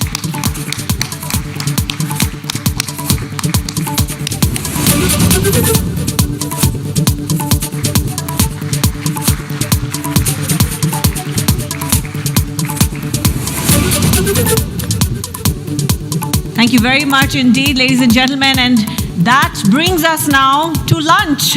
So, ladies and gentlemen, we do seek your cooperation in staying on time. We need to reconvene here at 2:05 p.m. because the next sessions will start from 2:10. So, see you all at 2:05 back in this room. Thank you.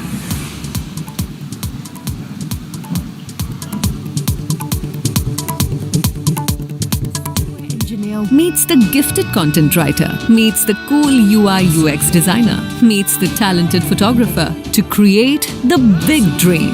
The world comes together at Sharda University. So where are you?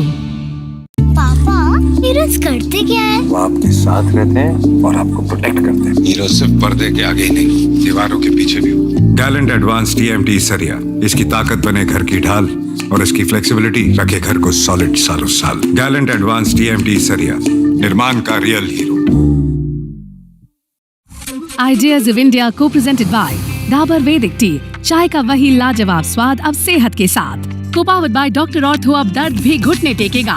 Gallant Advanced TMT सरिया, निर्माण का real hero. अब आएगा खाने में असली स्वाद राजेश मसाले के साथ। Driven by Maruti Suzuki. Technology partner, create today, enrich tomorrow, Panasonic. Gold partner, Senco Gold and Diamonds, design of India for you. Partner, Biko Vachdanti, India का गम एक्सपर्ट, मजेदार नहीं असरदार। रमी बोले तो Junglee rummy, India's most trusted rummy site. Get quick loans from Tata Capital. बदलते भारत की नई gas, Go Gas. Clean and dry. Number 1 expert intimate care range. Sidco, we make cities. MMRDA rebooting Mumbai. Knowledge partner, Sharda University. The world is here at Sharda University. Accredited A+ by NAC. Where the software engineer meets the smart market analyst, meets the gifted content writer to create the big dream. The world comes together at Sharda University. So where are you? Gallant advance TMT सरिया, इसकी ताकत बने घर की ढाल और इसकी flexibility रखे घर को सॉलिड सालों साल। गैलेंट एडवांस TMT सरिया, निर्माण का real hero. Where the software engineer meets the smart market analyst, meets the gifted content writer to create the big dream. The world comes together at Sharda University. So where are you? पापा heroes करते क्या है? वो आपके साथ रहते हैं और आपको प्रोटेक्ट करते हैं। हीरो सिर्फ पर्दे के आगे ही नहीं, दीवारों के पीछे भी।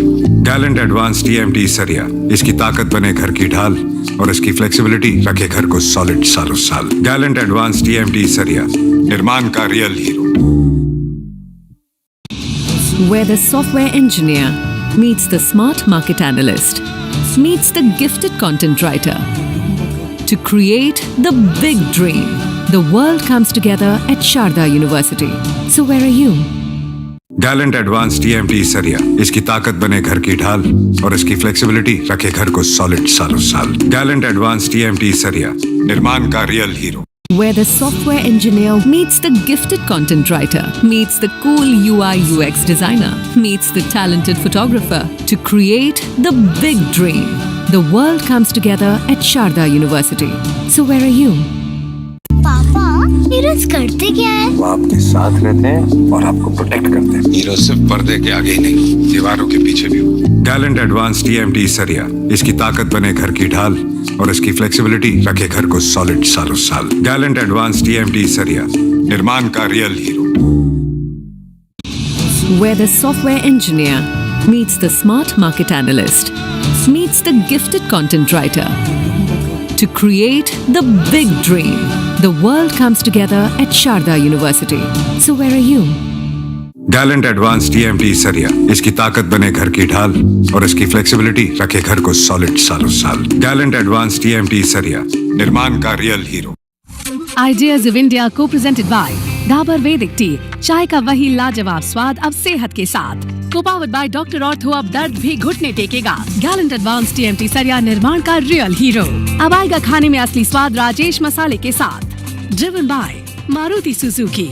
Technology partner create today enrich tomorrow Panasonic. Gold partner Senco gold and diamonds, design of India for you. Partner Vicco Vajradanti, India का गम एक्सपर्ट, मजेदार नहीं असरदार। रमी बोले तो Junglee rummy, India's most trusted rummy site. Get quick loans from Tata capital.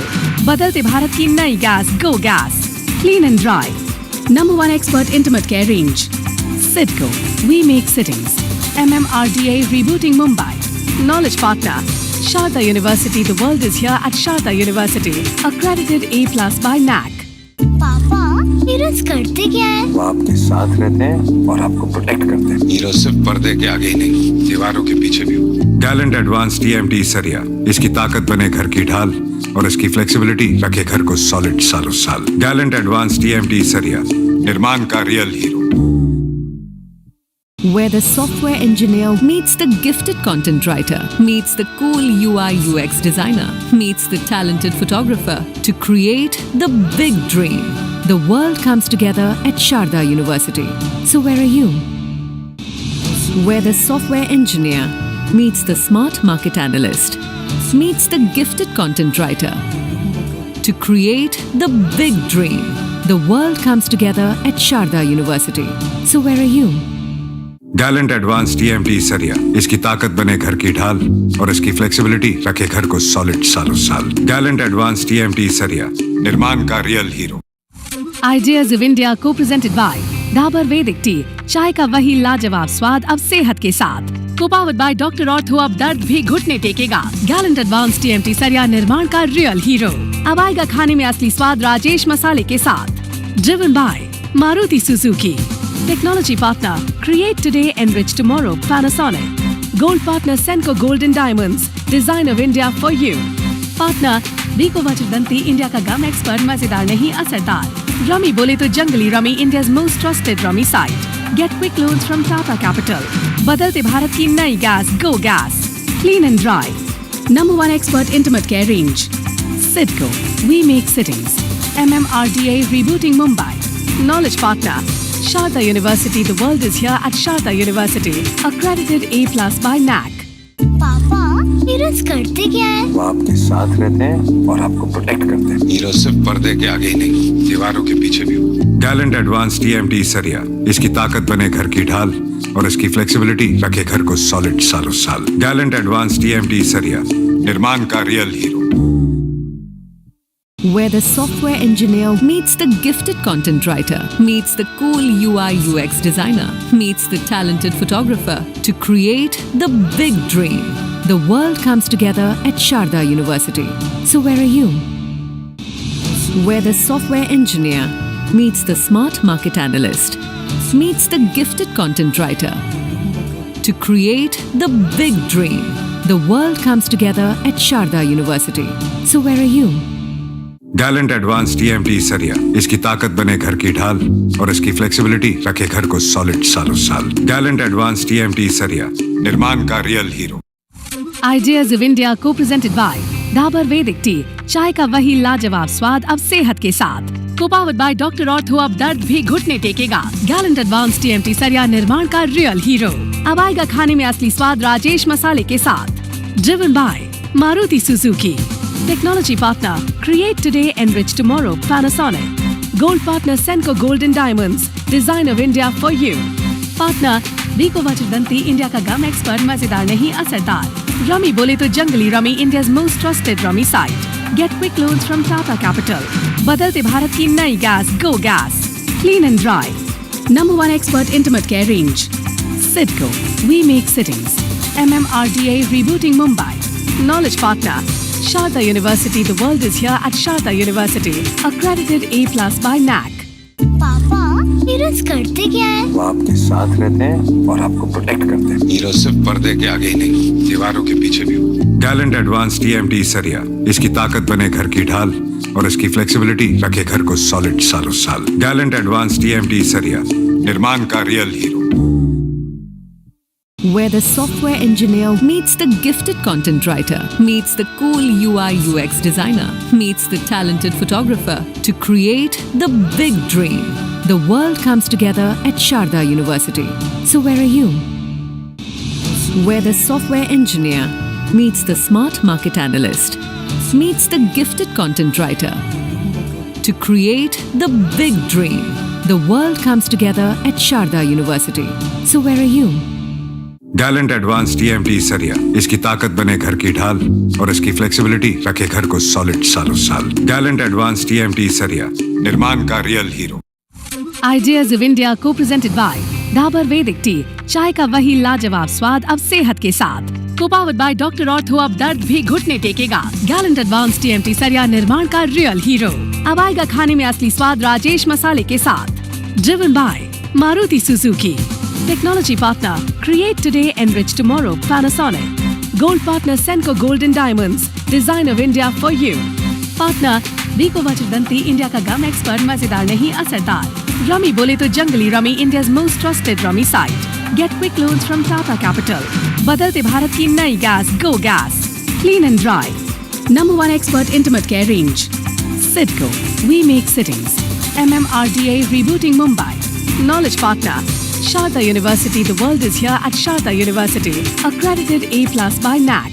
पापा heroes करते क्या है? वो आपके साथ रहते हैं और आपको प्रोटेक्ट करते हैं। हीरो सिर्फ पर्दे के आगे ही नहीं, दीवारों के पीछे भी हो। गैलेंट एडवांस TMT सरिया, इसकी ताकत बने घर की ढाल और इसकी फ्लेक्सिबिलिटी रखे घर को सॉलिड सालों साल। गैलेंट एडवांस TMT सरिया, निर्माण का real hero. Where the software engineer meets the gifted content writer, meets the cool UI UX designer, meets the talented photographer to create the big dream. The world comes together at Sharda University. So where are you? Where the software engineer meets the smart market analyst, meets the gifted content writer to create the big dream. The world comes together at Sharda University. So where are you? Gallant advance TMT सरिया, इसकी ताकत बने घर की ढाल और इसकी flexibility रखे घर को सॉलिड सालों साल। गैलेंट एडवांस TMT सरिया, निर्माण का real hero. Ideas of India co-presented by Dabur Vedic Tea, चाय का वही लाजवाब स्वाद अब सेहत के साथ। Co-powered by Dr. Ortho, अब दर्द भी घुटने टेकेगा। Gallant Advanced TMT सरिया, निर्माण का रियल हीरो। अब आएगा खाने में असली स्वाद राजेश मसाले के साथ। Driven by Maruti Suzuki. Technology partner, create today, enrich tomorrow, Panasonic. Gold partner, Senco Gold and Diamonds, design of India for you. Partner, Vico Vachidanti, India का गम एक्सपर्ट, मजेदार नहीं असरदार। Rummy बोले तो जंगली Rummy, India's most trusted rummy site. Get quick loans from Tata Capital. बदलते भारत की नई gas, go gas. Clean and dry. #1 expert intimate care range. Sidco, we make sittings. MMRDA rebooting Mumbai. Knowledge partner, Sharda University. The world is here at Sharda University. Accredited A+ by NAC.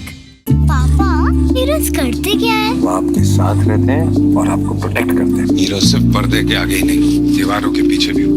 Gallant advance TMT सरिया, इसकी ताकत बने घर की ढाल और इसकी flexibility रखे घर को सॉलिड सालों साल। गैलेंट एडवांस TMT सरिया, निर्माण का real hero.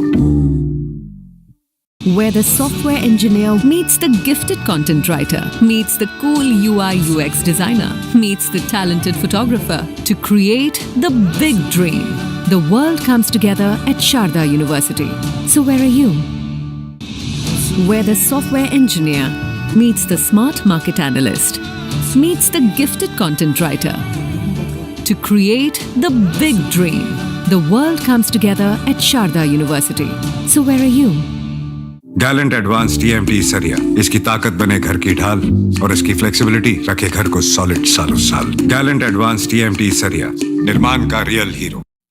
Ideas of India co-presented by Dabur Vedic Tea, चाय का वही लाजवाब स्वाद अब सेहत के साथ। Co-powered by Dr. Ortho, अब दर्द भी घुटने टेकेगा। Gallant Advanced TMT सरिया निर्माण का रियल हीरो। अब आएगा खाने में असली स्वाद राजेश मसाले के साथ। Driven by Maruti Suzuki. Technology partner, create today, enrich tomorrow, Panasonic. Gold partner, Senco Gold and Diamonds, design of India for you. Partner, Vico Vachirdanti, India का गम एक्सपर्ट, मजेदार नहीं असरदार। रमी बोले तो Junglee rummy, India's most trusted rummy site. Get quick loans from Tata Capital. बदलते भारत की नई gas, Go Gas. Clean and dry. Number 1 expert intimate care range. Sidco, we make sittings. MMRDA rebooting Mumbai. Knowledge partner, Sharda University. The world is here at Sharda University. Accredited A+ by NAC. पापा ये रोज करते क्या है? वो आपके साथ रहते हैं और आपको प्रोटेक्ट करते हैं। हीरो सिर्फ पर्दे के आगे ही नहीं, दीवारों के पीछे भी। गैलेंट एडवांस TMT सरिया, इसकी ताकत बने घर की ढाल और इसकी फ्लेक्सिबिलिटी रखे घर को सॉलिड सालों साल। गैलेंट एडवांस TMT सरिया, निर्माण का real hero. Where the software engineer meets the gifted content writer, meets the cool UI UX designer, meets the talented photographer to create the big dream. The world comes together at Sharda University. So where are you? Where the software engineer meets the smart market analyst, meets the gifted content writer to create the big dream. The world comes together at Sharda University. So where are you? Gallant advance TMT सरिया, इसकी ताकत बने घर की ढाल और इसकी flexibility रखे घर को सॉलिड सालों साल। गैलेंट एडवांस TMT सरिया, निर्माण का real hero. Ideas of India co-presented by Dabur Vedic Tea, चाय का वही लाजवाब स्वाद अब सेहत के साथ। Co-powered by Dr. Ortho, अब दर्द भी घुटने टेकेगा। Gallant Advanced TMT सरिया निर्माण का रियल हीरो। अब आएगा खाने में असली स्वाद राजेश मसाले के साथ। Driven by Maruti Suzuki. Technology partner, create today, enrich tomorrow, Panasonic. Gold partner, Senco Gold and Diamonds, design of India for you. Partner, Vico Vachirdanti, India का गम एक्सपर्ट, मजेदार नहीं असरदार। रमी बोले तो Junglee rummy, India's most trusted rummy site. Get quick loans from Tata Capital. बदलते भारत की नई gas, Go Gas. Clean and dry. Number 1 expert intimate care range. Sidco, we make sittings. MMRDA rebooting Mumbai. Knowledge partner, Sharda University. The world is here at Sharda University. Accredited A+ by NAC. पापा ये रोज करते क्या है? वो आपके साथ रहते हैं और आपको प्रोटेक्ट करते हैं। हीरो सिर्फ पर्दे के आगे ही नहीं, दीवारों के पीछे भी। गैलेंट एडवांस TMT सरिया, इसकी ताकत बने घर की ढाल और इसकी फ्लेक्सिबिलिटी रखे घर को सॉलिड सालों साल। गैलेंट एडवांस TMT सरिया, निर्माण का real hero.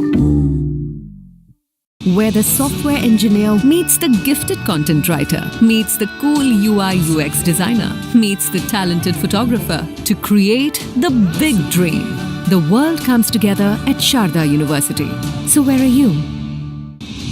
Where the software engineer meets the smart market analyst, meets the gifted content writer to create the big dream. The world comes together at Sharda University. So where are you? Gallant advance TMT सरिया, इसकी ताकत बने घर की ढाल और इसकी flexibility रखे घर को सॉलिड सालों साल। गैलेंट एडवांस TMT सरिया, निर्माण का real hero. Ideas of India co-presented by Dabur Vedic Tea, चाय का वही लाजवाब स्वाद अब सेहत के साथ। Co-powered by Dr. Ortho, अब दर्द भी घुटने टेकेगा। Gallant Advanced TMT सरिया निर्माण का रियल हीरो। अब आएगा खाने में असली स्वाद राजेश मसाले के साथ। Driven by Maruti Suzuki. Technology partner, create today, enrich tomorrow, Panasonic. Gold partner, Senco Gold and Diamonds, design of India for you.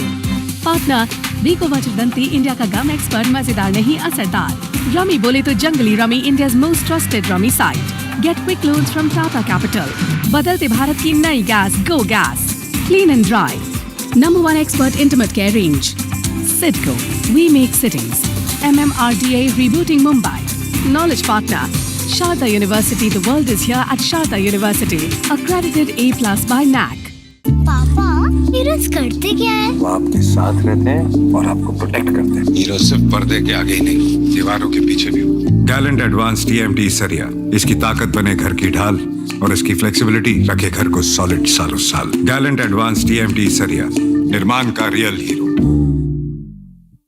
Where the software engineer meets the gifted content writer, meets the cool UI UX designer, meets the talented photographer to create the big dream.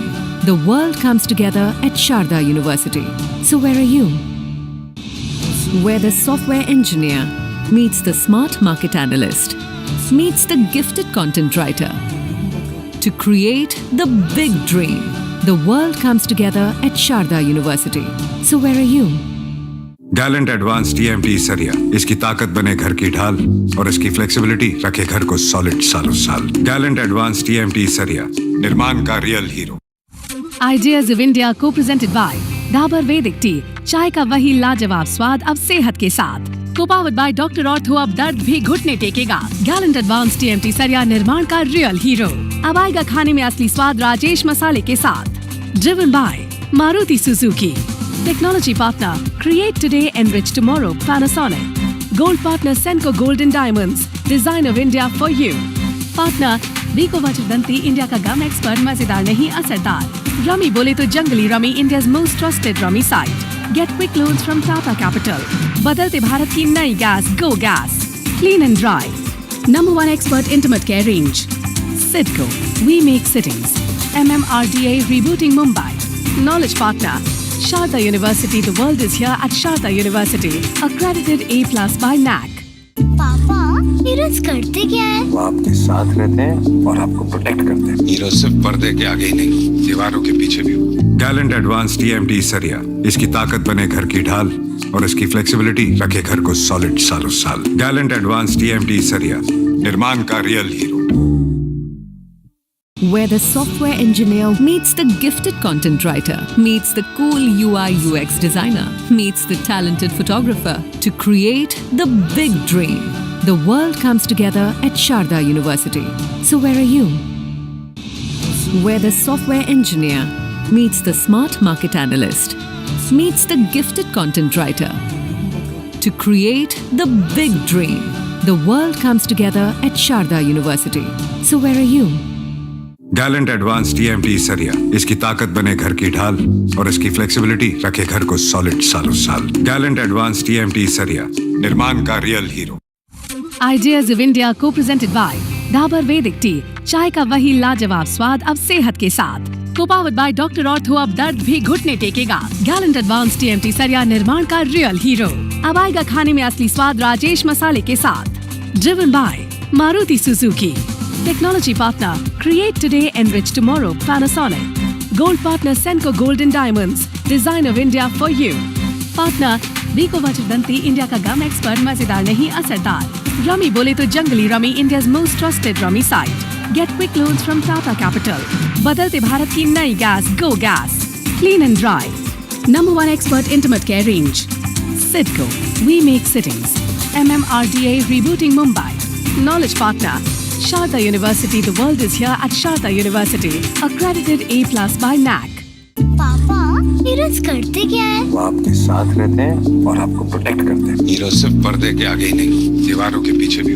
Gallant advance TMT सरिया, इसकी ताकत बने घर की ढाल और इसकी flexibility रखे घर को सॉलिड सालों साल। गैलेंट एडवांस टीएमटी सरिया, निर्माण का real hero. Where the software engineer meets the gifted content writer, meets the cool UI UX designer, meets the talented photographer to create the big dream. The world comes together at Sharda University. So where are you? Where the software engineer meets the smart market analyst, meets the gifted content writer to create the big dream. The world comes together at Sharda University. So where are you? Gallant advance TMT सरिया, इसकी ताकत बने घर की ढाल और इसकी flexibility रखे घर को सॉलिड सालों साल। गैलेंट एडवांस टी, निर्माण का real hero. Ideas of India co-presented by Dabur Vedic Tea, चाय का वही लाजवाब स्वाद अब सेहत के साथ। Co-powered by Dr. Ortho, अब दर्द भी घुटने टेकेगा। Gallant Advanced TMT सरिया, निर्माण का रियल हीरो। अब आएगा खाने में असली स्वाद राजेश मसाले के साथ। Driven by Maruti Suzuki. Technology partner, create today, enrich tomorrow, Panasonic. Gold partner, Senco Gold and Diamonds, design of India for you. Partner, Biko Vachirdanti, India का गम एक्सपर्ट, मजेदार नहीं असरदार. Rummy बोले तो जंगली Rummy, India's most trusted Rummy site. Get quick loans from Tata Capital. बदलते भारत की नई gas, Go Gas. Clean and dry. Number 1 expert intimate care range. Sidco, we make sittings. MMRDA rebooting Mumbai. Knowledge partner, Sharda University. The world is here at Sharda University. Accredited A+ by NAC. पापा heroes करते क्या है? वो आपके साथ रहते हैं और आपको प्रोटेक्ट करते हैं। हीरो सिर्फ पर्दे के आगे ही नहीं, दीवारों के पीछे भी। गैलेंट एडवांस TMT सरिया, इसकी ताकत बने घर की ढाल और इसकी फ्लेक्सिबिलिटी रखे घर को सॉलिड सालों साल। गैलेंट एडवांस TMT सरिया, निर्माण का real hero. Where the software engineer meets the gifted content writer, meets the cool UI UX designer, meets the talented photographer to create the big dream. The world comes together at Sharda University. So where are you? Where the software engineer meets the smart market analyst, meets the gifted content writer to create the big dream. The world comes together at Sharda University. So where are you? Gallant advance TMT सरिया, इसकी ताकत बने घर की ढाल और इसकी flexibility रखे घर को सॉलिड सालों साल। गैलेंट एडवांस TMT सरिया, निर्माण का real hero. Ideas of India co-presented by Dabur Vedic Tea, चाय का वही लाजवाब स्वाद अब सेहत के साथ। Co-powered by Dr. Ortho, अब दर्द भी घुटने टेकेगा। Gallant Advanced TMT सरिया, निर्माण का रियल हीरो। अब आएगा खाने में असली स्वाद राजेश मसाले के साथ। Driven by Maruti Suzuki. Technology partner, create today, enrich tomorrow, Panasonic. Gold partner, Senco Gold and Diamonds, design of India for you. Partner, Biko Vachirdanti, India का गम एक्सपर्ट, मजेदार नहीं असरदार. Rummy बोले तो जंगली Rummy, India's most trusted Rummy site. Get quick loans from Tata Capital. बदलते भारत की नई gas, Go Gas. Clean and dry. Number 1 expert intimate care range. Sidco, we make sittings. MMRDA rebooting Mumbai. Knowledge partner, Sharda University. The world is here at Sharda University. Accredited A+ by NAC. पापा heroes करते क्या है? वो आपके साथ रहते हैं और आपको प्रोटेक्ट करते हैं। हीरो सिर्फ पर्दे के आगे ही नहीं, दीवारों के पीछे भी। गैलेंट एडवांस TMT सरिया, इसकी ताकत बने घर की ढाल और इसकी फ्लेक्सिबिलिटी रखे घर को सॉलिड सालों साल। गैलेंट एडवांस TMT सरिया, निर्माण का real hero. Where the software engineer meets the gifted content writer, meets the cool UI UX designer, meets the talented photographer to create the big dream. The world comes together at Sharda University. So where are you? Where the software engineer meets the smart market analyst, meets the gifted content writer to create the big dream. The world comes together at Sharda University. So where are you? Gallant advance TMT सरिया, इसकी ताकत बने घर की ढाल और इसकी flexibility रखे घर को सॉलिड सालों साल। गैलेंट एडवांस TMT सरिया, निर्माण का real hero. Ideas of India co-presented by Dabur Vedic Tea, चाय का वही लाजवाब स्वाद अब सेहत के साथ। Co-powered by Dr. Ortho, अब दर्द भी घुटने टेकेगा। Gallant Advanced TMT सरिया, निर्माण का रियल हीरो। अब आएगा खाने में असली स्वाद राजेश मसाले के साथ। Driven by Maruti Suzuki. Technology partner, create today, enrich tomorrow, Panasonic. Gold partner, Senco Gold and Diamonds, design of India for you. Partner, Biko Vachirdanti, India का गम एक्सपर्ट, मजेदार नहीं असरदार. Rummy बोले तो जंगली Rummy, India's most trusted Rummy site. Get quick loans from Tata Capital. बदलते भारत की नई gas, Go Gas. Clean and dry. Number 1 expert intimate care range. Sidco, we make sittings. MMRDA rebooting Mumbai. Knowledge partner, Sharda University. The world is here at Sharda University. Accredited A+ by NAC. पापा heroes करते क्या है? वो आपके साथ रहते हैं और आपको प्रोटेक्ट करते हैं। हीरो सिर्फ पर्दे के आगे ही नहीं, दीवारों के पीछे भी। गैलेंट एडवांस TMT सरिया, इसकी ताकत बने घर की ढाल और इसकी फ्लेक्सिबिलिटी रखे घर को सॉलिड सालों साल। गैलेंट एडवांस TMT सरिया, निर्माण का real hero. Where the software engineer meets the gifted content writer, meets the cool UI UX designer, meets the talented photographer to create the big dream. The world comes together at Sharda University. So where are you? where the software engineer meets the smart market analyst, meets the gifted content writer. To create the big dream, the world comes together at Sharda University. So where are you? Gallant advance TMT सरिया, इसकी ताकत बने घर की ढाल और इसकी flexibility रखे घर को सॉलिड सालों साल। गैलेंट एडवांस टीएमटी सरिया, निर्माण का real hero. Ideas of India co-presented by Dabur Vedic Tea, चाय का वही लाजवाब स्वाद अब सेहत के साथ। Co-powered by Dr. Ortho, अब दर्द भी घुटने टेकेगा। Gallant Advanced TMT सरिया, निर्माण का रियल हीरो। अब आएगा खाने में असली स्वाद राजेश मसाले के साथ। Driven by Maruti Suzuki. Technology partner, create today, enrich tomorrow, Panasonic. Gold partner, Senco Gold and Diamonds, design of India for you. Partner, Biko Vachirdanti, India का गम एक्सपर्ट, मजेदार नहीं असरदार। रमी बोले तो Junglee rummy, India's most trusted rummy site. Get quick loans from Tata Capital. बदलते भारत की नई gas, Go Gas. Clean and dry. Number 1 expert intimate care range. Sidco, we make sittings. MMRDA rebooting Mumbai. Knowledge partner, Sharda University, the world is here at Sharda University. Accredited A+ by NAC. पापा heroes करते क्या है? वो आपके साथ रहते हैं और आपको प्रोटेक्ट करते हैं। हीरो सिर्फ पर्दे के आगे ही नहीं, दीवारों के पीछे भी।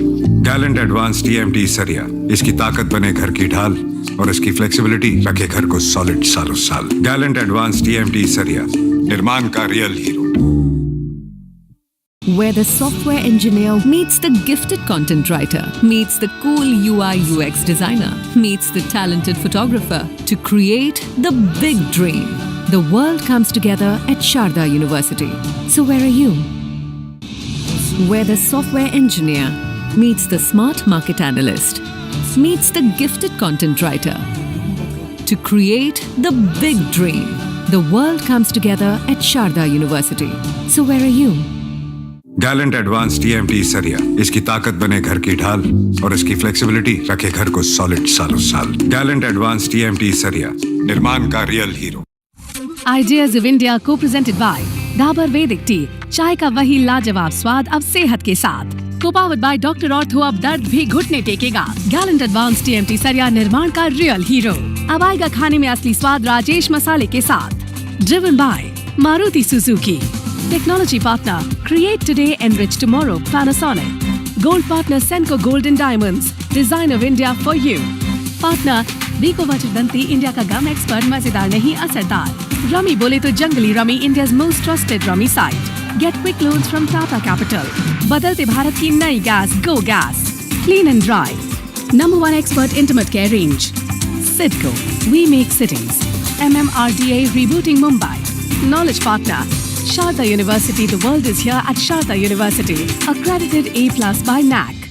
पापा हीरोज करते क्या है? वो आपके साथ रहते हैं और आपको प्रोटेक्ट करते हैं। हीरो सिर्फ पर्दे के आगे ही नहीं, दीवारों के पीछे भी।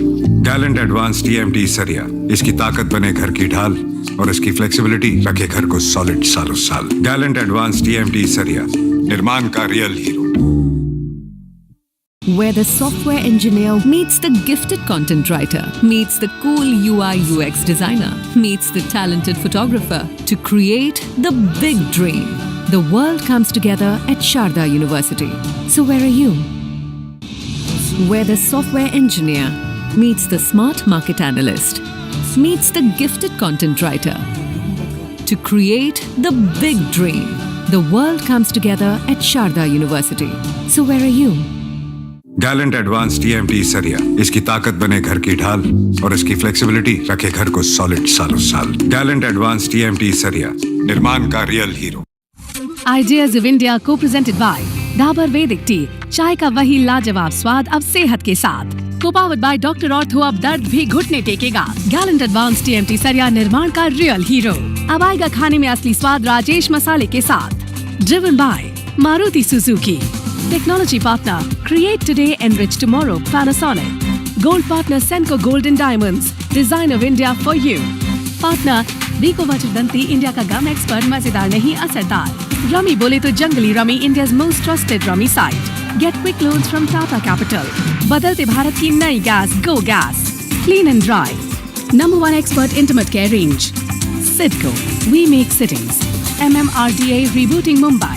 Knowledge partner, Sharda University, the world is here at Sharda University. Accredited A+ by NAC. पापा हीरोज करते क्या है? वो आपके साथ रहते हैं और आपको प्रोटेक्ट करते हैं। हीरो सिर्फ पर्दे के आगे ही नहीं, दीवारों के पीछे भी हो। गैलेंट एडवांस TMT सरिया, इसकी ताकत बने घर की ढाल और इसकी फ्लेक्सिबिलिटी रखे घर को सॉलिड सालों साल। गैलेंट एडवांस TMT सरिया, निर्माण का real hero. Where the software engineer meets the gifted content writer, meets the cool UI UX designer, meets the talented photographer to create the big dream. The world comes together at Sharda University. So where are you? Where the software engineer meets the smart market analyst, meets the gifted content writer to create the big dream. The world comes together at Sharda University. So where are you? Gallant advance TMT सरिया, इसकी ताकत बने घर की ढाल और इसकी flexibility रखे घर को सॉलिड सालों साल। गैलेंट एडवांस TMT सरिया, निर्माण का real hero. Ideas of India co-presented by Dabur Vedic Tea, चाय का वही लाजवाब स्वाद अब सेहत के साथ। Co-powered by Dr. Ortho, अब दर्द भी घुटने टेकेगा। Gallant Advanced TMT सरिया, निर्माण का रियल हीरो। अब आएगा खाने में असली स्वाद राजेश मसाले के साथ। Driven by Maruti Suzuki. Technology partner, create today, enrich tomorrow, Panasonic. Gold partner, Senco Gold and Diamonds, design of India for you.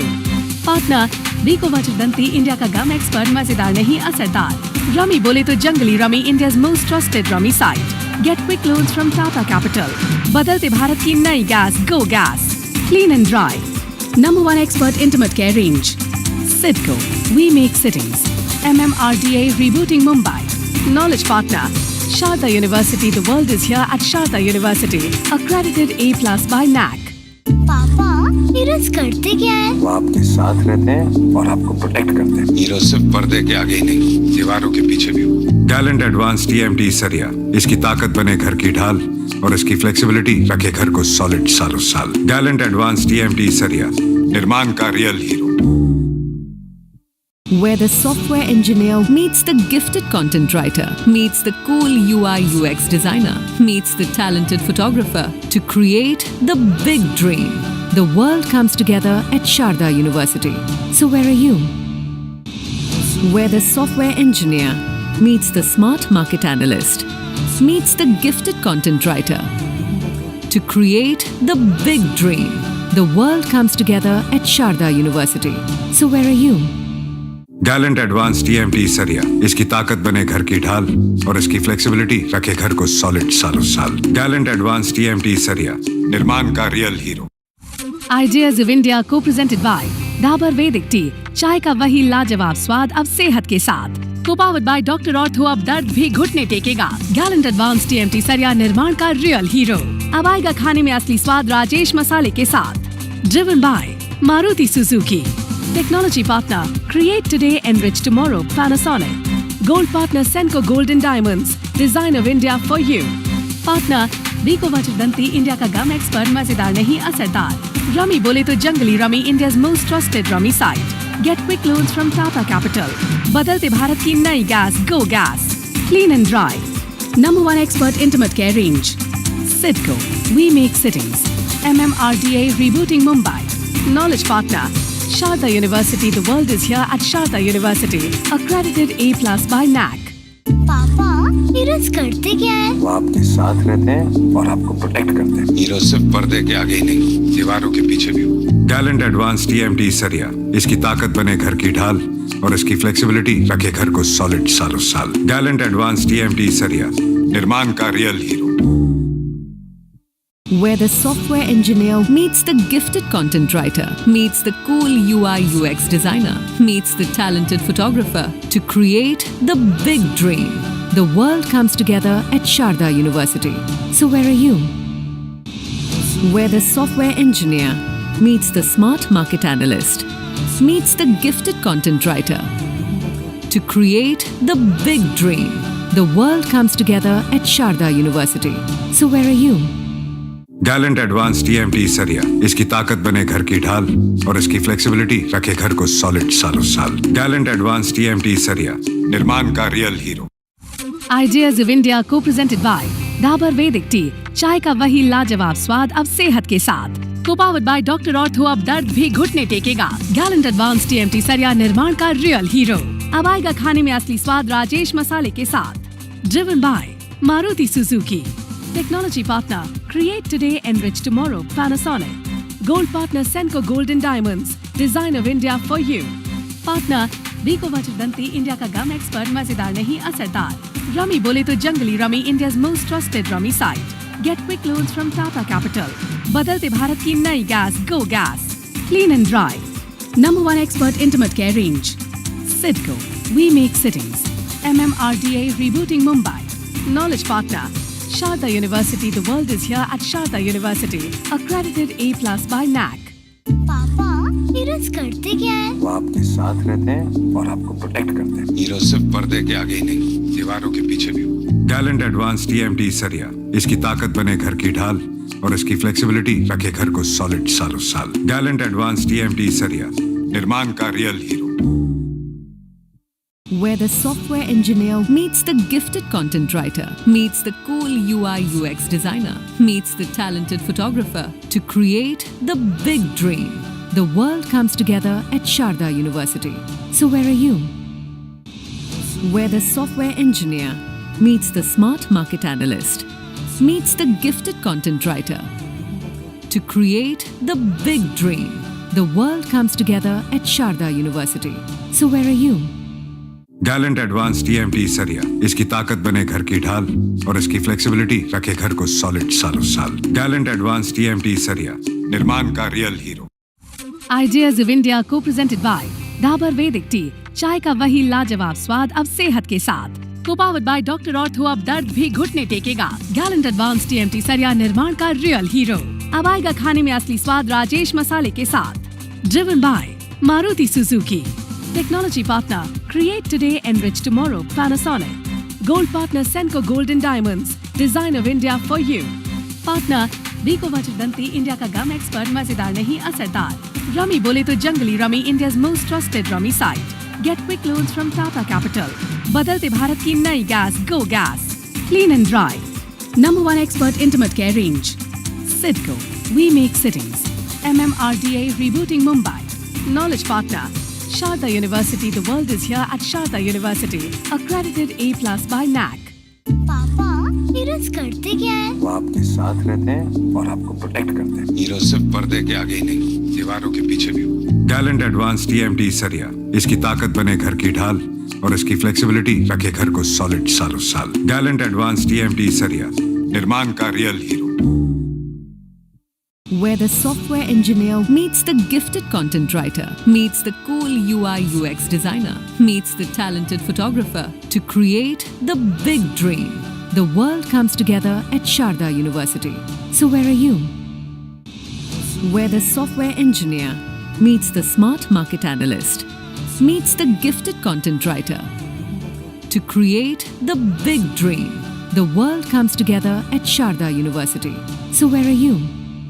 Gallant advance TMT सरिया, इसकी ताकत बने घर की ढाल और इसकी फ्लेक्सिबिलिटी रखे घर को सॉलिड सालों साल। गैलेंट एडवांस TMT सरिया, निर्माण का real hero. Ideas of India co-presented by Dabur वैदिक टी। चाय का वही लाजवाब स्वाद अब सेहत के साथ। को पावर्ड बाय डॉक्टर ऑर्थो अब दर्द भी घुटने टेकेगा। गैलेंट एडवांस TMT सरिया निर्माण का रियल हीरो। अब आएगा खाने में असली स्वाद राजेश मसाले के साथ। Driven by Maruti Suzuki. Technology partner create today enrich tomorrow Panasonic. Gold partner Senco Gold and Diamonds design of India for you. Partner Vicco Danti India का गम एक्सपर्ट मजेदार नहीं असरदार। रमी बोले तो Junglee rummy India's most trusted rummy site. Get quick loans from Tata Capital. बदलते भारत की नई gas go gas clean and dry. Number 1 expert intimate care range CIDCO we make cities. MMRDA rebooting Mumbai. Knowledge partner Sharda University. The world is here at Sharda University. Accredited A+. But in our hearts forever. So do give them all your love, a lot of love, as I invite them one by one. First, let's hear it for the very lovely Asha Parekh.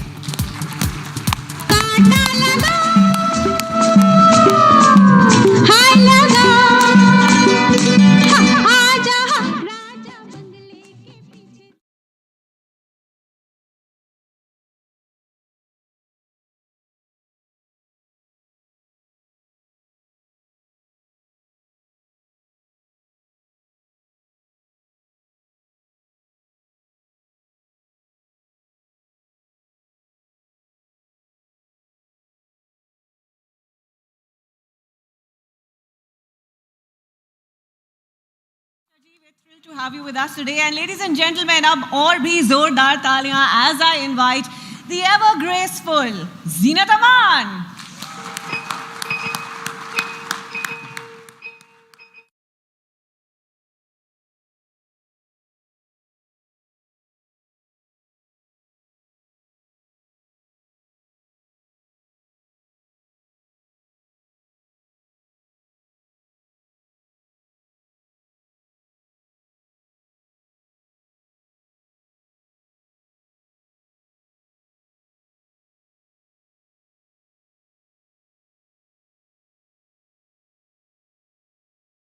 Thank you both very much for being here today, and it's over to Dimang ji to lead this conversation.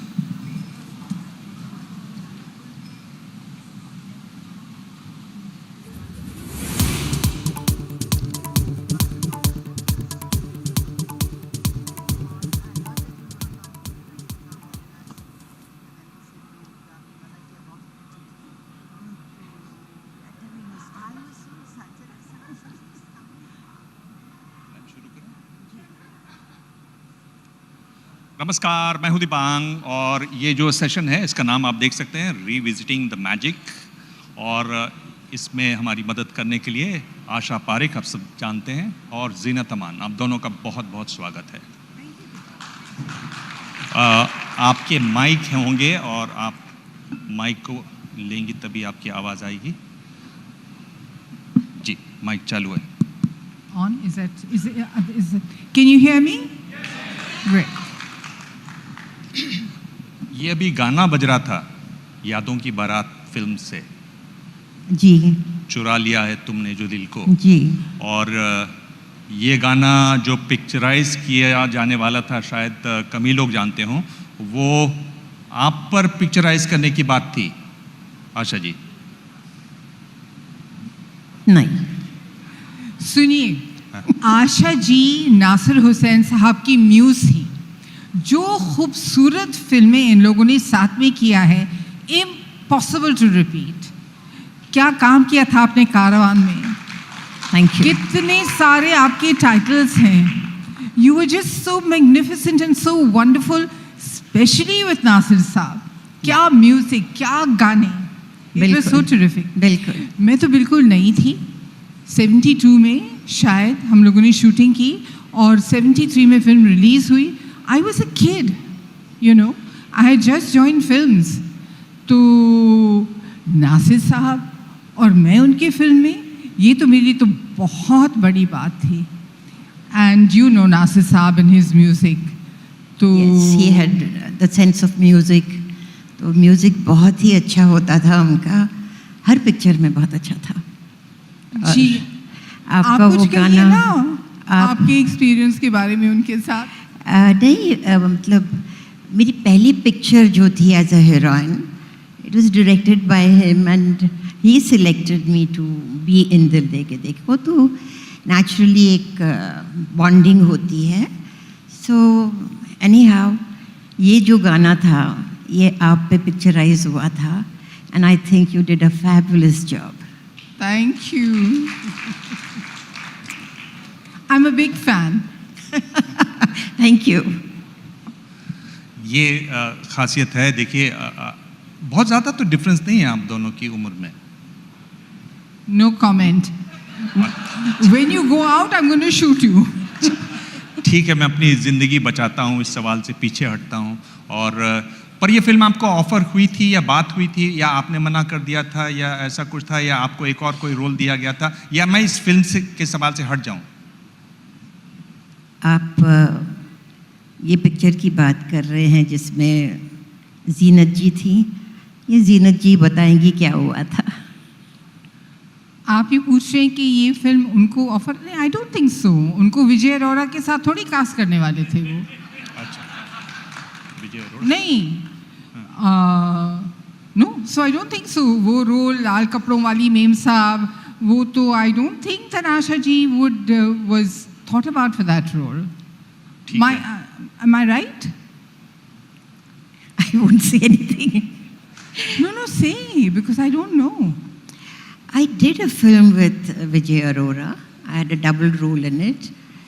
But don't remind me of the film because it was one of my life's most horrible film which did not even run for 2 days. So were you offered this Yadon Ki Barat role? It's a long story. Now tell us a long story. We want to know. नहीं ये था कि I was not here. पहले तो मैं America में थी, मैं performance कर रही थी, and there was something which Mr. Nasir Hussain said to me which upsetted me. मैंने कहा मुझे नहीं काम करना, तो कहा ठीक है, नहीं करना मुझे काम. I'm sad for you, but I'm happy for me. I had no idea. Chaliye, how lovely to know these stories. इतने सालों के I बाद. wouldn't like to repeat it, but now we all insisted, तो मैंने कहा चलो बता देती हूँ. नहीं नहीं अच्छी बात है. It's history. It's part of history. जी. आशा जी, ये जो आपने कहा कि आप थोड़ा गुस्सा हो जाती थी, ये कहा जाता है कि उस दौर के जितने भी हीरो थे वो आपसे कुछ डरते थे, कुछ सहमे से रहते थे. बड़ा आप गुस्से वाली थी क्या? नहीं, शायद मेरी शक्ल ऐसी थी कि लोग डरते थे मुझसे. Maybe. They used to get frightened. They wouldn't come and talk to me. हाँ, मुझे याद है जो मैं पहली picture, first film which I was doing with Jitendra, तो ये होता था कि मेरा शॉट ख़त्म हो जाता था, मैं बाहर चली जाती थी, फिर जितेंद्र जी अंदर आते थे, वो शॉट देते थे, वो बाहर चले जाते थे. तो ऐसे काफ़ी बार हुआ. फिर जब साथ में टुगेदर शॉट लेना था तो फिर थोड़ी थोड़ी बातें होती रही. Then it was okay. But Asha ji, I don't know why. Because जैसे मैंने पहले भी कहा है, जो आप स्क्रीन पे हो, you are lovely on screen, but you're much lovelier off screen. You know, you're such a lovely person. Thank you. तो I don't know कि लोग बिल्कुल. हाँ, जैसे अभी धर्म जी के साथ था. You know, I was working for the first time with धर्म जी, धर्मेंद्र जी. तो आए दिन बाहर की शूटिंग हो रही थी. अब ये होता था कि एक शॉट ख़त्म हो जाता था, वो इस तरफ मैं उस तरफ. तो 3-4 दिन के बाद जी ओम प्रकाश जी ने कहा कि सवेरे सवेरे शूटिंग पे जा रहे थे दार्जिलिंग में, तो कहा कि मैं आपके साथ गाड़ी में आऊँ. तो मैंने कहा जी ज़रूर आइए. फिर कहने लगे मैं बहुत परेशान हूँ. मैंने कहा क्या हुआ? नहीं ज़रा टेंशन हो रही है. क्या टेंशन हो रही है? तो बोले नहीं आप दोनों इतना अलग अलग हो जाते हैं तो ये रोमांटिक सीन्स कैसे करेंगे? तो फिर मैंने कहा ऐसी कोई बात नहीं है, रोमांटिक सीन्स करना है तो करना है. तो फिर कहा नहीं आप ज़रा धर्म जी से बात करिए तो ज़रा थोड़ा सा टेंशन कम हो जाए. तो इस तरह से हुआ था. आपके जीने जी, आपकी जब आप फिल्मों में काम कर रही थी, कोई ऐसा एक्टर था जो आपसे थोड़ा डरता था या आप अनअप्रोचेबल आप बन गई हूँ किसी के लिए, ऐसा कोई ध्यान आता है? I don't know. मुझे ऐसे कभी कुछ महसूस नहीं हुआ कि कोई मुझसे डरता है. हम लोग सब अपने आकर सेट पे अपना काम करके इन अ हैप्पी वे, खुशी खुशी करके चले जाते थे. No, I don't think so. ये जो जब इंसाफ का तराजू, जब वो फिल्म बनी थी तो राज बब्बर और दीपक पराशर नए थे, तो हो सकता है उस वक्त दे वर अ लिटिल बिट इन ऑ. जी. तो ये एक तरीके से हर दौर में होता है कि सीनियर आर्टिस्ट हों तो जो नए लोग होते हैं वो थोड़ा सा सहम जाते हैं, या आपकी माँ भी थी साथ में इसलिए लोग डरते थे? नहीं ऐसे तो कुछ नहीं था, लेकिन आई थिंक ये 2 वाक़ये हुए थे, लेकिन आमतौर पे ज़रा हीरो लोग मुझसे दूर ही रहते थे और मैं भी उनसे दूर रहती थी. इस दूरी का आपको कोई नुकसान हुआ? नहीं, मुझे नहीं लगता कोई नुकसान हुआ. आपके हम गाने सुन रहे हैं, आपके बहुत और भी गाने होंगे. आपके पसंदीदा गानों में कौन से हैं? सुनिए, बहुत मुश्किल सवाल है. R.D. बर्मन जी जो थे, हमारे साथ बहुत सारे उनके गाने बहुत सक्सेसफुल हुए, चाहे चुरा लिया हो, चाहे दम मारो दम हो. बहुत सारे, और लक्ष्मीकांत प्यारेलाल जी के साथ भी, और कल्याण जी आनंद जी के साथ भी। मेरी जर्नी जो थी उसमें आई वॉज वेरी फॉर्चुनेट कि मुझे बहुत सारे अच्छे अच्छे गाने मिले जो मेरे ऊपर पिक्चराइज हुए। तो मेरी कोई ख़ास पसंदीदा गाना तो है नहीं। I enjoy the journey and I still look back on these songs with great fondness. जी आशा जी, आपके पसंदीदा गाने कुछ आप बता सकती हो? आप तब भी बहुत गाने थे, बहुत अच्छे गाने थे, और वो तो एक तरीके से वो दौर था जब हिंदी फिल्म म्यूज़िक का गोल्डन पीरियड था। ये तो बहुत मुश्किल सवाल है, क्योंकि मेरे जितने गाने थे, चाहे पिक्चर चली ना चली, गाने हिट होते थे। तो बहुत मुश्किल है कहना कि ये गाना मुझे बहुत पसंद है या वो गाना मुझे बहुत पसंद है। Very difficult. आप गाती भी हैं? जी नहीं, बिल्कुल नहीं। आप गुनगुनाती होंगी? बिल्कुल नहीं। आपको एक वाकया सुनाऊंगी मैं बहुत ही बेसुरा गाती हूँ, तो इसलिए मैं कोशिश भी नहीं करती हूँ। ये हुआ था कि हम शूटिंग कर रहे थे कारवां की, और जितेंद्र जी और मेरा वो कितना अच्छा वादा गाना, जी, वो गाना पिक्चराइज हो रहा था। तो जितेंद्र जी ने कहा कि डांस डायरेक्टर को जो माइक है उसको ज़रा दूर रखना। तो बोले क्यों? बोले मैं बेसुरा गाता हूँ, अब ये पता नहीं कैसे गाती है। तो जब मैंने गाना शुरू किया तो उसने कहा कोई हर्ज नहीं, आप इधर नज़दीक रख सकते हो क्योंकि हम दोनों बेसुरे हैं। तो ये है, इसलिए मैं गाना नहीं गाती है। ज़ीनत जी, आप गाना गाने की आपने कभी कोशिश की? बिल्कुल नहीं। And I loved Indian cinema, I love Indian cinema, क्योंकि कोई एक्सपेक्टेशन भी नहीं है कि हम लोग अपना गाना गाएं। You have such wonderful singers, और हम लोग माइम करते हैं और खुशी खुशी माइम करते हैं। दो एक्टर्स के साथ आप लोगों ने काफ़ी फिल्में की, देव साहब और राजेश खन्ना। कैसा था उनके साथ काम करना? अगर मैं आपसे पूछूं, कैसे कंपेयर करते हैं? आप डिसाइड किससे पूछना, अब उनसे पूछें। जी देखिए, अगर मेरी कोई सक्सेस हुई हिंदी सिनेमा में, इट वाज बिकॉज ऑफ हरे रामा हरे कृष्णा। तो देव साहब और नवकीर्तन मेरे मेंटोर रह चुके हैं। उनके साथ उनकी कंपनी में ये फिल्म बनी, फिर इश्क इश्क, फिर हीरा पन्ना, और उनके साथ बहुत सारी फिल्मों में काम किया, darling darling, Kalabaaz and a lot of films. तो मेरे लिए वो सिर्फ मेरे को स्टार नहीं थे, वो मेरे मेंटोर थे। जी आशा जी, आप? देव साहब के साथ मैंने 2-3 पिक्चरें की, और आई फाउंड कि वो बहुत ही अपने में खोए हुए रहते थे। तो ज़्यादा मतलब बातचीत तो नहीं होती थी, लेकिन अच्छा काम हो जाता था। हर वक्त हेलो शो करके आते थे सेट पे हर वक्त, तो अच्छा था काम करना। और राजेश खन्ना? मैं ये समझ रहा हूँ कि जब राजेश खन्ना ने शुरुआत की होगी, जब आपके साथ फिल्म की होगी, तो आप बहुत बड़ी स्टार रही होंगे। उन्होंने शुरुआती दिन होंगे उनके एक तरीके से, या बाहरों के सपने से शुरू किया था। तो हाँ, वो वैसे basically he was an introvert, कभी ज़्यादा बात नहीं करते थे। This is what I feel.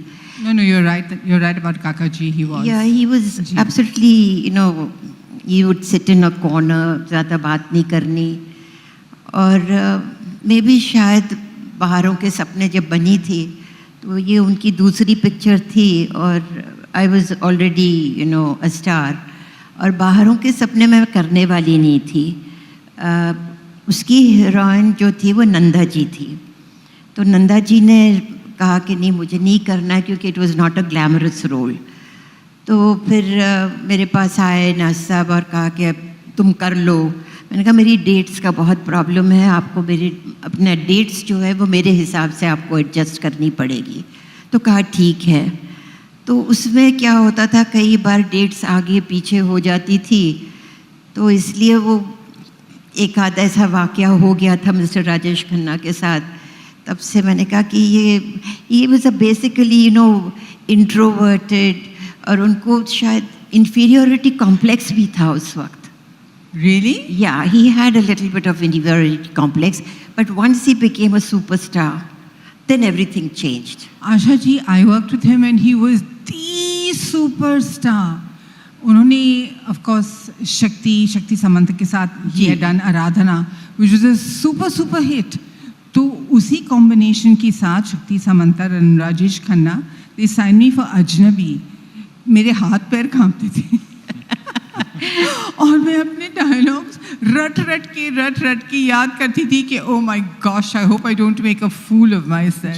जी, तो you were a superstar when he started, he was a superstar when I started. जी, तो कुछ ऐसा ही था. अच्छी बात है. ये बताइए कि जब आप फिल्में करती थी तो कुछ ऐसा था कि इस फिल्म में मैं ये करूँगी और ये तो मैं बिल्कुल कोई भी फिल्मों में कर ही नहीं सकती हूँ? डूज एंड डोंट्स की कोई आपकी लिस्ट थी फिल्मों के लिए? नहीं, बिल्कुल नहीं. बिल्कुल नहीं. ऐसे तो नहीं था कि अच्छा, आपका कुछ ऐसा था कि मैं ये कर सकती हूँ, मैं वो नहीं कर सकती हूँ, ऐसे तो नहीं था. I'm sure या मैं ये पहन सकती हूँ, ऐसा नहीं पहन सकती हूँ? पहनने के लिए तो डेफिनेटली कोई मुझे कहता कि बिकिनी पहनना है तो मैं कहूँगी कि नहीं, मुझे नहीं करना काम. नहीं करना? नहीं. पर ऐसे कोई रोल आपके पास आए? नहीं जी, ऐसे कुछ नहीं आया था. लोगों को पहले ही मालूम था कि ये तो करने वाली नहीं? जी बिल्कुल. जलवा था आपका? जैसे आप सोचे. सच? आप लोग तालियों में कंजूसी कर रहे हैं, मैं देख रहा हूँ. पर आपका कोई डूज एंड डोंट्स था फिल्मों में? देखिए, मैं एक कलाकार थी जो अपने मैं एक डायरेक्टर की एक्टर थी, तो जो कहानी का डिमांड था उस हिसाब से आई वुड परफॉर्म. और आप यकीन नहीं मानेंगे, आई think I M one of the few artist जिसने सारे जो एक्टर डायरेक्टर्स हैं उनके साथ काम किया है. ऑल ऑफ देम ऑलमोस्ट, चाहे देव साहब हो, राजी हो, शम्मी कपूर हो, फिरोज़ खान, संजय खान, अमजद खान, ओपी रल्हन, जितने भी एक्टर डायरेक्टर्स थे उनके साथ काम किया. तो they would bring that extra magic and that extra appeal. तो it depended on my director. जी. ऐसी कौन सी एक्ट्रेसेस थी आपके दौर की? जेलसी तो आपको शायद हुई होगी लोगों से, मैं वहाँ नहीं जाना चाहता हूँ, जिनको आप एडमायर करती थी आपके दौर में. ऐसी कौन सी एक्ट्रेसेस थी? एक्ट्रेसेस थी उस वक्त, मतलब कि हमारे कॉलीग्स में, of course Asha ji, Waheeda ji, you all were all a little senior when we came in. हाँ, तो यस, अगर आप मेरे कॉलीग्स के बारे में बात कर रहे हैं तो एक तो हेमा जी थी, वेरी वंडरफुल क्लासिकल डांसर, जो मैं तो बिल्कुल नहीं थी. तो I really liked her for that. जी. हेमा जी. आशा जी, आप? मैं जब भी विजयंती माला जी को देखती थी तो मुझे पता नहीं, I was a great admirer of hers, because जब भी सेट पे आती थी तो ऐसा लगता था कि कोई क्वीन चली आ रही है. She was so graceful, so beautiful. तो I was a great admirer of hers.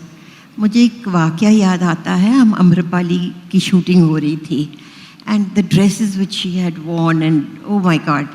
तो we were shooting for Teesri Manzil with mister Shammi Kapoor. तो उन्होंने कहा चलो जाके देखते हैं.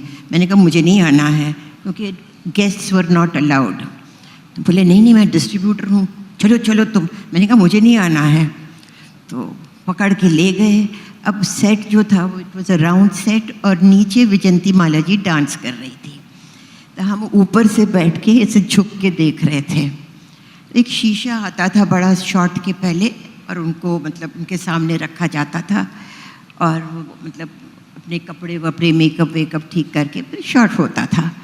तो जब आईना आया तो उसने ऊपर से देखा कि हम दो जो है ऊपर बैठ के झांक रहे हैं. तो वहाँ से उन्होंने बहुत ज़ोर से कहा, Asha what are you doing there, come down.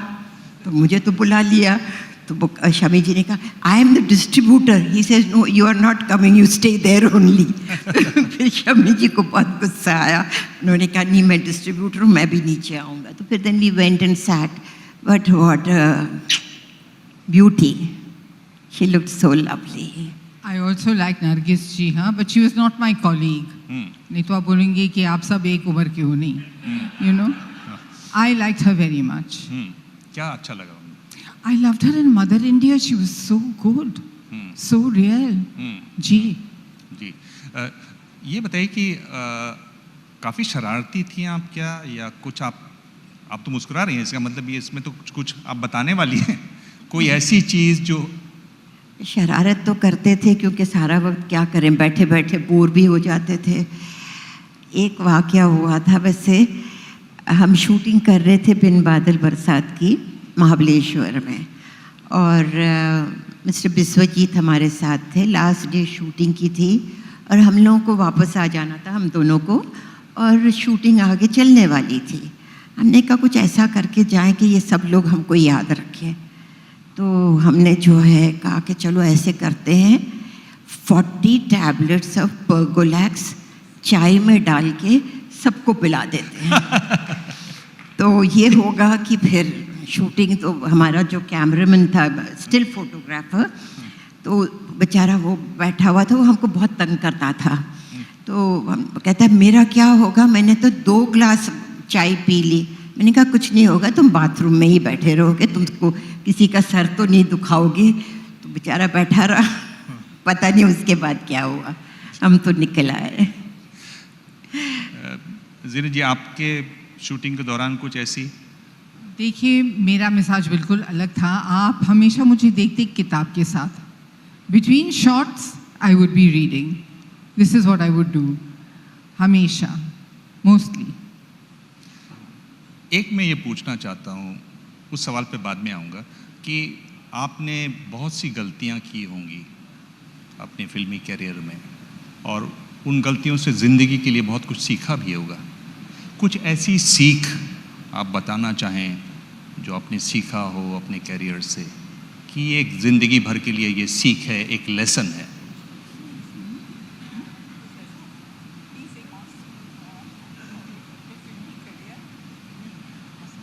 ऐसा तो कुछ नहीं हुआ था। ये आपस में सलाह हो गई आपकी? ऐसा फिल्मी करियर में तो नहीं हुआ, असली जिंदगी में तो बहुत कुछ हुआ। ये मुझे असली जिंदगी के सवाल पर ही आना था। नहीं, अब ये पर्सनल बातें हम लोग इस प्लेटफॉर्म पे बिल्कुल नहीं डिस्कस करने वाले। पर मैं ये पूछ रहा हूँ कि क्यों नहीं अच्छी शादियाँ होती, जितनी भी जो हमारी बड़ी हीरोइंस हैं, ज़्यादातर की शादियाँ अच्छी हो नहीं पाती। बड़ा मुझको ये बड़ा शादी पर ही सवालिया निशान लग जाता है। Asha ji, please answer this question. शादी तो कहते हैं ना कि ऊपर से लिख कर आती है, अगर नहीं होना है नहीं होना है, होना है होना है।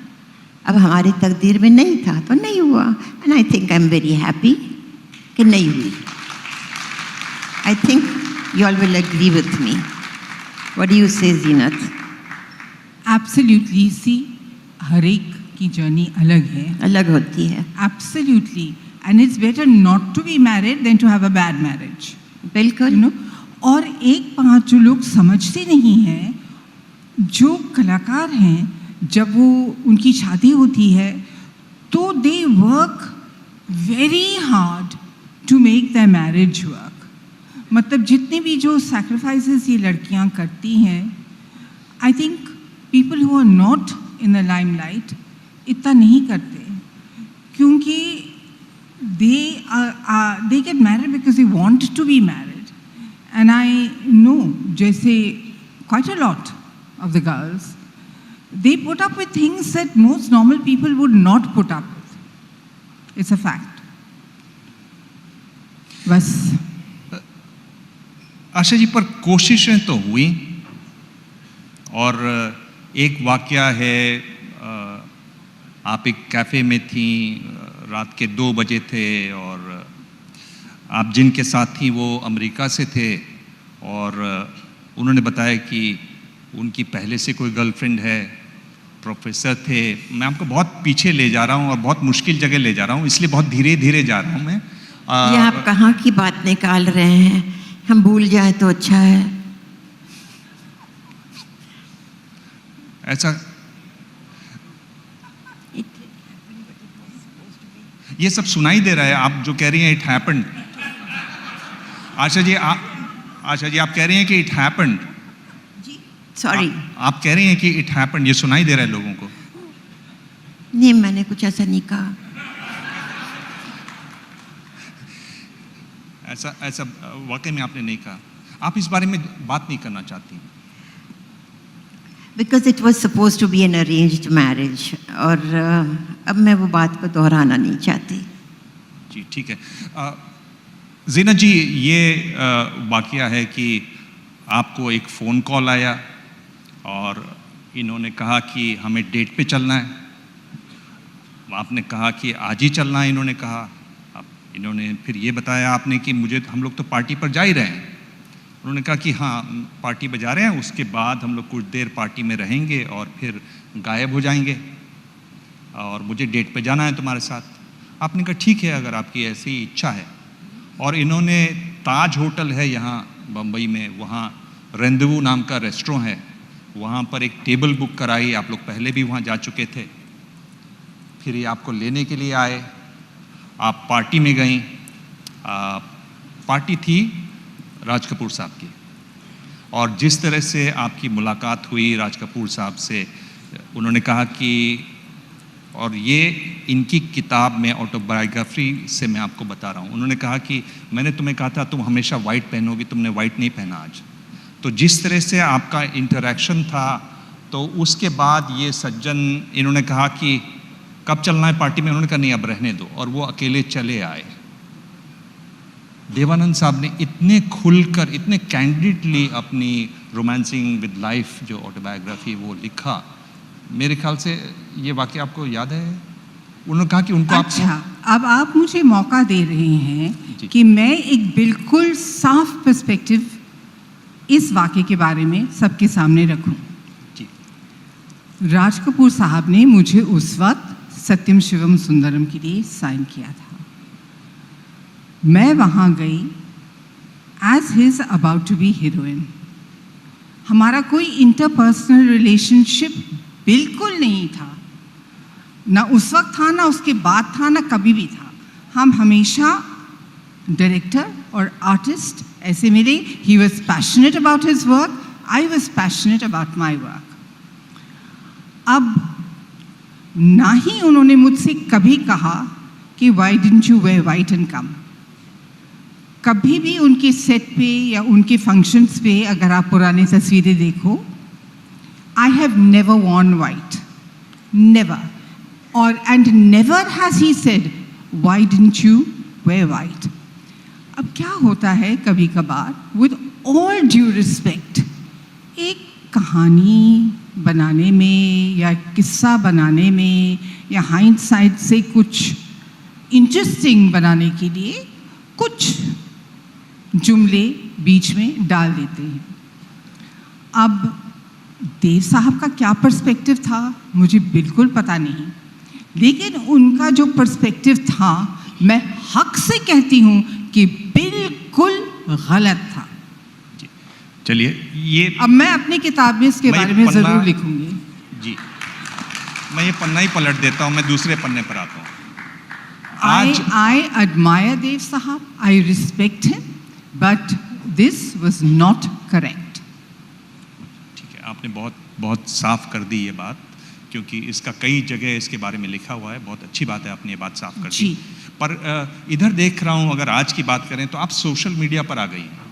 ये आपको कैसे अभी ये कैसे आपको शौक हुआ? जितने लोग देख रहे हों, जीनत जी को जरूर फॉलो करें, वो सोशल मीडिया पर हैं। जी, मैंने आपका ऐड भी कर दिया। जी, बस यूं ही ऐसे ही my family said to me कि why don't you come on social media. तो मेरे बच्चों ने मुझसे कहा, तो मैंने उसके बारे में सोचा। मुझे पहले से भी बहुत शौक था लिखने का, और ये देव साहब मुझसे कहते थे कि why don't you right, because you do right decently. तो उस वक्त इस वक्त जब बच्चों ने कहा तो मैंने सोचा व्हाई नॉट। मैं एक बात बताना चाहती हूँ कि जीनत जी बहुत अच्छा लिखती हैं, इतना अच्छा लिखती हैं कि मैं क्या बोलूँ। और मैं चाहती हूँ और उम्मीद रखती हूँ कि one day you will write your autobiography. Thank you my darling, thank you. Asha ji, अगर आज की बात करें तो एक मुद्दा पिछले दिनों बहुत उछला, वो पठान फिल्म का था। आप सेंसर बोर्ड की चीफ रहीं, आप कैसा आपका नज़रिया है इस बारे में? आप पहले सेंसर बोर्ड की चीफ थी, अभी तो नहीं है, कैसे देखती हैं आप इसको? आपने बड़ा कंट्रोवर्शियल क्वेश्चन पूछा है, मैं कोशिश करूँगी इसका जवाब देने के लिए। पहली बात यह है कि पठान वॉज नॉट सेंसर्ड जब ये बवाल उठा, क्योंकि यूट्यूब पे गाने आ गए थे। अब सेंसर बोर्ड क्यों है? अगर आप लोग बैठ के सेंसरशिप करने वाले हैं तो फिर सेंसर बोर्ड का मतलब नहीं रहता। मैं ये सोचती हूँ, दिस इज़ माई फीलिंग्स, कि सेंसर बोर्ड जब है तो उससे ज़्यादा सेंसर बोर्ड घर में होना चाहिए, माँ बाप को सेंसर बोर्ड होना चाहिए। क्योंकि क्या बच्चे देख रहे हैं, क्या नहीं देख रहे हैं, आजकल इंटरनेट है, सब कुछ, सब सुविधाएं हैं। तो माँ बाप अगर नहीं देखें कि क्या देख रहे हैं बच्चे, तो सेंसर का मतलब मुझे समझ में नहीं आता। हम बैठ के सेंसरशिप करते हैं, बट उसके बावजूद कई चीज़ें निकल जाती है और माँ बाप बैठे हैं, बच्चे देख रहे हैं, कोई फ़र्क नहीं पड़ता। इसलिए पठान के लिए ये गलत हो रहा है, क्योंकि पहली बात कि हमारी फ़िलहाल इंडस्ट्री बुरी टाइम से गुज़र रही है। तो अगर पिक्चरें चलेगी नहीं तो इंडस्ट्री डाई कर जाएगी। इंडस्ट्री में एक पिक्चर के लिए कितने लोग काम करते हैं, उनकी रोज़ी रोटी सब चली जाएगी अगर फिल्म इंडस्ट्री ही बंद हो जाएगी। अगर आप हर पिक्चर को इसको बैन करो, उसको बैन करो, तो क्या होगा हम लोगों का? तो मुझे तो दुख होता है कि ऐसी चीज़ें नहीं होनी चाहिए। अगर मैं आपसे पूछूं कि आपने इतने रोल किए, पर ऐसा एक कोई रोल जो आपको लगता है कि काश मैंने ये रोल भी किया होता, आशा जी अगर आपसे पूछूं, फिर मैं जीनत जी आपसे पूछूंगा ये सवाल, ऐसा कोई रोल जो मुझ से? मदर इंडिया में नरगिस जी ने जो काम किया था वो आज भी याद रहता है। काश मुझे भी ऐसा एक रोल मिलता। क्या खास बात लगी आपको उस रोल में? कितने शेड्स थे, एक औरत क्या क्या करती है, कितनी हिम्मत वाली है। जो हम कहते हैं ना कि a woman is not that powerful, but here in the village a woman is so powerful, she goes through all the agonies। तो इसलिए मुझे लगता है कि वो एक रोल ऐसा था जो, और नरगिस जी ने खूब निभाया। जी, मैं आपसे अगला सवाल यही पूछूंगा कि ऐसा कौन सा आपने जो रोल किए जो आपको बहुत पसंद आता है, आप सोच लीजिए। पर जीनत जी, आपको कोई ऐसा रोल जो आपको लगता है कि काश मैंने ये रोल किया होता? इन्होंने मदर इंडिया बताया, आप? नहीं, जो कुछ मुझे मिला करने के लिए मैंने खुशी खुशी किया। कुछ अच्छे थे, कुछ इतने अच्छे नहीं भी थे, और मेरी ऐसी कोई ख़ास ख्वाहिश है भी नहीं। बट अगर अब कोई एज अप्रोप्रिएट रोल मिल जाए, I would be very happy to do it. अभी भी आप करना? एब्सोल्युटली। एक कलाकार की क्रिएटिविटी कभी ख़त्म नहीं होती। एम आई राइट? बिल्कुल। या अच्छा जी, आप भी अब अगर कोई रोल मिले ढंग का तो आप करना चाहेंगे? नहीं, काम नहीं करना। बहुत काम किया, बहुत काम किया। स्टेज किया, फिल्म किया, टीवी डायरेक्ट किया, टीवी सीरियल्स डायरेक्ट किए, अब सब कर लिया। डिस्ट्रीब्यूटर भी रहे, थिएटर ओन भी किया, सब कुछ कर लिया। अब कुछ नहीं करना, अब आराम करना। आराम करते करते आप कभी कभी अपनी पुरानी फिल्में देखती हैं और कोई चीज़ आपको बहुत ऐसा रोल है जो आपको लगता है कि हाँ ये मैंने ठीक ठाक काम किया इस पे, ऐसे कौन सी कोई फिल्में हैं, कोई रोल हैं? मेरे पिक्चरों की जी नहीं, वो तो कभी सेटिस्फैक्शन होता ही नहीं है। वो एक शॉट देने के बाद ही होता है अच्छा मैंने थोड़ा सा इधर ऐसा कर लिया होता, ऐसा कर लिया होता तो अच्छा होता। तो ऐसे फिर भी जो रोल आपको पसंद हो, कोई एक या दो? नहीं, ऐसे रोल्स तो जो भी मैंने किए मैंने पसंद करके किए हैं। I have not just done it. जी जीनत जी, आप जब पुरानी फिल्मों को देखते हैं तो लगता है कि हाँ ये नहीं, बिल्कुल नहीं। I am my worst critic, मुझे सब बुरा लगता है। तो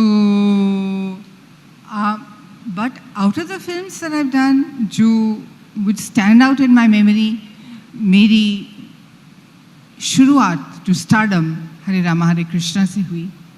फिर मुझे मौका मिला एक अलग किस्म का रोल करने के लिए, वो that was in Satyam Shivam Sundaram and Roma from Don, Sheela from Qurbani, सब हट के अलग अलग किस्म के रोल थे। तो I enjoyed all of them. सुनिए, हमारी एक जर्नी रह चुकी है और हर कदम पे एक माइलस्टोन रहा है। So it becomes very difficult to select one. सब अच्छे थे। फिल्मी जो दुनिया रही जिसमें आप लोग दोनों रहे, उसके लोग क्या आपकी ज़िंदगी में अभी भी आते जाते हैं? तब के कुछ लोग हैं जो अभी भी, जिनसे अभी भी दोस्ती कायम है, जिनके साथ आपकी बातचीत होती हो रेगुलर बेसिस पर, या अब वो दुनिया से आप आगे चले गए? दोस्ती तो सबसे है, लेकिन कुछ लोगों से दोस्ती ज़्यादा होती है, कुछ लोगों से कम होती है। तो दोस्ती तो सबसे है। ज़्यादा गहरी दोस्ती आपकी किन किन से है? जी, किन किन से आपकी गहरी दोस्ती है अभी? वहीदा जी है, हेलन जी है, जीनत जी है, सायरा जी है, इन सबसे दोस्ती है। जीनत जी आपकी? देखिए, ये जो फिल्म का माहौल है, दुनिया है, हम लोग जब मिलते हैं तो बहुत दिल से मिलते हैं, अच्छे से मिलते हैं और अच्छी तरह से साथ में काम करते हैं। तो जी, I am in touch with Padmini, with Rekha, with Hema ji, with Asha ji, with quite a few people. But day-to-day life में ऐसा तो नहीं है। जी, बहुत बहुत धन्यवाद। आपने इतनी अच्छी बातें की और इतने पुराने दिनों की याद दिलाई, और आवाज़ से बिल्कुल अगर टीवी बंद कर दिया जाए तो लगता है कि बिल्कुल 70 का, 60 का, 80 का दशक चल रहा है। Thank you. Thank you. Thank you. बहुत बहुत धन्यवाद आशा जी और Zeenat ji. What a beautiful conversation. And एक बात तो बिल्कुल सच है कि हमने आज इसी मंच पर मैजिक जरूर रिक्रिएट कर दिया है, thanks to these beautiful ladies. So huge round of applause for them ladies. And I'd like to invite on stage now Shashank Mane, the MD for Multimedia Informatics. Where the software engineer meets the smart market analyst, meets the gifted content writer. To create the big dream, the world comes together at Sharda University. So where are you? Exercise से भी जरूरी क्या है जानते हो? क्या? सेहतमंद खाना। मैं सिर्फ राघव भोग आटे की रोटी खाता हूँ। और क्या चटपटा है राजेश मसाला, ट्राई करिए। टेस्ट मस्त, जबरदस्त। राजेश राघव भोग चक्की आटा। Ideas of India co-presented by Dabur वैदिक टी, चाय का वही लाजवाब स्वाद अब सेहत के साथ। Co-powered by डॉक्टर ऑर्थो, अब दर्द भी घुटने टेकेगा। गैलेंट एडवांस TMT सरिया निर्माण का रियल हीरो। अब आएगा खाने में असली स्वाद राजेश मसाले के साथ। Driven by Maruti Suzuki. Technology partner, create today, enrich tomorrow, Panasonic. Gold partner, Senco Gold and Diamonds, design of India for you. Partner, Vico Vajradanti, India का गम एक्सपर्ट, मजेदार नहीं असरदार। रमी बोले तो Junglee rummy, India's most trusted rummy site. Get quick loans from Tata Capital. बदलते भारत की नई gas, go gas. Clean and dry, number 1 expert intimate care range. CIDCO, we make cities. MMRDA rebooting Mumbai.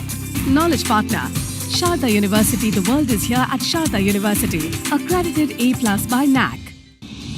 where the software engineer meets the smart market analyst, meets the gifted content writer. To create the big dream, the world comes together at Sharda University. So where are you?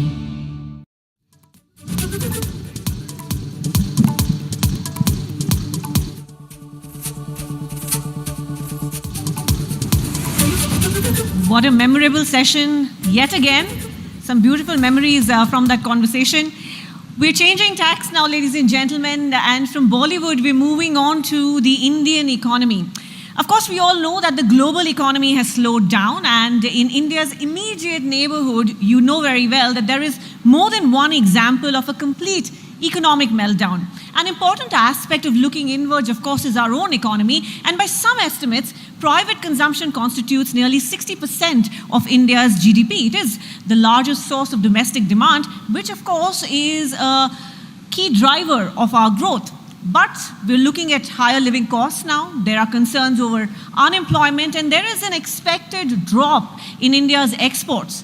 And keeping all that in mind, how can India maintain robust consumption and remain on its growth trajectory? To talk about what could be India's survival guide in a world that is facing financial anguish, please welcome on stage Mr. Surjit Singh Bhalla, former Executive Director, IMF for India, Bangladesh, Bhutan, and Sri Lanka. Namaskar, sir. A warm welcome to you. Please also welcome Mr. Dharamkirti Joshi, Chief Economist at CRISIL. Welcome, Mr. Joshi. And this session will be chaired by senior journalist Shankar Iyer.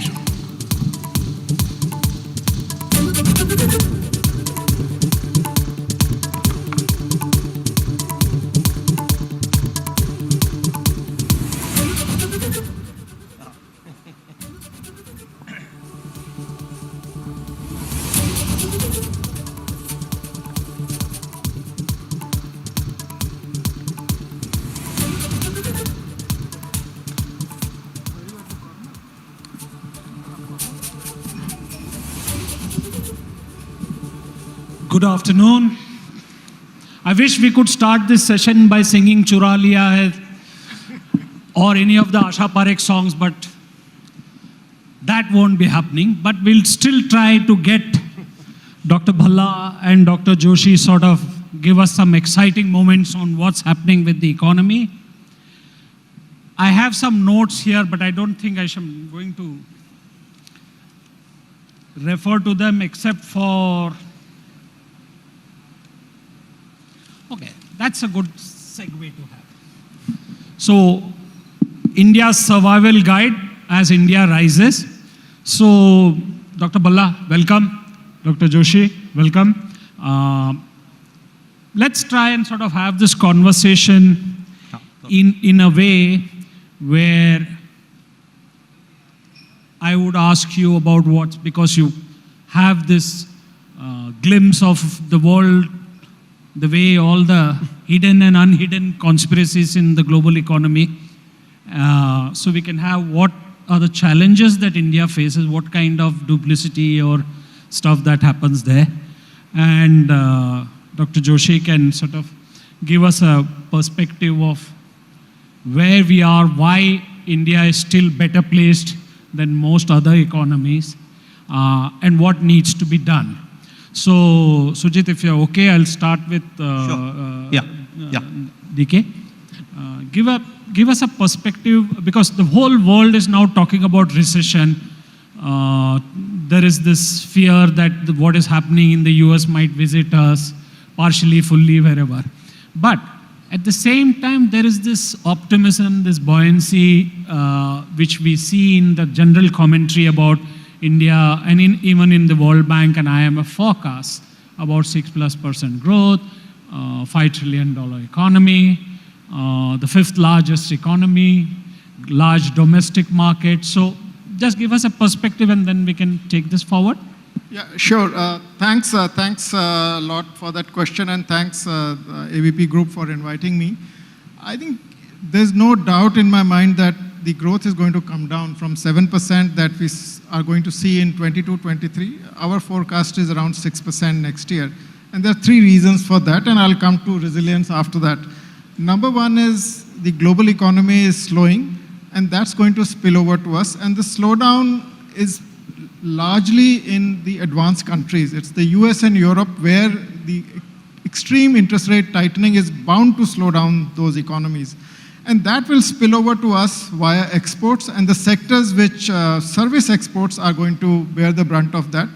By the way, India's exports to advanced countries are about 45%, and our growth cycles are almost nearly synchronized with those of advanced countries, though our long-term trend rate of growth is divergent. But I think growth cycles are because we've got more interconnected with the world. So that's reason number one.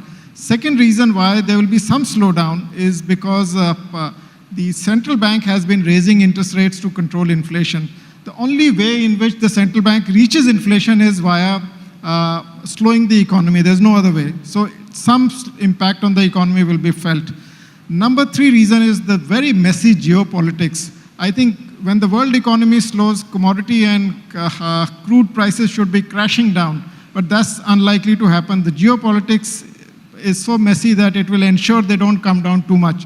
So not too much benefit from global slowdown in terms of crude and commodity prices.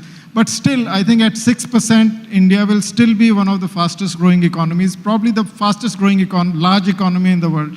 Now coming to the resilience part, I think there are several factors here. I think number one is the fact that the Indian corporate sector is in extremely good health. The balance sheets are very strong. They have paid back most of their debt, so their leverage is low, and they are in a position to invest if there is an opportunity, and the healthy balance sheet also provides them a support in terms of any global shock that comes. The second is our financial sector is cleaned up right now. I think the non-performing assets are very low, so you can start the cycle of giving out loans again. And I think so the financial sector is in a position to lubricate the economy as and when required. And then finally, I think there are two types of infrastructure that India is creating, and both of them are going to lead to efficiency gains in the economy. Infrastructure is being built at an unprecedented pace. There's absolutely no doubt about it. Physical, and even the central government budget is 1/3 increase in capital outlay. That's massive. Apart from that, digital infrastructure is playing out, and I'll just close with this, in three ways. I think it's providing a platform for innovations, so you have startups, etc.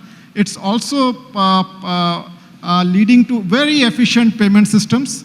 And then finally, I think the digitalization has also allowed the government to reach out to the needy via subsidies, etc., without any leakage. I think this particularly was helpful during the COVID times. So I think the point I'm making is these set of unique factors actually make the country resilient. So I think it's going to there is a very strong wind coming from the global side. It's going to impact us, but I think it's not going to create a recession or a sharp slowdown of any of that sort. I think whether you get 6%, 6.5%, or 5.5%, that is, I think, any confidence interval around a forecast is very large right now. I mean, so because there are too many moving parts. So Sujit, depends on which part of the geography you are and which portal you log on to, or which newspaper you read, or which podcast you watch. Uncertainty seems to be like a largely accepted consensus view. And then I always tell them that Paul Walker used to say uncertainty is the base case for all economies and all politicians, because you never really know what's going to come through. But there is this increasing anxiety in the financial markets in India. The Reserve Bank got its little shock kind of thing and they said that inflation is moderated, but now there is speculation that they will have to increase rates. Right? I know you have fairly, if I may call it, not radical, but contrarian views on how inflation is managed earlier in India, and now you have a global perspective. So I just wanted a sort of snapshot from you on, I mean, all the central banks have been raising rates by 50 and 75 basis points. They've raised, so if I use the US as a benchmark, so 5% from 0 to 5 they've gone. And their inflation has not come down 5 or hasn't come down even 2.5. And EU, I saw yesterday, is still around, Europe is around 8. So what is this whole thing? Get us past this long and variable lags in central bank policy. You know, there's an old saying that if you have 3 economists, you'll have 5 opinions. And I will conform to that. And the other saying is that we live in a world with increasing uncertainty. Now, I don't mean this as strictly as a contrarian view, but my perspective for the last couple of years, so it's not built on, is quite contrary to these 2 views. Let's start with inflation, which everybody is talking about.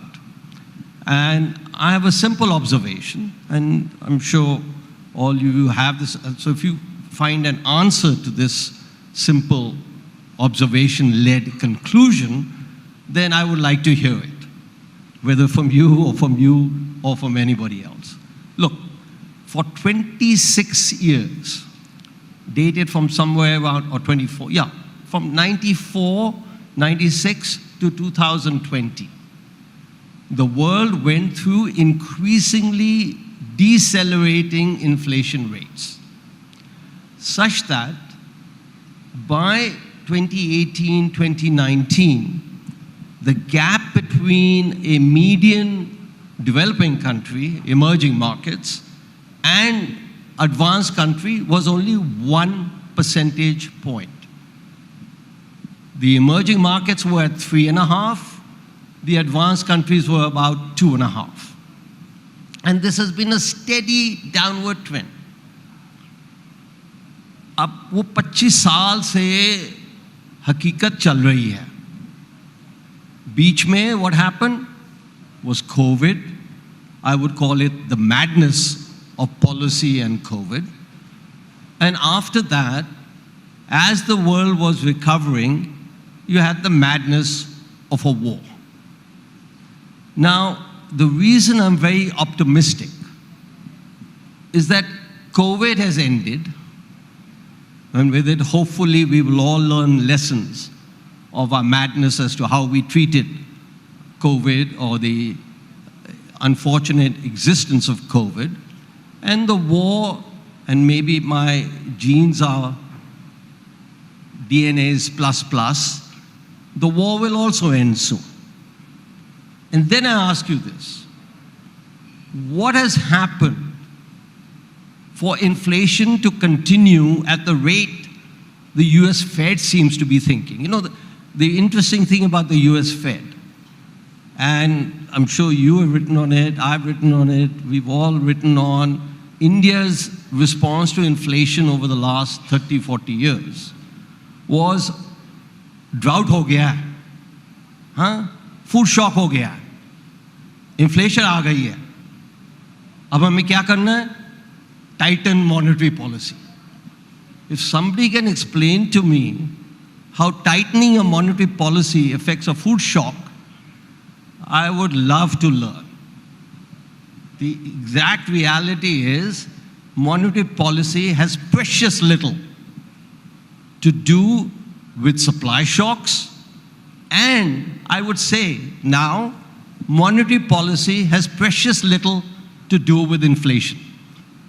Look, we are in a very globalized world. We all recognize that. And in this globalized world, it's international wages, it's the international supply of human capital, and the supply of savings that makes it almost impossible. So I will go out on a limb. Malpass, the outgoing World Bank president, just said yesterday, I think in Mumbai or Bangalore, that look, the world had better get used to much higher interest rates than what we had, the abnormally low interest rates over the last decade. Pretty much. Now, I would ask him, what has changed? Why we need to answer, since it was world markets that determined the low interest rates, वो policy makers ने तो नहीं किया. वो इसलिए low थे, inflation low थी. अब मेरे को बताओ, why would inflation come back? Okay. Just tell me. So I think, now coming to the last part, India, we are at a very, very fortunate place. I must say, as a 74-year-old, I never thought we'd be at this place. And I think we will only benefit more from this changed globalization, the interest rates that will come down, inflation that will come down, and no thanks to policymakers that inflation will come down. Let me make it clear.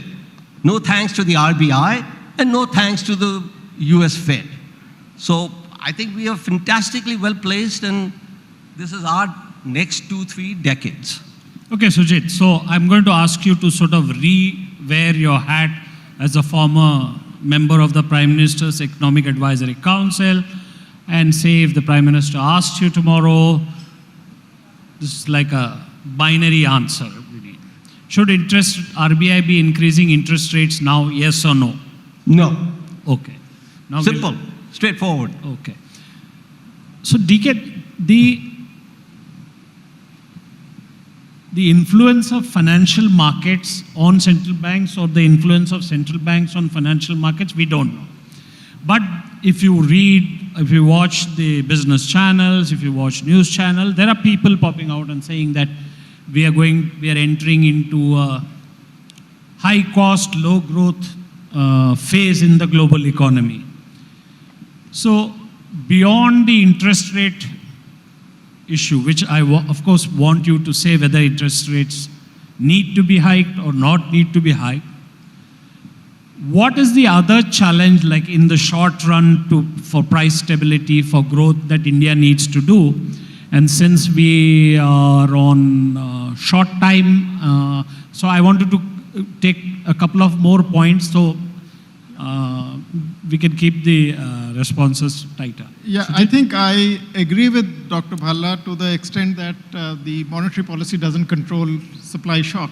But I think, but I would also like to add that if the supply shock becomes persistent, just as you're seeing wheat inflation at 12-13% for last 1 year, then I think it starts flowing into other parts of the economy. And that is what the rate hike controls. And so I think there is a role for the central bank policy. I think in terms of extreme supply shocks, I think it becomes a little less. I think that's what I would say. And right now, I would believe that the central bank has raised rates enough, and probably it's time to now pause. So, आपके हिसाब से RBI ने अभी जो rate बढ़ोतरी कर रहे थे वो नहीं करना चाहिए, अभी थमना चाहिए उसको? नहीं, अभी हो चुका है, and now I think we are approaching the pause. Pause. हाँ. अभी एक pause पे होना pause चाहिए. पे हाँ. Okay. Yeah. So we were looking at the challenges as India heads towards a 5 trillion mark, and then there are forecasts of a $10 trillion economy ahead. Now those are all arithmetic and economic elements, forecasts and demographics and all those things. There is no doubt that India is entering into a sweet spot, like a Goldilocks period. So if in your work and through your analysis, what are the 3 or 4 things, quickly if we can go through them, what needs to be done?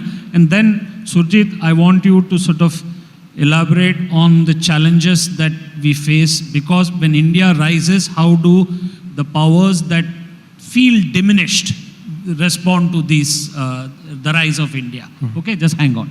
Yeah, well, I think from the challenges perspective, right, what we need to address, I think one challenge that is facing us is the climate. I think there's absolutely no doubt. I think I have been talking about the economy for 33 years. Nowhere in my presentation I mentioned climate change as a risk to the economy. I think it suddenly appeared in the last 2-3 years. And we are seeing that. I think India is probably the most vulnerable country. So from an agriculture perspective, we need to ensure that there is enough storage, etc., so that supply shocks that will come from climate impacting agriculture are taken care of. I think because food is still a major part of our inflation basket. I also want to add that I think the way we measure inflation is also important. I think we have a 11-12 base, which is very old. I mean, the consumption pattern has changed dramatically over the last 10 years. So I think the inflation numbers that you see are not that accurate. So that is, I think, one. Second, I think India is moving towards a growth path which is focused on infrastructure, which is focused on manufacturing. Now, both of them are carbon intensive. When you create infrastructure, steel and cement, you carbonize the economy. Manufacturing is more carbon intensive than your services. So how are you going to make it leave less carbon footprint while you industrialize? I think that's going to be a challenge which needs to be addressed. Then I think very quickly, the last part I would say is that when we look at the long-term growth dynamics, capital investment is happening, efficiency will flow in digital infrastructure, physical infrastructure, but the labor, I think, is not equipped for that. And I think just very quickly, I think if I just give you one statistic, the 50% of India's labor force is below secondary school and they don't have any skills. So I think you can't fire the economy with such low skills. So I think the point is labor will become a constraint. I think of the three factors, capital will be there, efficiency will come from some of the reforms, but the quality of labor, I think, can become a constraint for India, and that needs to be addressed. So climate resilience, skills, and watch out for how you move, what is the balance between the composition of the thing on, when you say manufacturing creates a greater carbon. If you leave a higher carbon footprint, you will going to face higher tariffs from Europe, okay. etc. Yeah. That's exactly where what we were discussing in the morning, Surjit. So now you have a perspective of this. You've seen this at close quarters when you were at the IMF and earlier also. There is always a response from the diminishing empire about a rising empire. Or a diminishing power about a rising power. We see that in play in the US-China thing, and now increasingly about India. So in my research or readings, I have found that there is suddenly an increased preference for ESG, environment, social, and governance, which affects portfolio flows, FDI, whatever, which might make our the flows costlier or constrained. The second is this whole drama in European Union has conceived now about carbon tax on products coming from India. So if Mr. Jindal or the Tata Chorus is exporting steel to European car makers, they might be subject to tax. This is the kind of fear they have, plus the textile where we have competitive advantages. So what's happening there? Why is this happening? I think you said it, in the beginning very rightly, that there's a challenge to a rising empire from a diminishing empire. And I think that really puts into correct perspective about what's happening in the world vis-a-vis India and what's happening in India vis-a-vis the diminishing empire in India. In India also, I had said it in terms of... Sujit, we're not going to the diminishing empire. But I think, see, that psychology puts in perspective, which is, it's winners and losers. And losers don't like to continue losing. But they can't really strike at the inevitable. So I think we are now at a stage where, as far as there are elements obviously of outside of India who look at India as a rising threat. Fortunately, the global economy today, vis-a-vis now the big rising threat for the last 10, 15 years was China. Now, for various reasons which we won't go into now, that threat has really, really diminished. I think that's one of the biggest shocks to the world. as to how fast that threat is diminishing.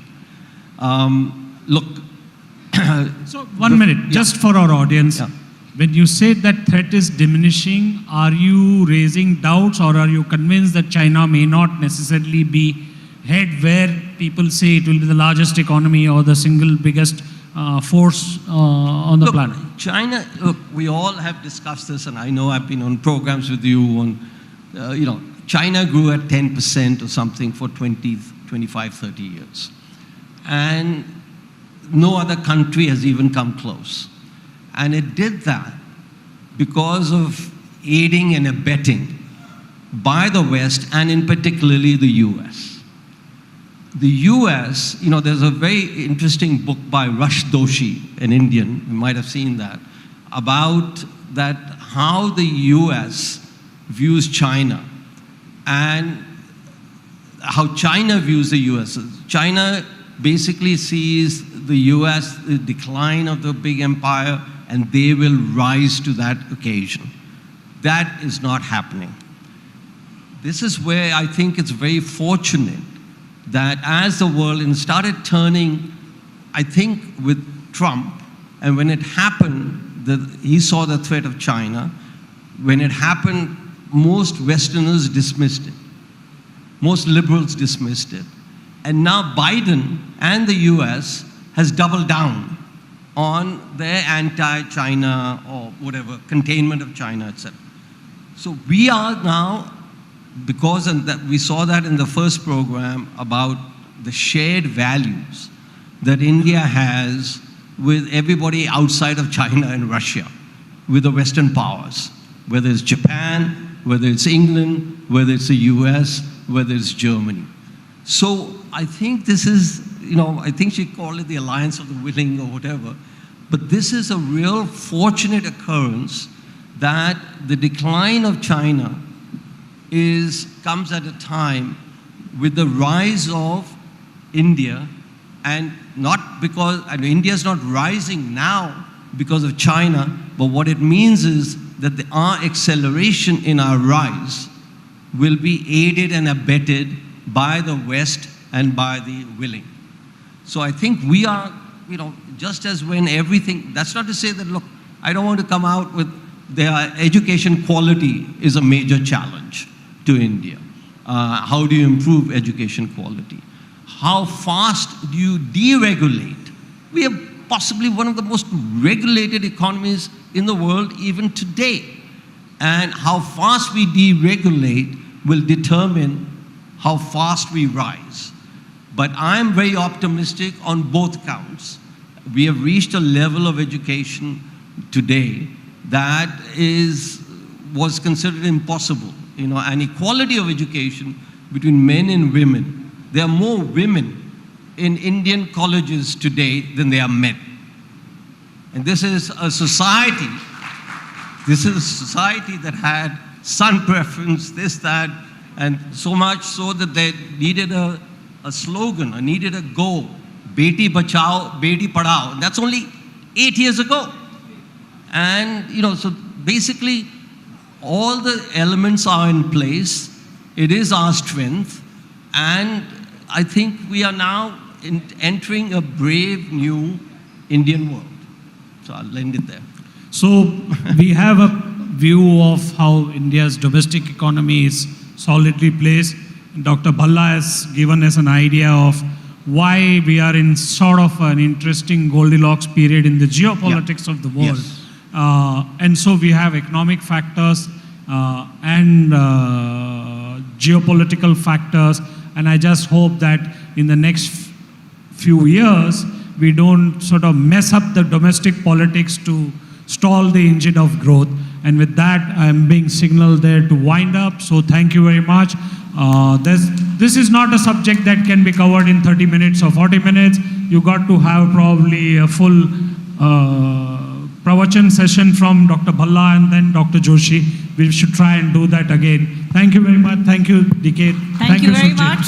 Thank you very much, gentlemen. Of course, we've got a sense of the opportunity opportunities that India has to accelerate. Just depends on us how much we want to push it forward. Thank you very much. I'd like to invite on stage Rajesh Krishnamurthy, Business Director from Himalaya Wellness. Where the software engineer meets the smart market analyst, meets the gifted content writer. To create the big dream, the world comes together at Sharda University. So where are you?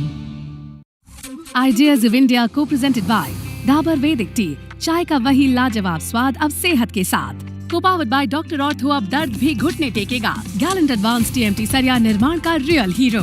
अब आएगा खाने में असली स्वाद राजेश मसाले के साथ. Driven by Maruti Suzuki. Technology partner, create today, enrich tomorrow, Panasonic. Gold partner, Senco Gold and Diamonds, design of India for you. Partner, Vico Vachirdanti, India का गम एक्सपर्ट, मजेदार नहीं असरदार. Rummy बोले तो जंगली Rummy, India's most trusted Rummy site. Get quick loans from Tata Capital. बदलते भारत की नई gas, Go Gas. Clean and dry. #1 expert intimate care range. Sidco, we make cities. MMRDA rebooting Mumbai. Knowledge partner, Sharda University. The world is here at Sharda University. Accredited A+ by NAC. Beautiful launch. A Naya India, an unstoppable India, an unmissable India, an India not dependent, an India that inspires. How can we create this Naya India? For this, we need big ideas. That is why ABP Network presents Ideas of India Summit. Okay. आमची मुंबई कशा आहेत? बरा आहेत. मैंने कहा बड़े बड़े अभी स्टॉलवर्ड्स आए, अच्छे अच्छे ऐसे लोग आए जिनको देखने का ही सबको मज़ा आता है. अब ऐसे में मुंबईकर का मन कैसे जीता जाए? एक भाषण दूंगा, शायद आपके मन में आएगा नहीं आएगा. So that's why we created this presentation. Okay, ready? चलो, लेट्स गो. ये जो ब्रिज देख रहे हो आप, why we put it on the opening slide, this is higher than the Eiffel Tower. And that is the direction in which we have to go. We cannot do incremental change. We should not be aiming at incremental movements. We have to look at what is the best in the world and then do better than that. That is our goal. So I'll start with railways, then move on to telecom, and then towards IT, okay? 800 passengers carried every year, 800 crore. 800 crore. आप कहोगे 140 है population, 800 कैसे हुए? बहुत लोग हैं जो एक से ज़्यादा बार ट्रैवल करते हैं. 22,000 plus trains every day. 7,300 stations, massive network. 12 lakh employ. सोचो जब अप्रेजल का सीजन आता है तो क्या हालत होती होगी मेरी every year, right? So massive, massive, massive, massive network. How do you transform a network of this size? How do you transform an organization of this complexity?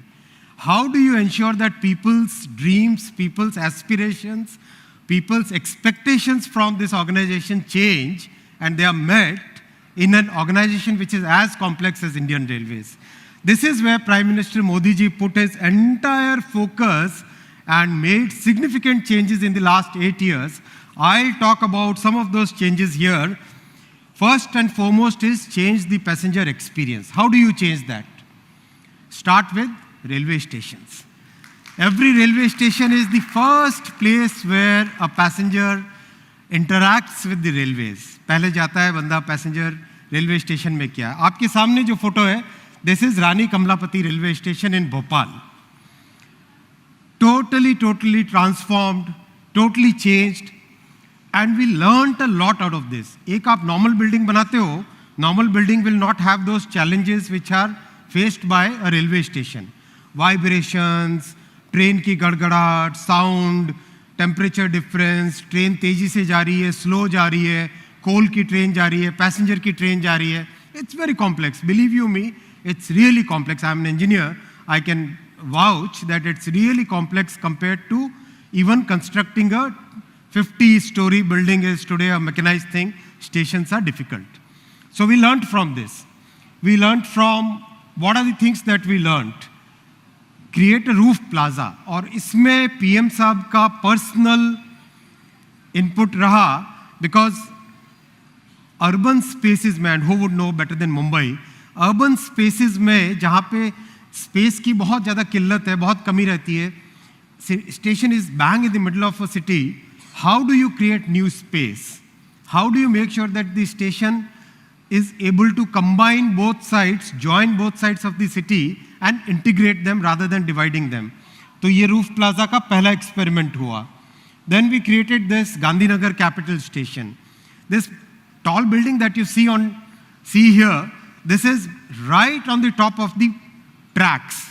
आपके जो tracks है, tracks के ऊपर ये बनी हुई है, right? So this is without asking for even 1 square inch extra space, this building got created. This again taught us many things. So this is where now we are going.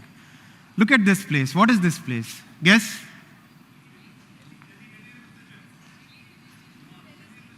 Prize किसके लिए है? Delhi railway station. चलो भाई, give him a big round of applause. क्या नाम है आपका? मुखर्जी दादा के लिए. Great. This is Delhi railway station, right? And you'll say that आप ऐसे ही picture दिखा देते हो. नहीं साहब, इसका complete design complete हो गया है. Tender document बन चुका है. Tender document निकल चुका है. 38 permissions जो लेनी होती है, वो सारी की सारी permissions ले ली है. From DDA, from Delhi Police, from Urban Arts Commission, 50 जगह से आती है permissions, UT PAC, उन सब से permission ले ली है. और इसका टेंडर मार्च के 2nd वीक में अवार्ड होने वाला है. Imagine now these are the 2 globes जो आप देख रहे हो ना, ये डोम और वो वाला डोम. These are on top of the tracks. जो ट्रैक्स है, ट्रैक के ऊपर है ये दोनों के दोनों डोम्स. इसके अंदर massive roof plaza inside. 4 floors of roof plaza. And कितनी जमीन नई क्रिएट हो रही है? न्यू दिल्ली स्टेशन वाले जानेंगे तो 50 acre new space is getting created inside the station. Imagine. That's the thought process with which railways is moving ahead, right? Look at this. कितना बड़ा fundamental change आता है when you have all your traffic which comes to the station and goes out of it is all on elevated roads. Completely elevated roads पे.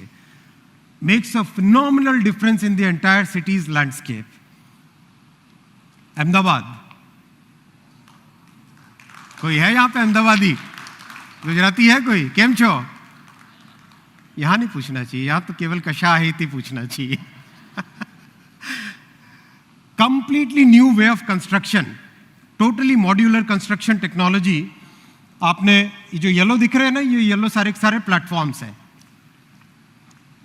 ये सारे yellow platforms हैं, right? इसके ऊपर पिलर्स लिए, पिलर्स के ऊपर एक फ्लोर बनाया, कंप्लीट एलिवेटेड रोड नेटवर्क बनाया, उसके ऊपर और फ्लोर लिया पिलर्स लेके. Completely modular construction. क्योंकि स्टॉप, अगर कोई दूसरी कंट्री होती है, हमारी नेबरिंग कंट्री, तो वो 3 साल के लिए सब कुछ बंद कर सकता है, कोई चूंचा नहीं करेगा. हमारे तो आप लोग ABP न्यूज़ में घंटी बजाओ हो जाएगा.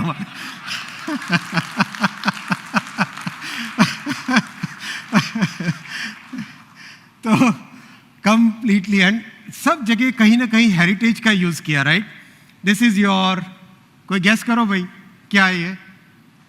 प्राइज मिलेगा, बड़ी ताली. Modhera sun temple, right? मेरे लिए ताली बजा लो. ब्यूटीफुल स्टेशन, बहुत अच्छा. और खूब बड़ा सा अंदर रूफ प्लाजा. आमची मुंबई, छत्रपति शिवाजी महाराज टर्मिनल. इसका कंपटीशन किससे है बताओ जरा, कोई गेस करो. एक्सेलेंट, इनके लिए प्राइज बहुत जोरदार. उससे बेटर बनाना है, राइट? यस. हम लोगों ने कंपटीशन किया which is the most contemporary station when we look at Chhatrapati Shivaji Maharaj Terminal. London का जो किंग्स क्रॉस, लंदन सेंट्रल कहते हैं जिसको, that's the station which is contemporary to this. उसकी डिज़ाइन हमने ली सब जगह से और best of the best architects को लगाया, best of the best structural engineers को लगाया और कहा कि यार देखो 4 साल के बाद में लोग लंदन से यहाँ आके इस स्टेशन को देखने आए, वैसा बनाना है। तो दे वर लाइक अच्छा, लेकिन जो डिज़ाइन बनाई है जबरदस्त, चक्कास बहुत ही अच्छी डिज़ाइन बनी है, इतनी अच्छी डिज़ाइन बनाई है और कंप्लीट इसका टेंडर कंप्लीट हो चुका है। इसका भी middle of the March tender allot होगा and every authority in Mumbai has given its permission and I thank honourable chief minister and DCM साहब, they are personally monitoring day by day इसका complete. और दूसरी बात, हमारे GM साहब बैठे हैं यहाँ पे, एक भी गाड़ी आपको रोकने के लिए मना, कोई गाड़ी कैंसिल नहीं होगी, राइट? इतना बड़ा चैलेंज कैसे करेंगे, लेकिन कर रहे, लगे हुए सबके सब इसमें। Huge space will get created, movement of people will become very smooth, totally new way of looking at things. मैंने इस स्टेशन में आधे टाइम तो लगेगा कि यार यहीं बैठ के थोड़ी देर गपशप कर लेते हैं, राइट? और खासकर जब जो यंगस्टर्स हैं उनके लिए, हमारे जैसे lots of space getting created, lots and lots of space getting created. This is the night view of CSMT. अच्छा है, मजा आया देखने में? जब बनेगा तब क्या मजा आएगा सोचो। अभी काम चालू होने वाला है, राइट? गुड। एंड ऐसा नहीं कि केवल मुंबई और दिल्ली और अहमदाबाद, नहीं, पूरे देश भर में कंप्लीट PM साहब ने टारगेट दिया है कि देश में हमारे रेलवे पैसेंजर्स का जो एक्सपीरियंस है वो टोटली ट्रांसफॉर्म होना चाहिए। चेन्नई अलम्बुर, एगमोर लिखते हैं उसको, बोलते हैं अलम्बुर। कानपुर, जयपुर, जयपुर तो हेरिटेज है, राइट? ग्वालियर, अगेन देखो ये पुराना स्टेशन है जो एग्जिस्टिंग है अभी, इसको पूरे को प्रिजर्व करते हुए how do you create a totally new structure, right? इसको प्रिजर्व भी करना है, हेरिटेज को प्रिजर्व भी करना है। PM साहब कहते हैं विकास भी और विरासत भी, विकास भी, so we have to combine both. तो ऐसा करके इसका डिज़ाइन बना। और ये प्रयागराज, इसमें जो चैलेंज है वो चैलेंज दुनिया के किसी स्टेशन में नहीं हो सकता। कुंभ के टाइम में एक दिन में 1 करोड़ लोग एक साथ, 1 करोड़ एक साथ। तो इसकी जो डिज़ाइनिंग की ना, उन ट्रांसपोर्ट प्लानर्स को सल्यूट है बॉस। माने उन्होंने किस तरह से इसमें पैसेंजर मूवमेंट क्रिएट किया है, it's going to be a Harvard case study, पक्का। माने हार्वर्ड नहीं होगा, MIT केस स्टडी होगा इंजीनियरिंग का। So it's a really great design which has been done in this and I feel really proud about this because इसको design करना सबसे ज़्यादा डिफिकल्ट था। इसका भी काम चालू हो गया already. Surat, why I show this slide is, PM साहब ने हमेशा एक चीज कही कि जितने भी मोड्स ऑफ ट्रांसपोर्ट है उनका एकदम सीमलेस इंटीग्रेशन होना चाहिए।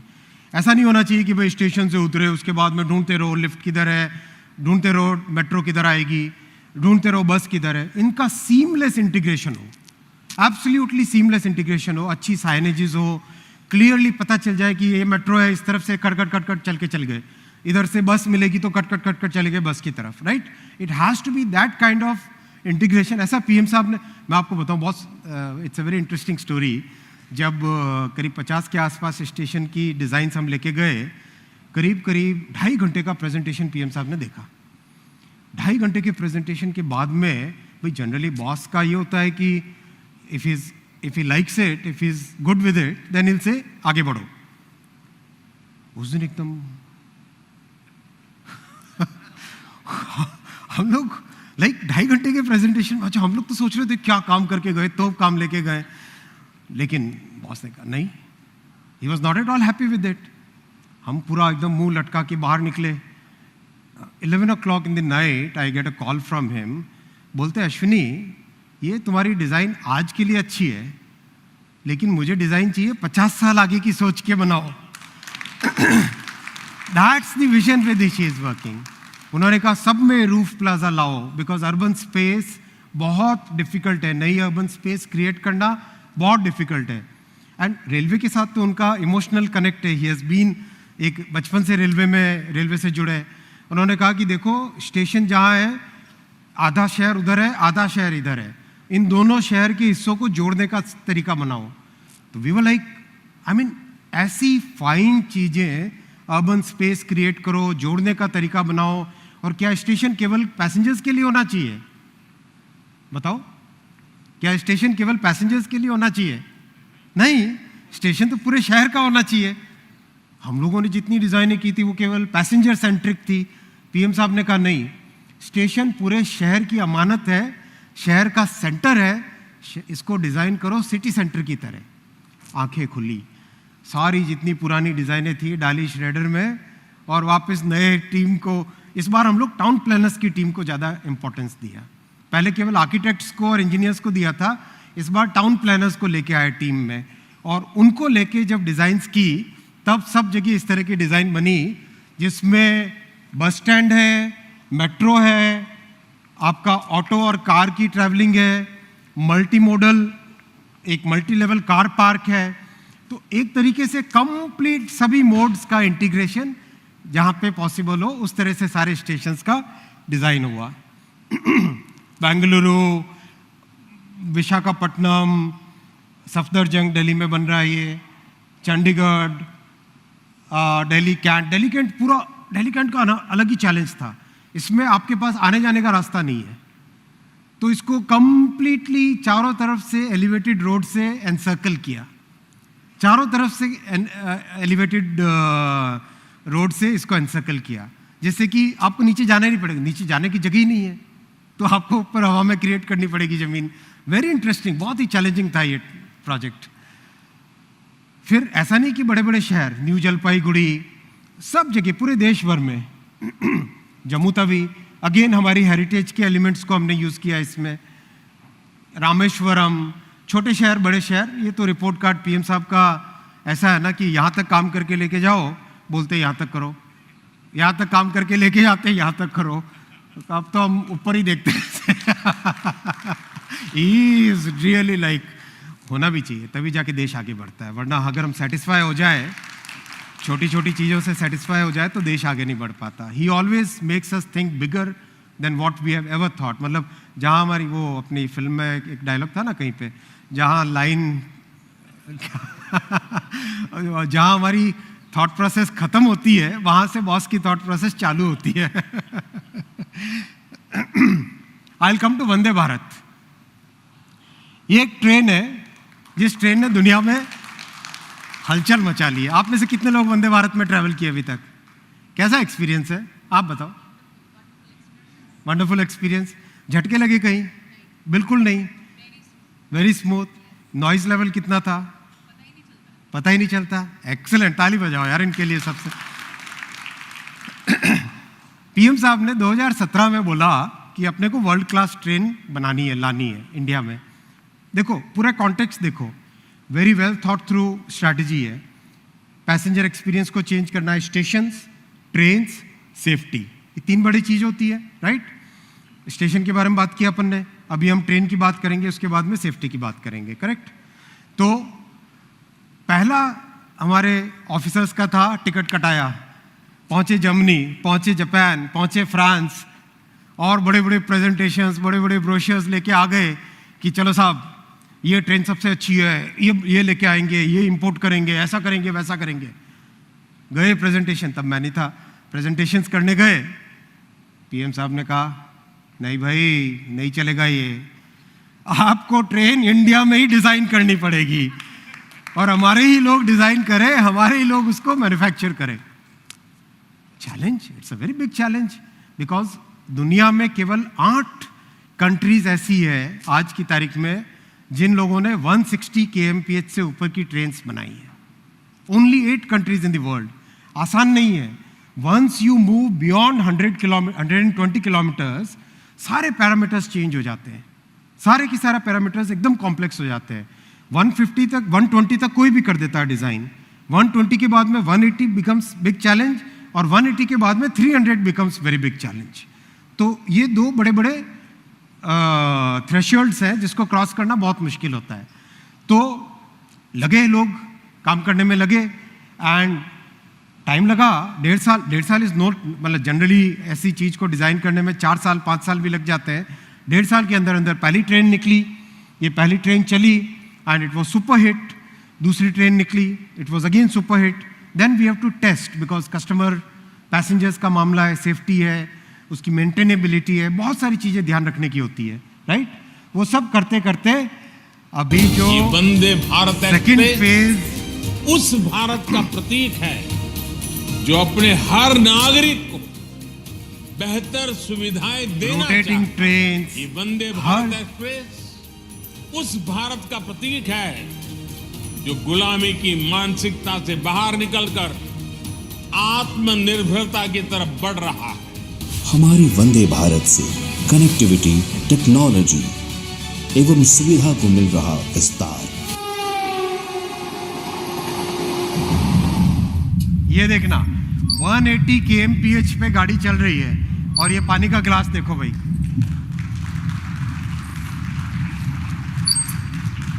फेविकॉल से नहीं चिपकाया हुआ है। ये पानी का गिलास नहीं हिला, लेकिन भारत सारी दुनिया हिल गई। से अंकित होगा यह पन्ना इतिहास का। 18 देशों में इसके बारे में स्टोरी छप चुकी है अभी। 18 कंट्रीज के नेशनल न्यूज़पेपर्स में आमची वंदे भारत, इसके बारे में स्टोरीज छप चुकी है 18 कंट्रीज में। और मैं आपको गारंटी देता हूं, ये पीएम साहब का जो विजन था, इस विजन का रिजल्ट क्या आएगा?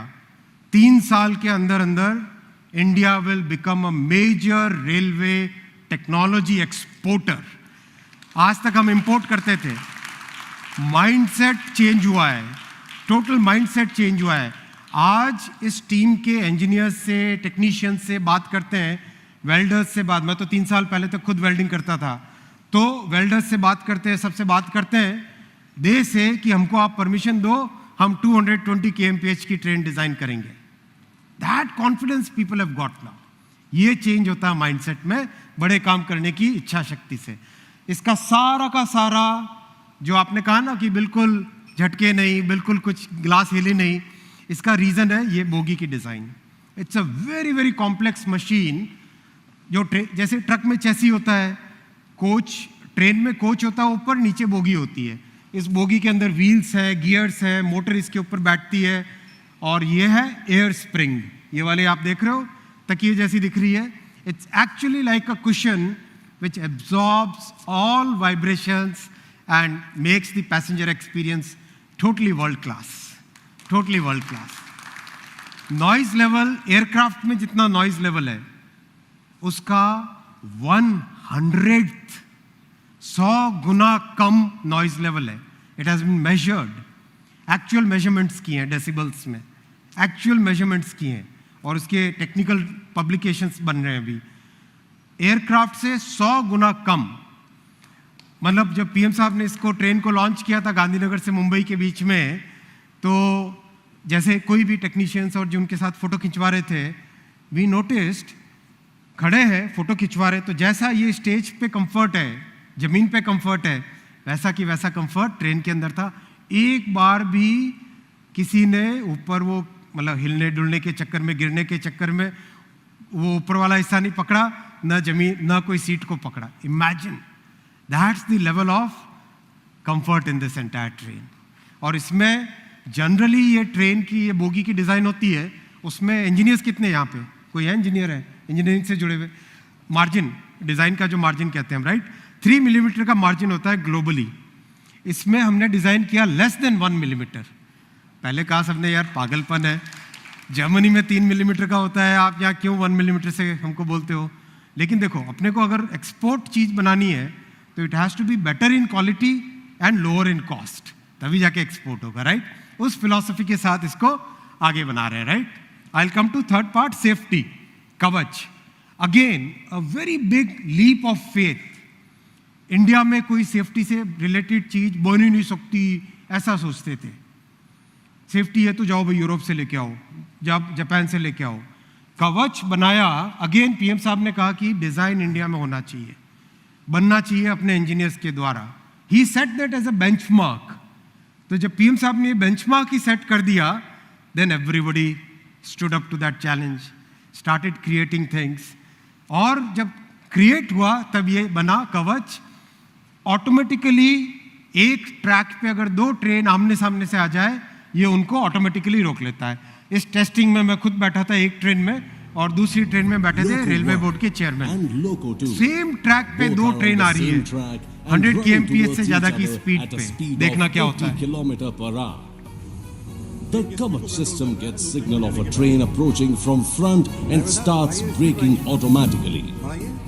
नॉच लीजिए, नॉच ले रहे हैं, बढ़ाने की कोशिश कर रहे हैं, लेकिन गाड़ी बढ़ने नहीं दे रहा है. कवच रोक. Both locos successfully brake and automatically stop at almost एक साथ आते हैं, 400 meters. Exactly at 400 meters दोनों ट्रेन अपने आप रुक जाती है.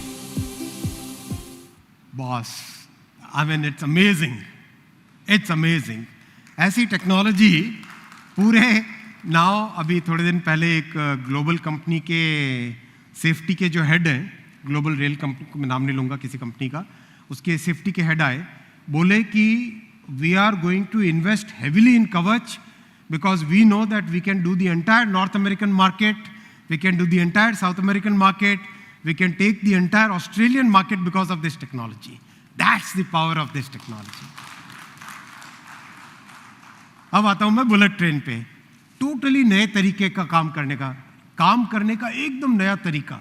मुंबई से पहले थोड़ा सा, जब तक ठाकरे साहब थे, उनको इंटरेस्ट नहीं था किसी डेवलपमेंट के किसी काम में, उनको इंटरेस्ट नहीं था, उनका अलग ही था सेटअप. लेकिन जैसे ही चेंज हुआ, शिंदे साहब ने आते ही within few weeks permission दे दी सारी कंप्लीट.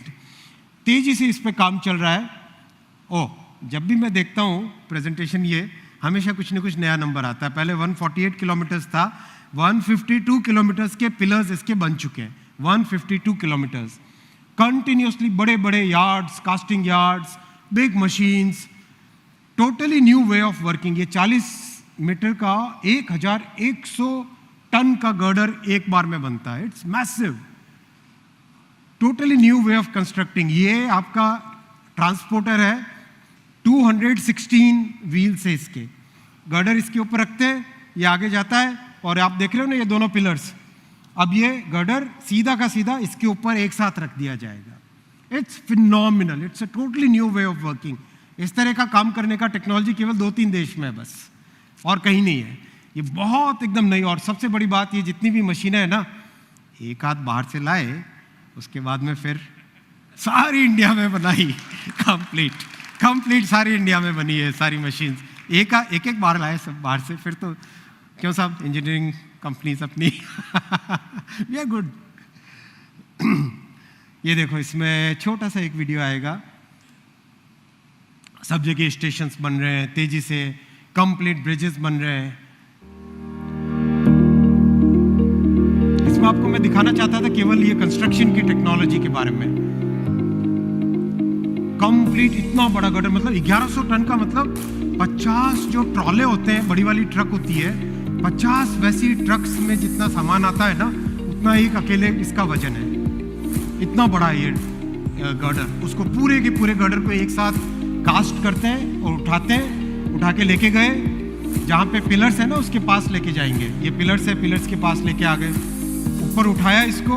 और वो जो ट्रांसपोर्टर है, कनखजूरा नहीं होता था बचपन में हम कहते थे, वैसा ही है ये ट्रांसपोर्टर, कनखजूरे जैसा, cut cut cut cut cut cut चलता है आराम से. वो गया, उसके ऊपर आगे लेके गए, और फिर पूरा का पूरा गर्डर एक साथ. देखो नीचे गाड़ियाँ चल रही है, नीचे देखेगी थोड़ी, कभी आराम से गाड़ियाँ चल रही, लेकिन पूरा का पूरा आराम से इसको है ना. मजेदार. ये काम करने का नया तरीका है, ये नया भारत है. ये देखो, इसकी स्पीड देखो काम की. ये पिक्चर है नवंबर 22 का, ये पिक्चर है नवंबर 22 का, ये पिक्चर है दिसंबर 22 का, और ये पिक्चर है जनवरी 22 का. पीएम साहब ऐसे हमको सोने नहीं देते. खूब काम कर रहे हैं, उनको बड़ा मजा आता है काम देखते हैं. I will come to digital connectivity. Massive reform किया प्रधानमंत्री जी ने सितंबर 21 में टेलीकॉम सेक्टर में। इसका इम्पैक्ट आज दिख रहा है। टावर की परमिशंस जो 235 दिन एवरेज लगती थी रिफॉर्म से पहले, आज एवरेज 7 डेज हो गई है, और उसमें से 85% टावर परमिशंस इंस्टेंटेनियस है।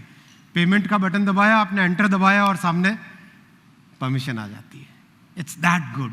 अभी तो इंडस्ट्री बोल रही है कि थोड़ा रुक जाओ हम लोग कैचअप कर लें। वॉल स्ट्रीट जर्नल में एक ग्लोबल कंपनी एरिक्सन के सीईओ ने कहा, India is ahead of the world in 5G roll out. ये वॉल स्ट्रीट जर्नल का कोट है। हम लोगों ने टारगेट लिया था 31 मार्च तक 200 सिटीज को कवर करेंगे। बताओ अब तक कितनी सिटीज कवर कर चुके हैं? सिटीज एंड टाउन्स कितने कवर कर चुके हैं? 300 ऑलरेडी। 31 मार्च अभी दूर है। So that's the speed at which it's moving. But what gives the biggest satisfaction is, जैसे वंदे भारत बनी, जैसे कवच बना, वैसा ही इंडिया टेलीकॉम स्टैक। आज दुनिया में सिर्फ 5 कंपनीज ऐसी है, 5 कंपनीज जिसके पास end to end telecom technology है, और सारी दुनिया उन्हीं से खरीदती है। पीएम साहब ने टारगेट रखा कि अपना खुद का टेलीकॉम टेक्नोलॉजी स्टैक होना चाहिए, बिकॉज स्ट्रैटेजिक है, बिकॉज उसका ग्लोबल इंपॉर्टेंस है, बहुत बड़ा ग्लोबल मार्केट है।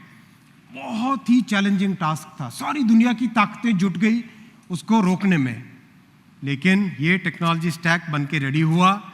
और पहले उसको 10 लाख कॉल्स के लिए टेस्ट किया, फिर 50 लाख कॉल्स के लिए टेस्ट किया, और अभी बीते पिछले दिसंबर में इसको टेस्ट किया 1 करोड़ साइमल्टेनियस कॉल्स। और आज दुनिया में कम से कम 10 या 12 देश ऐसे हैं जो इस टेक्नोलॉजी को अडॉप्ट करना चाहते हैं। Beautiful technology, massive. I think I am running, I take a few minutes कि कोविड में जो सारी दुनिया में जो प्रॉब्लम आई इकोनॉमी पे, उसको बाकी देशों ने कैसे टैकल किया और हिंदुस्तान ने कैसे टैकल किया। Because this all connects with what has been said before. Railway में इंफ्रास्ट्रक्चर में इतना इन्वेस्टमेंट, कल गडकरी साहब आएंगे, वो हाईवे के बारे में बताएंगे, किस तरह से हाईवे, रेलवे, एयरपोर्ट्स, टेलीकॉम, सब में जो इन्वेस्टमेंट हो रहा है, जिससे कि आप सबकी ज़िंदगी में एक मूलभूत डिफरेंस आए, एक फंडामेंटल ट्रांसफॉर्मेशनल डिफरेंस आए। पीएम साहब ने बहुत ही सोचे समझे तरीके से इन्वेस्टमेंट की स्ट्रैटेजी लगाई। देखो, किसी भी देश की पूंजी लिमिटेड होती है, जैसे अपनी खुद की पूंजी, घर में अगर हम बात करें, फैमिली में बात करें, पूंजी लिमिटेड होती है। उस पूंजी को कोई कैसे यूज़ करता है, कोई कैसे यूज़ करता है। एक तरीका है कि खाए पिए उड़ा दिया, राइट। वेस्टर्न रिच कंट्रीज, उन्होंने जो किया इसमें, they sent out checks. Check से कोई 3rd मोबाइल फ़ोन खरीद रहा है, 5th टीवी स्क्रीन खरीद रहा है, right. That was what it was. काम करना बंद कर दिया लोगों ने। इन्फ्लेशन ग्रीव लाइक दिस, 40 साल में सबसे हाईएस्ट इन्फ्लेशन, राइट। पीएम साहब ने बहुत क्लियर पॉलिसी लगाई, इन्वेस्टमेंट की strategy, and that is what is paying us today. आज हमारा इन्वेस्टमेंट जीडीपी में एक स्ट्रक्चरल चेंज आ रहा है। इन्वेस्टमेंट जो 3-3.25 लाख होता था, आज 10 लाख करोड़ के आसपास पहुंचा है। I can talk about it in good detail. 75% के आसपास फैक्ट्री यूटिलाइजेशन बढ़ गया है। जो इंडस्ट्री बिजनेस से है वो लोग सब, they will vouch for this. MSMEs में बहुत, और सबसे बड़ी बात रोजगार, सबसे बड़ी बात रोजगार। जो कोविड के पीरियड में, ये ईपीएफओ का डेटा है, anybody can check it, this is all verifiable data. 6 lakh per month addition होता था, नेट एडिशन, वो आज 15 lakh per month on an average चल रहा है लास्ट 8 मंथ से। That's a clear outcome of the good economic policy that PM adopted for growth of the country. हर एक व्यक्ति के लाइफ में चेंज आए, कोई भी एरिया ऐसा नहीं हो जो कि पीछे छूट जाए। पीएम साहब हमेशा यही कहते हैं, सबका साथ, सबका विकास, सबका विश्वास, सबका प्रयास। कभी ये नहीं कि भेदभाव, हमेशा ये सोचना देश एक है और हम सब मिलके इसके लिए काम करें। Thank you.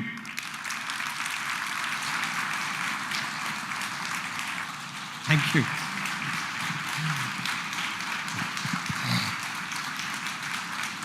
I think the applause says it all. Thank you very much, Mr. Vaishnav. आपने हमें एक vision दिखाया है future का that we're all excited to be part of.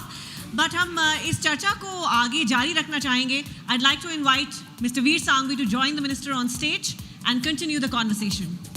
Can we have the chairs, please, quickly?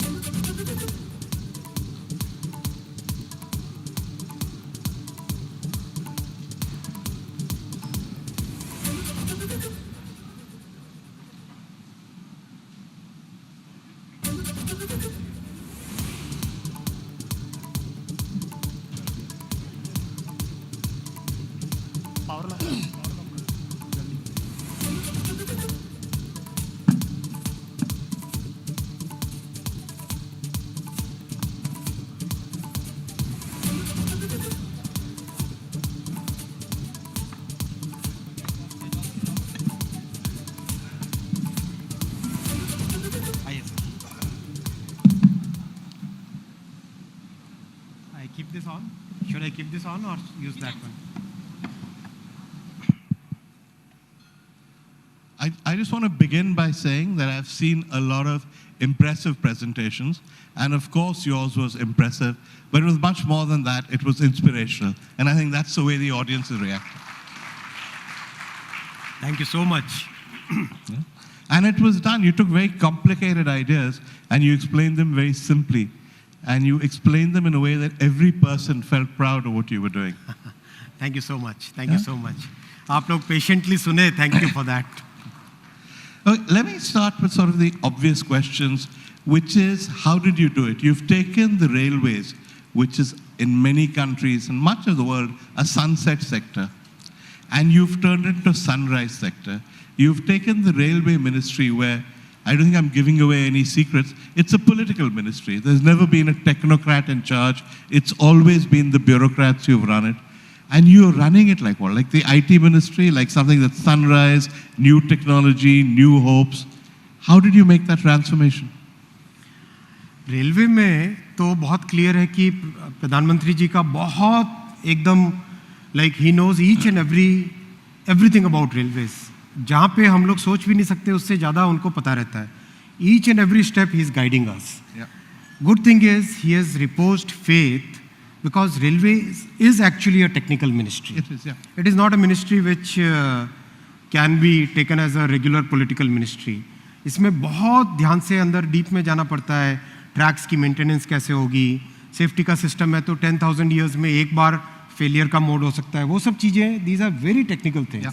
So I think this has been a good challenge, and I thank Honorable Prime Minister for putting this trust in running this ministry and his guidance, which comes again and again on various aspects. For a country of our size, there is no other way to transform the economy than transforming railways. Yeah. So that's why that emphasis has to be there on railways. But you know, the perception, and I've spoken to previous railway ministers who say that passengers are not important. Railways is all about freight. Passengers are a sideline. Your perception and the way in which you explained it is completely different. You made it passenger-centric. Railway stations become like city hubs.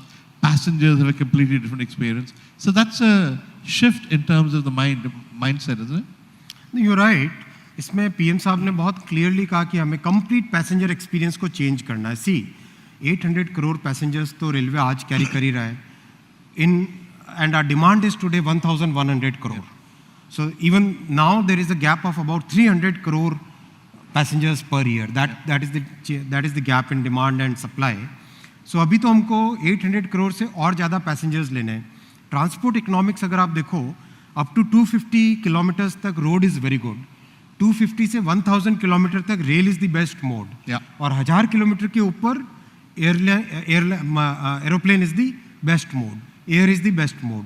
तो अपने देश में जहाँ 140 करोड़ की जनसंख्या के आसपास हम पहुँचने वाले हैं, अपने को इन तीनों मोड्स को एक साथ ग्रो करना पड़ेगा. We can not do one at the expense of other.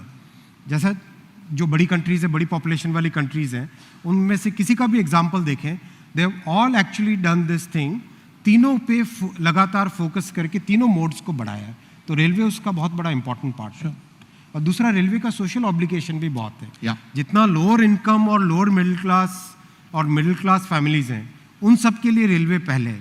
इसीलिए प्राइवेटाइजेशन को बाहर निकाला इक्वेशन से, बहुत क्लियर फोकस हुआ कि इसको इम्प्रूव करना है, पहले उसी पे फोकस करो, जिससे कि हमारे पैसेंजर्स जो लोअर इनकम और middle class income, middle income groups की फैमिलीज हैं, उनको एक बेटर एक्सपीरियंस मिले।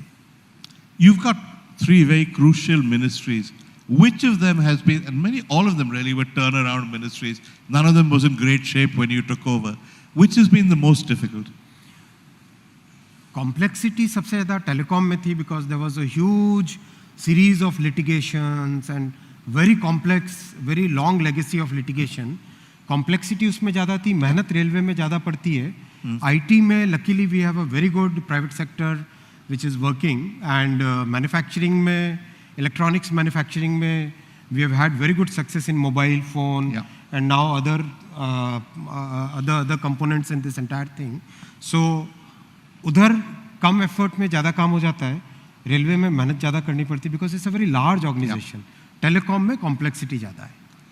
I've been listening to people. We heard Liz Truss this morning, and you've been listening to experts, and the general view is that this is a moment of opportunity for India, because the West is more and more concerned about China, is eager to be less dependent on China, wants an alternative, and the only alternative available is India. Do you see that opportunity? Absolutely, sector after sector. मैं तो आपको कह रहा हूँ कि telecom में और railway में और इलेक्ट्रॉनिक्स में, like many other sectors, India will become technology exporter within the next 2 to 3 years. आज आप मोबाइल फ़ोन में देखो, 10 साल पहले देश में जितने मोबाइल फ़ोन यूज़ होते थे, 99% इम्पोर्टेड होते थे। आज का नंबर बताओ, आज देश में ज़्यादा मोबाइल फ़ोन यूज़ होते हैं पहले से, 10 साल पहले से, लेकिन आज 99% मेड इन इंडिया है। This is a difference.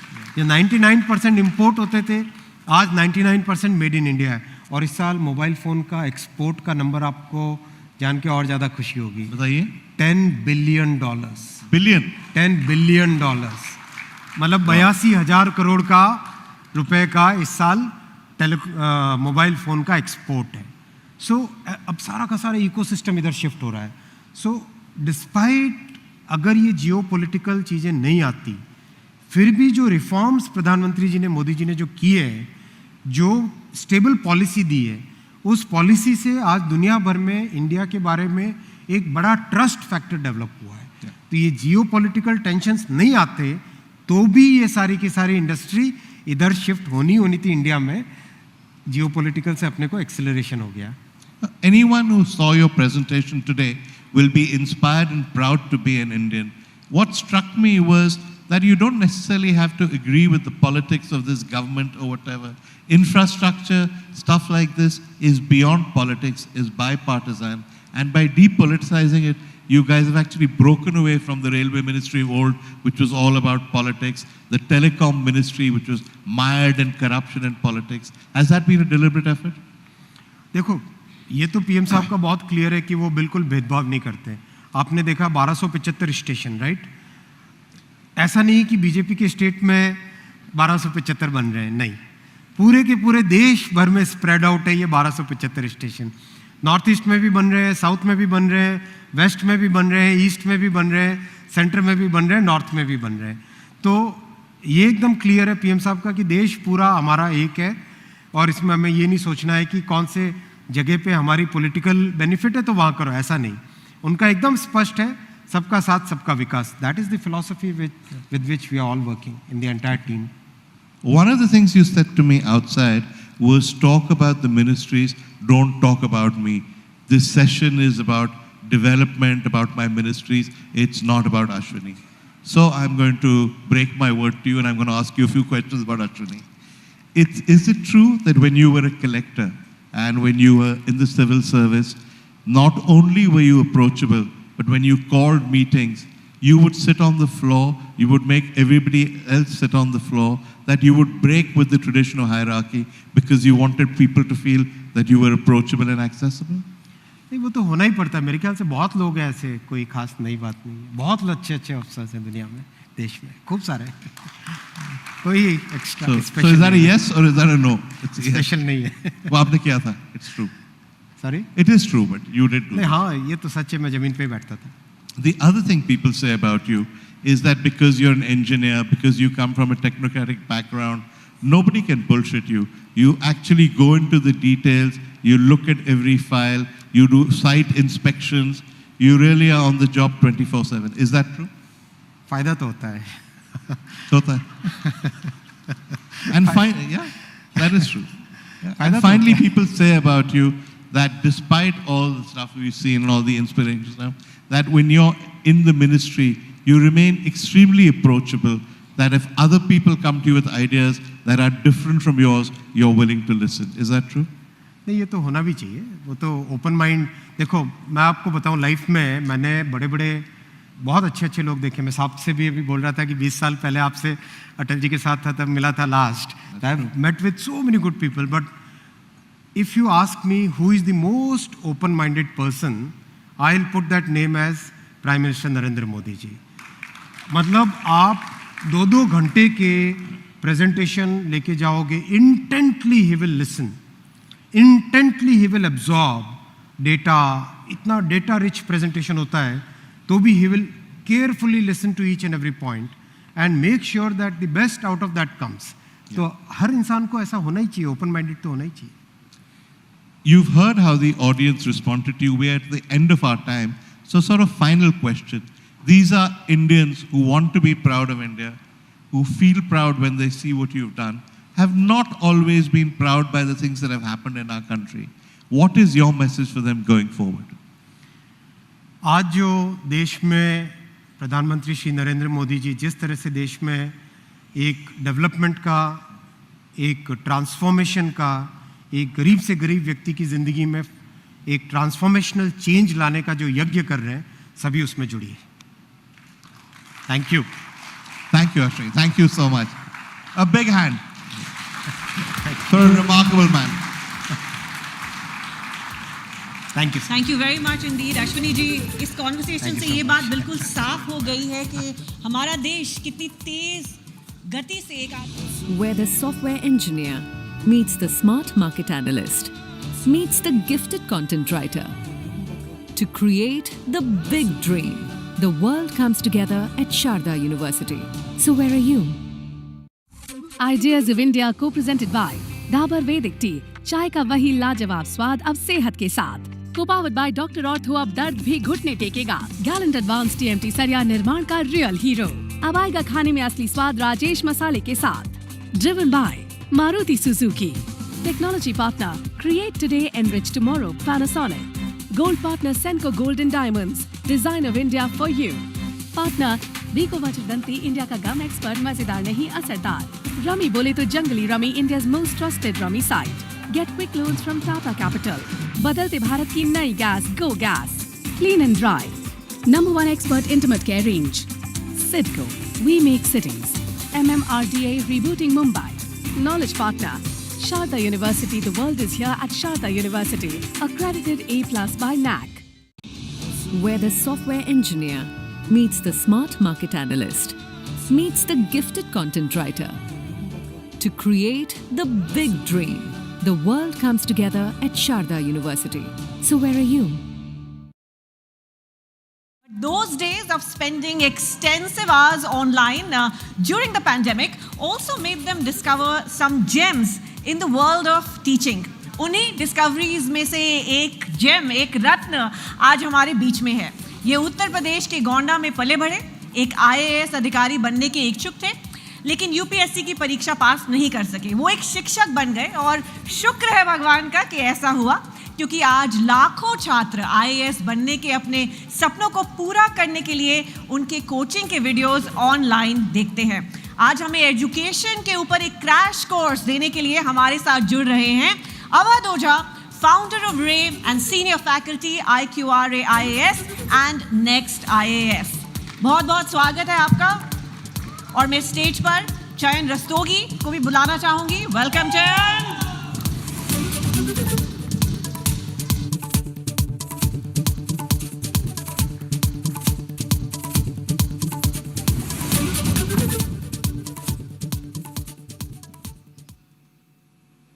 तो भाई अपने टीचिंग स्टाइल से स्टूडेंट्स की करते हैं मौजा ही मौजा।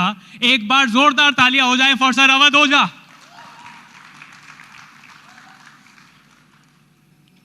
अवध सर, सर आप आईएएस की कोचिंग देते हैं, आप मोटिवेशनल स्पीकर भी हैं। हमारा जो सेशन है उसका नाम है क्रैश कोर्स। तो क्या आईएएस बनाने के लिए भी कोई क्रैश कोर्स होता है क्या? कोई 30 दिन में आईएएस बन जाओ, 24 घंटे में आईएएस बना देते हैं, कुछ ऐसा भी होता है क्या? शोले एक मूवी थी, तो उसमें एक बड़ा प्यारा डायलॉग था। तो हेमा मालिनी अमिताभ बच्चन जी से निशाना लगाना सीखती है, तो कहती मैं तो तुम्हें, वो अमिताभ बच्चन साहब कहते हैं कि मैं तो तुम्हें 2 दिन में सिखा दूंगा। धर्मेंद्र जी कहते हैं कि मैं तुम्हें 2 दिन में सिखा दूंगा।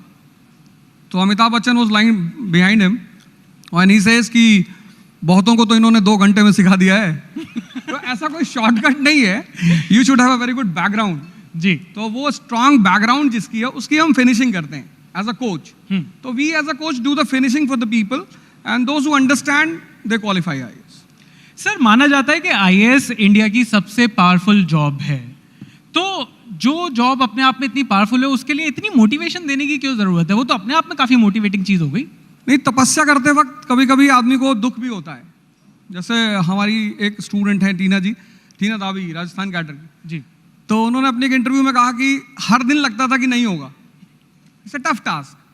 तो या तो आपका मन बहुत स्ट्रांग हो खुद ब खुद कि आप प्रभु राम की तरह 14 साल स्वयं जंगल में पड़े हुए हैं, और या फिर पीछे से आपको कोई चाहिए जो आपको डेली याद दिलाता रहे कि आप राजा बनने के लिए पैदा हुए हो, चाणक्य की तरह। बिल्कुल सर। सर एक डिबेट भी है, अब एक डिबेट के ऊपर मेरे को आपसे पूछना है, वो है English versus Hindi debate. English आना कितना ज़रूरी है? आईएएस के हिसाब से भी मैं पूछना चाहता हूँ कि जो आईएएस की जो अटेम्प्ट जो हैं, जो इंग्लिश लैंग्वेज में देते हैं, क्या उनके लिए ईजी हो जाता है? और लाइफ में भी क्या इंग्लिश जिसको आती है उसको मतलब समझ में नहीं आता? कई बार समाज जो है वो थोड़ा सा क्लासी समझता है, हिंदी मीडियम होता तो वो जुझारू हो जाता, लड़का क्लासी नहीं रहता। तो क्या आपको लगता है कि एक बायस है? बायस नहीं है। अभी हमारे यूनियन मिनिस्टर साहब थे, तो पूरा प्रेजेंटेशन उन्होंने हिंदी में दिया जी। कितनी बड़ी बात है कि all the top brass people are sitting here, और उन्होंने पूरा प्रेजेंटेशन हिंदी में दिया। तो लैंग्वेज के साथ कोई बायसनेस नहीं है, पर एजुकेशनल पैटर्न ऐसा रहा। मतलब मैंने बहुत सारे हिंदी मीडियम स्टूडेंट्स को देखा कि उन्हें पता ही नहीं था कि पढ़ना क्यों है जी। For them E is equal to E. Education is for employment, education is not for employment. अब एक छोटा सा एग्जांपल देता हूं। आप एक कंट्री में आते हो, वहां की 90% पीपल इलिटरेट है जी। 90% पीपल पॉवर्टी से सफर कर रही है। वो कंट्री नेशन है ही नहीं, देयर इज नो नेशन, कोई नेशन का कॉन्सेप्ट नहीं है। और उस कंट्री के लोग इकोनॉमिक क्राइसिस से लड़ रहे हैं, खाने को नहीं है। बिल्कुल। उस कंट्री में आपको लोगों को सड़क पे लाना है मास मूवमेंट के लिए, क्या करोगे आप?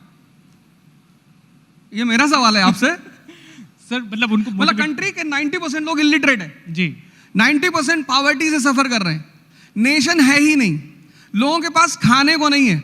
उस कंट्री में आप लोगों को सड़क पे ला रहे हो मास मूवमेंट करने के लिए, कैसे करोगे? इंपॉर्टेंट तो सर एजुकेशन, मतलब उनको किसी तरीके से तो चैनलाइज करना ही पड़ेगा। कैसे करोगे आप बताओ, कैसे आप चैनलाइज करो, कैसे करोगे? इंस्टाग्राम। तो उस 1920 के दौर में Gandhi ji comes to India जी। He comes to India and he understands certain formulas. जैसे जिंदगी में अगर किसी को करीब लाना है तो डीओ लगाने की जरूरत नहीं। जैसे टीवी में ऐड आते हैं, एक लड़का कॉलेज जा रहा है, लड़कियां उससे बात नहीं कर रही, नेक्स्ट डे वो डीओ लगा के जा रहा है, परिया गिर रही है उसके ऊपर। तो मैं उस आदमी का इंटरेस्ट फाइंड आउट करना है, इसको चाहिए क्या? The most keyword in the life of every human being is interest जी। एंड Gandhi ji understood it.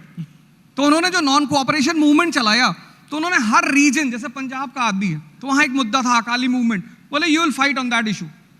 Local issues, national platform. This is what we learn while studying, this is called as learning. अगर education में दो चीज नहीं है, curiosity और learning, तो it is a waste.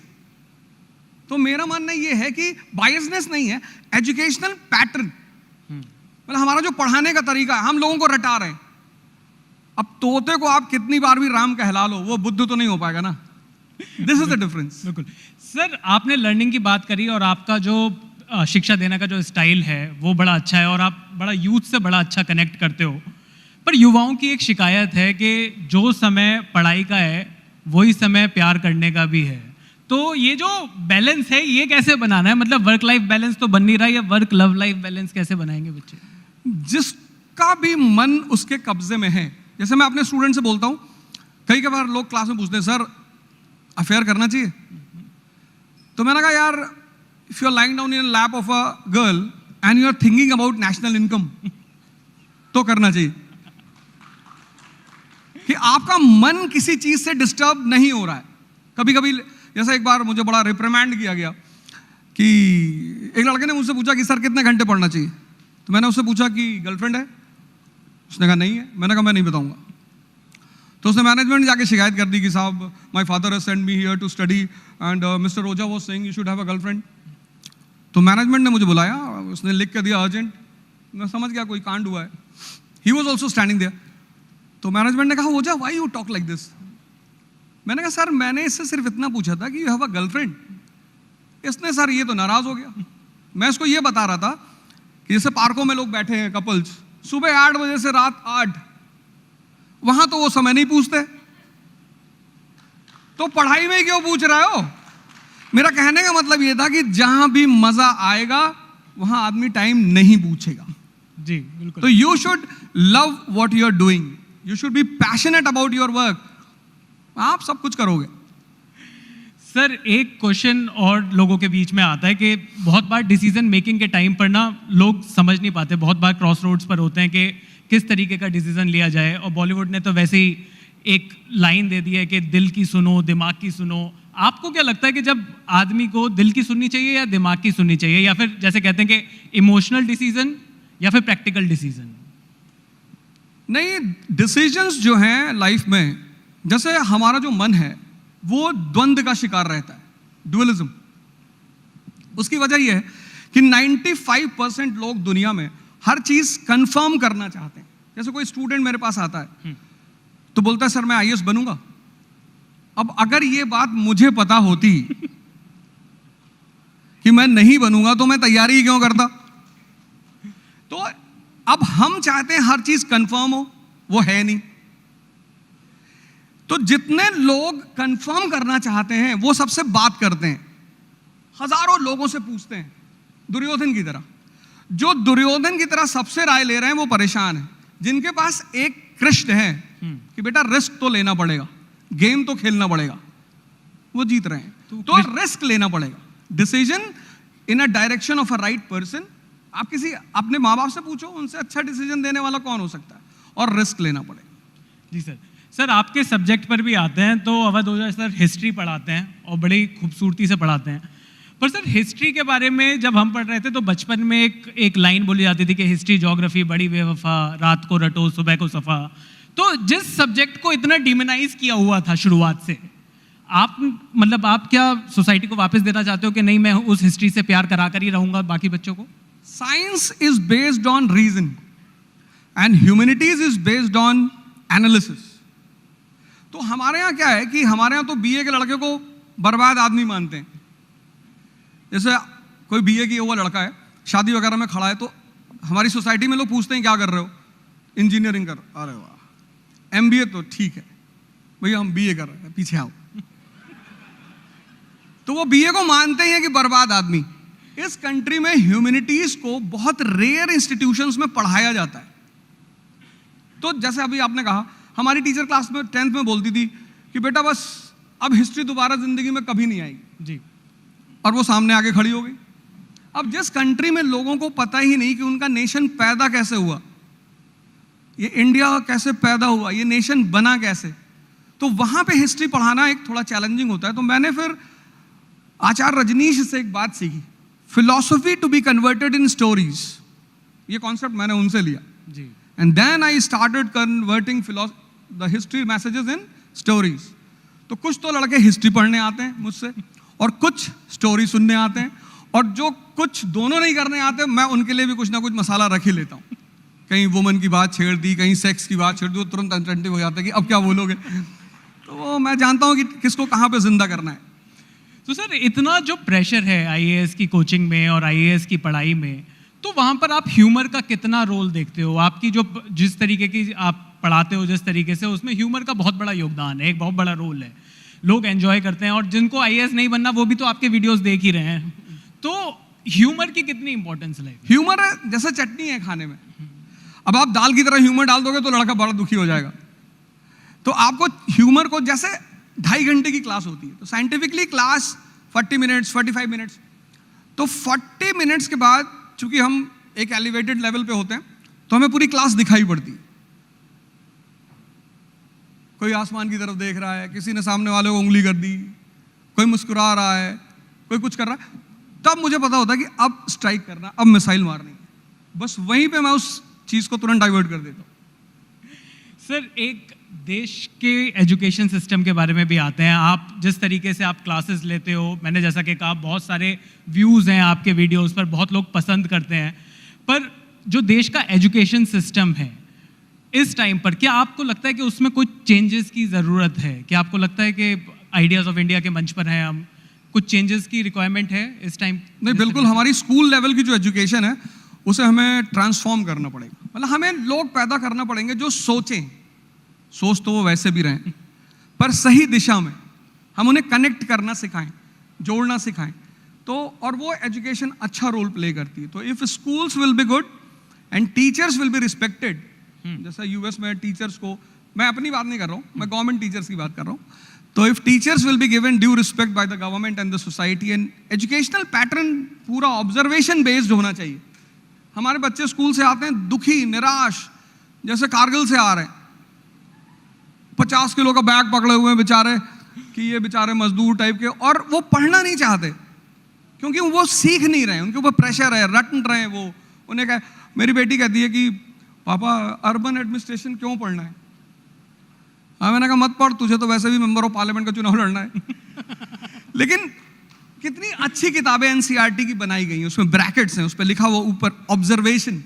Gandhi ji India आए तो सीधे जंप नहीं किया उन्होंने, he roamed in this country for a year, लोगों से मिले, देखा, पॉवर्टी देखी, तब उन्होंने फैसला किया अच्छा अब इस तरह से स्टेप्स लेने। तो ओवरहॉलिंग जरूरी है, और टीचिंग जो फैटर्निटी है उसके लिए काम करना जरूरी है। जी सर, बिल्कुल। सर कई लोगों से मैंने पूछा इस इंटरव्यू से पहले, मैंने अपने इंस्टाग्राम पे एक स्टोरी भी डाली, मैंने पूछा कि आपके साथ बैठ रहा हूँ, कुछ सवाल करूँगा, तो एक सवाल ये भी आया है कि अपना दिमाग तेज कैसे करें? पेरेंट्स कहते हैं कि बादाम खाइए, और मैं बादाम भिगोना ही भूल जाता हूँ। नहीं, आप धोखा खाइए, आपका दिमाग अपने आप तेज हो जाएगा। उससे अच्छा बादाम से ज़्यादा काम करता है वो। इसीलिए बहुत सारे पेरेंट्स हैं जो अपने बच्चों को बड़ा प्रोटेक्ट करते हैं। ओ बेटा, वो क्या बोलते हैं आजकल, एक पर्टिकुलर वर्ड है सोसाइटीज में, बच्चों को बोलते हैं वो कुछ है, टिपिकल सा वर्ड है, बाबू बाबू करके कुछ बुलाते हैं। अच्छा, बाबू तो सर अब यूनिवर्सल लैंग्वेज है। अब हमारे प्रधानमंत्री जी हैं, स्ट्रगल किया, कितना पावरफुल माइंड है इनसाइड से, कितना स्ट्रांग माइंड है। मतलब जहां से वो आते हैं, अभी हमारे मंत्री जी बता रहे थे कि रेलवे से उनका पर्टिकुलर कनेक्शन है।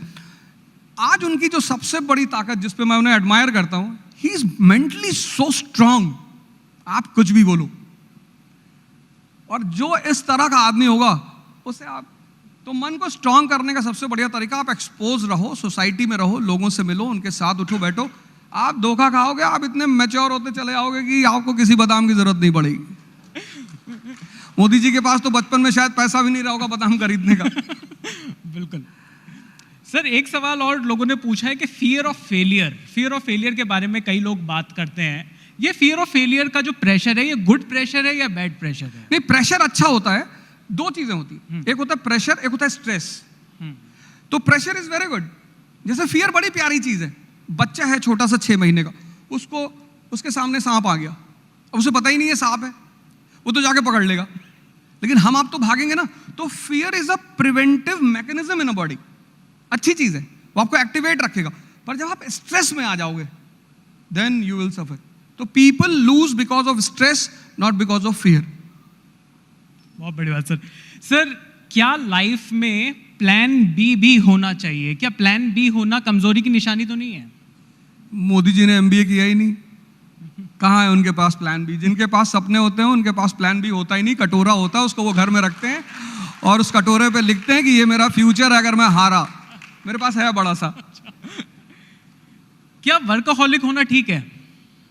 वर्कaholic नहीं, ड्रीम अल्कोहलिक होना चाहिए। आपका सपना आपका नशा होना चाहिए। इतना काम क्यों करना? इतने सारे लोग हैं दुनिया में काम करने के लिए, वो करेंगे। लेकिन आपका सपना अगर आपका नशा नहीं है तो फिर वर्कaholic होंगे तो आप मजदूर होकर रह जाएंगे, कोई और आपके पैसे पे मर्सिडीज लेके चलेगा। आप तो सिर्फ दिमाग को जिंदा करो, बाकी कुछ करने की जरूरत ही नहीं। सर, एजुकेशन ओवरहॉल की आपने बात करी, ये मेरा फेवरेट टॉपिक है कि सेक्स एजुकेशन को नॉर्मलाइज कैसे करना है। मतलब मैं अपने टाइम की बात करूं तो 20 साल पहले भी जब ये टॉपिक आता था तो टीचर भी थोड़ा सा घबराता था, बच्चे हंस रहे होते थे, तो इस पर असहज थे लोग। आज भी असहज दिखाई देते हैं। सेक्स एजुकेशन कितना इम्पोर्टेंट है और सेक्स एजुकेशन को इम्प्लीमेंट करने का आपके पास कुछ कोई तरीका है, कुछ आपका सोच है इस चीज़ के ऊपर? आप कभी इलाहाबाद गए? इलाहाबाद नहीं सर। इलाहाबाद एजुकेशनल हब रहा किसी ज़माने में। उसको ऑक्सफोर्ड का, ईस्ट को ऑक्सफोर्ड भी कहते हैं। वहाँ का जो सबसे फेमस चौराहा है सिविल लाइन्स जी और जॉर्ज टाउन, उन चौराहों के ऊपर एडवर्टाइजमेंट लिखा है, निराश पुरुष मिले। ऐसा पूरे इंडिया में इतनी निराशा इस देश में युवाओं को है, वो लिखते हैं बचपन की गलतियों के शिकार। बचपन में कौन गलती करता है? बचपन है तो हो ही रहा है, उसमें गलती की क्या बात है?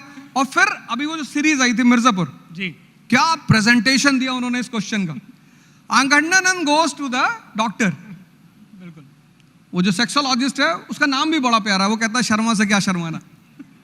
ही goes to the doctor, he is suffering, he asks Maqbool to sit. Maqbool को बोलता है बैठो। फिर वो कहता है कि आजकल बहुत सारे पतन हो रहे हैं, राजनीतिक पतन हो रहा है, नैतिक पतन हो रहा है, उसमें से एक शीघ्र पतन भी है। And then he points to Maqbool कि ये उससे परेशान। Maqbool turns towards him, this is the condition of people in this country. अपनी बात को डॉक्टर से कह नहीं पा रहे। तो जिस देश में इतना बड़ा बाहुबली बचपन की गलतियों का शिकार है, वहां सेक्स एजुकेशन होना ही चाहिए। नहीं तो आप ये रेप, ये मोलेस्टेशन ये कभी नहीं रोक पाओगे और वेस्टर्न वर्ल्ड अपनी पोर्नोग्राफी बेच के पैसा कमाएगा इस देश में।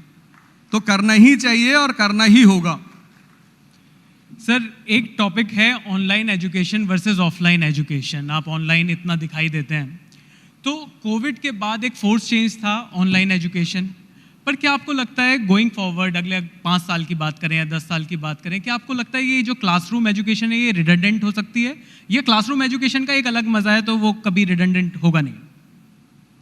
जो ग्राफ्टिंग होती है, ग्राफ्टिंग वो जिंदा प्लांट से होती है, मुर्दे प्लांट से नहीं होती। लेकिन रेलेवेंसी होती है, चेंज होता है, टाइम होता है। अभी हमारे बच्चे हैं, ये तो उठना ही नहीं चाहते सुबह। हमें तो हमारी माता जी कम से कम 10-15 डंडा मारती थी सुबह, हम मार ही नहीं सकते। उनकी माता जी आगे खड़ी होते हैं, बच्चे हैं, हम भी थे। तो आने वाली 10 साल की बाद की जो जनरेशन होगी वो शायद इसको पूरी तरह अडॉप्ट कर ले, because change is a law of nature. But classroom is like a live plant. You see the teacher, you feel the vibration, you enjoy the aura of the class. अब इतने सारे लोग यहाँ बैठे हैं, बड़े बड़े लोग, इनका ऑरा है। If this would have been on online, you would have never enjoyed the aura of these people. So you enjoy the aura, you enjoy the place, you enjoy the gravity. And then when you see all these things, the teacher also gets momentum. कि boss अब आगे बढ़ के ही मारना है। तो teacher भी कभी कभी बहुत उदास हो जाता है कैमरे पे कि अरे भैया ये देखो न्यूटन ने भैया ऐसा कहा था, अब बाकी हमें पता नहीं कहा था कि नहीं। तो offline is best, but online can be used in the special circumstances. Sir, मज़ा तो बहुत आ रहा है आपसे बात करके, पर समय की थोड़ी सी कमी है। एक आखिरी सवाल लेना चाहूँगा आपसे कि 3 गलतियाँ जो स्टूडेंट्स लाइफ में नहीं करनी चाहिए, जो स्टूडेंट्स देख रहे हैं हमें, उनके लिए अगर मैं पूछ सकूँ कि आपके हिसाब से ऐसी वो कौन सी 3 गलतियाँ हैं जो स्टूडेंट को करने से बचना चाहिए अपनी लाइफ में? अपना टाइम किसी को नहीं देना चाहिए। गर्लफ्रेंड को टाइम इज, गर्लफ्रेंड आपकी है तो वो आपको करंट अफेयर्स पढ़ा सकती है शाम को। आप डिसाइड करेंगे ना आपकी गर्लफ्रेंड कैसी होगी। आपकी गर्लफ्रेंड से आप शाम को बैठ के बात कर रहे हैं कि तुम्हारी बुआ जी तुम्हारे पापा से लड़ रही, तो आप तो वैसे ही खत्म है।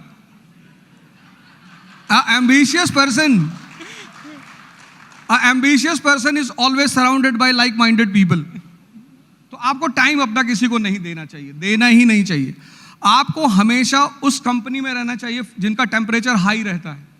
जैसे आप टेम्परेचर का एक लॉ है ना, temperature moves from high to low. अब आप आईएएस बनना चाहते हो, आपका दोस्त कह रहा साहब भगवान हमको चपरासी बना दे तो हम बन जाएं, ऐसे आदमी को मार के भगा दो आप, वो आपको किसी काम का नहीं। उसका 10 डिग्री का टेम्परेचर है, 90 आपका खींच लेगा, आप जिंदगी भर ऐसे तड़पते रहोगे। और उस आदमी को अपने माँ बाप की बात जरूर मानना चाहिए। ये 3 काम हर स्टूडेंट को करना चाहिए। वो जहां भी फंसे उसको अपने पेरेंट्स से पूछना चाहिए, वो कोई भी बात हो। मारेंगे तो, जैसे लड़के बाहर कहते हैं सिगरेट पीने से कंसंट्रेशन बढ़ता है, तो रिक्शे वालों का क्यों नहीं बढ़ता? उनका भी तो बढ़ना चाहिए।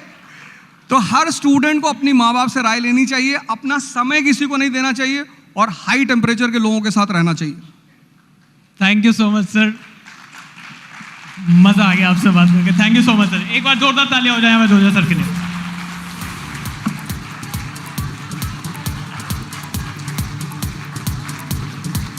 बहुत बहुत धन्यवाद। क्वेश्चन आया है उधर से कि आपके लिए आइडियाज ऑफ इंडिया क्या है? आइडियाज ऑफ इंडिया मैम मेरा ये है, पहले तो मैं आपको थैंक यू बोलूँ, मैं आपको टीवी स्क्रीन पे कभी कभी देखता रहता हूँ, आप बहुत डांटती रहती हैं लोगों को। High temperature. Ideas of India में मैम एजुकेशन, इंडस्ट्री, इंफ्रास्ट्रक्चर, इसको प्रमोट करना चाहिए, तभी ये कंट्री ग्रेट बनेगी। बिल्कुल सही बात। Thank you sir. Thank you very much. Ojha ji कृपया स्टेज पर बने रहें 2 मिनट के लिए। मैं अब बुलाना चाहूंगी जोगेश भूटानी जी को, MD nexus alliance, to present mister Ojha with the token of our appreciation.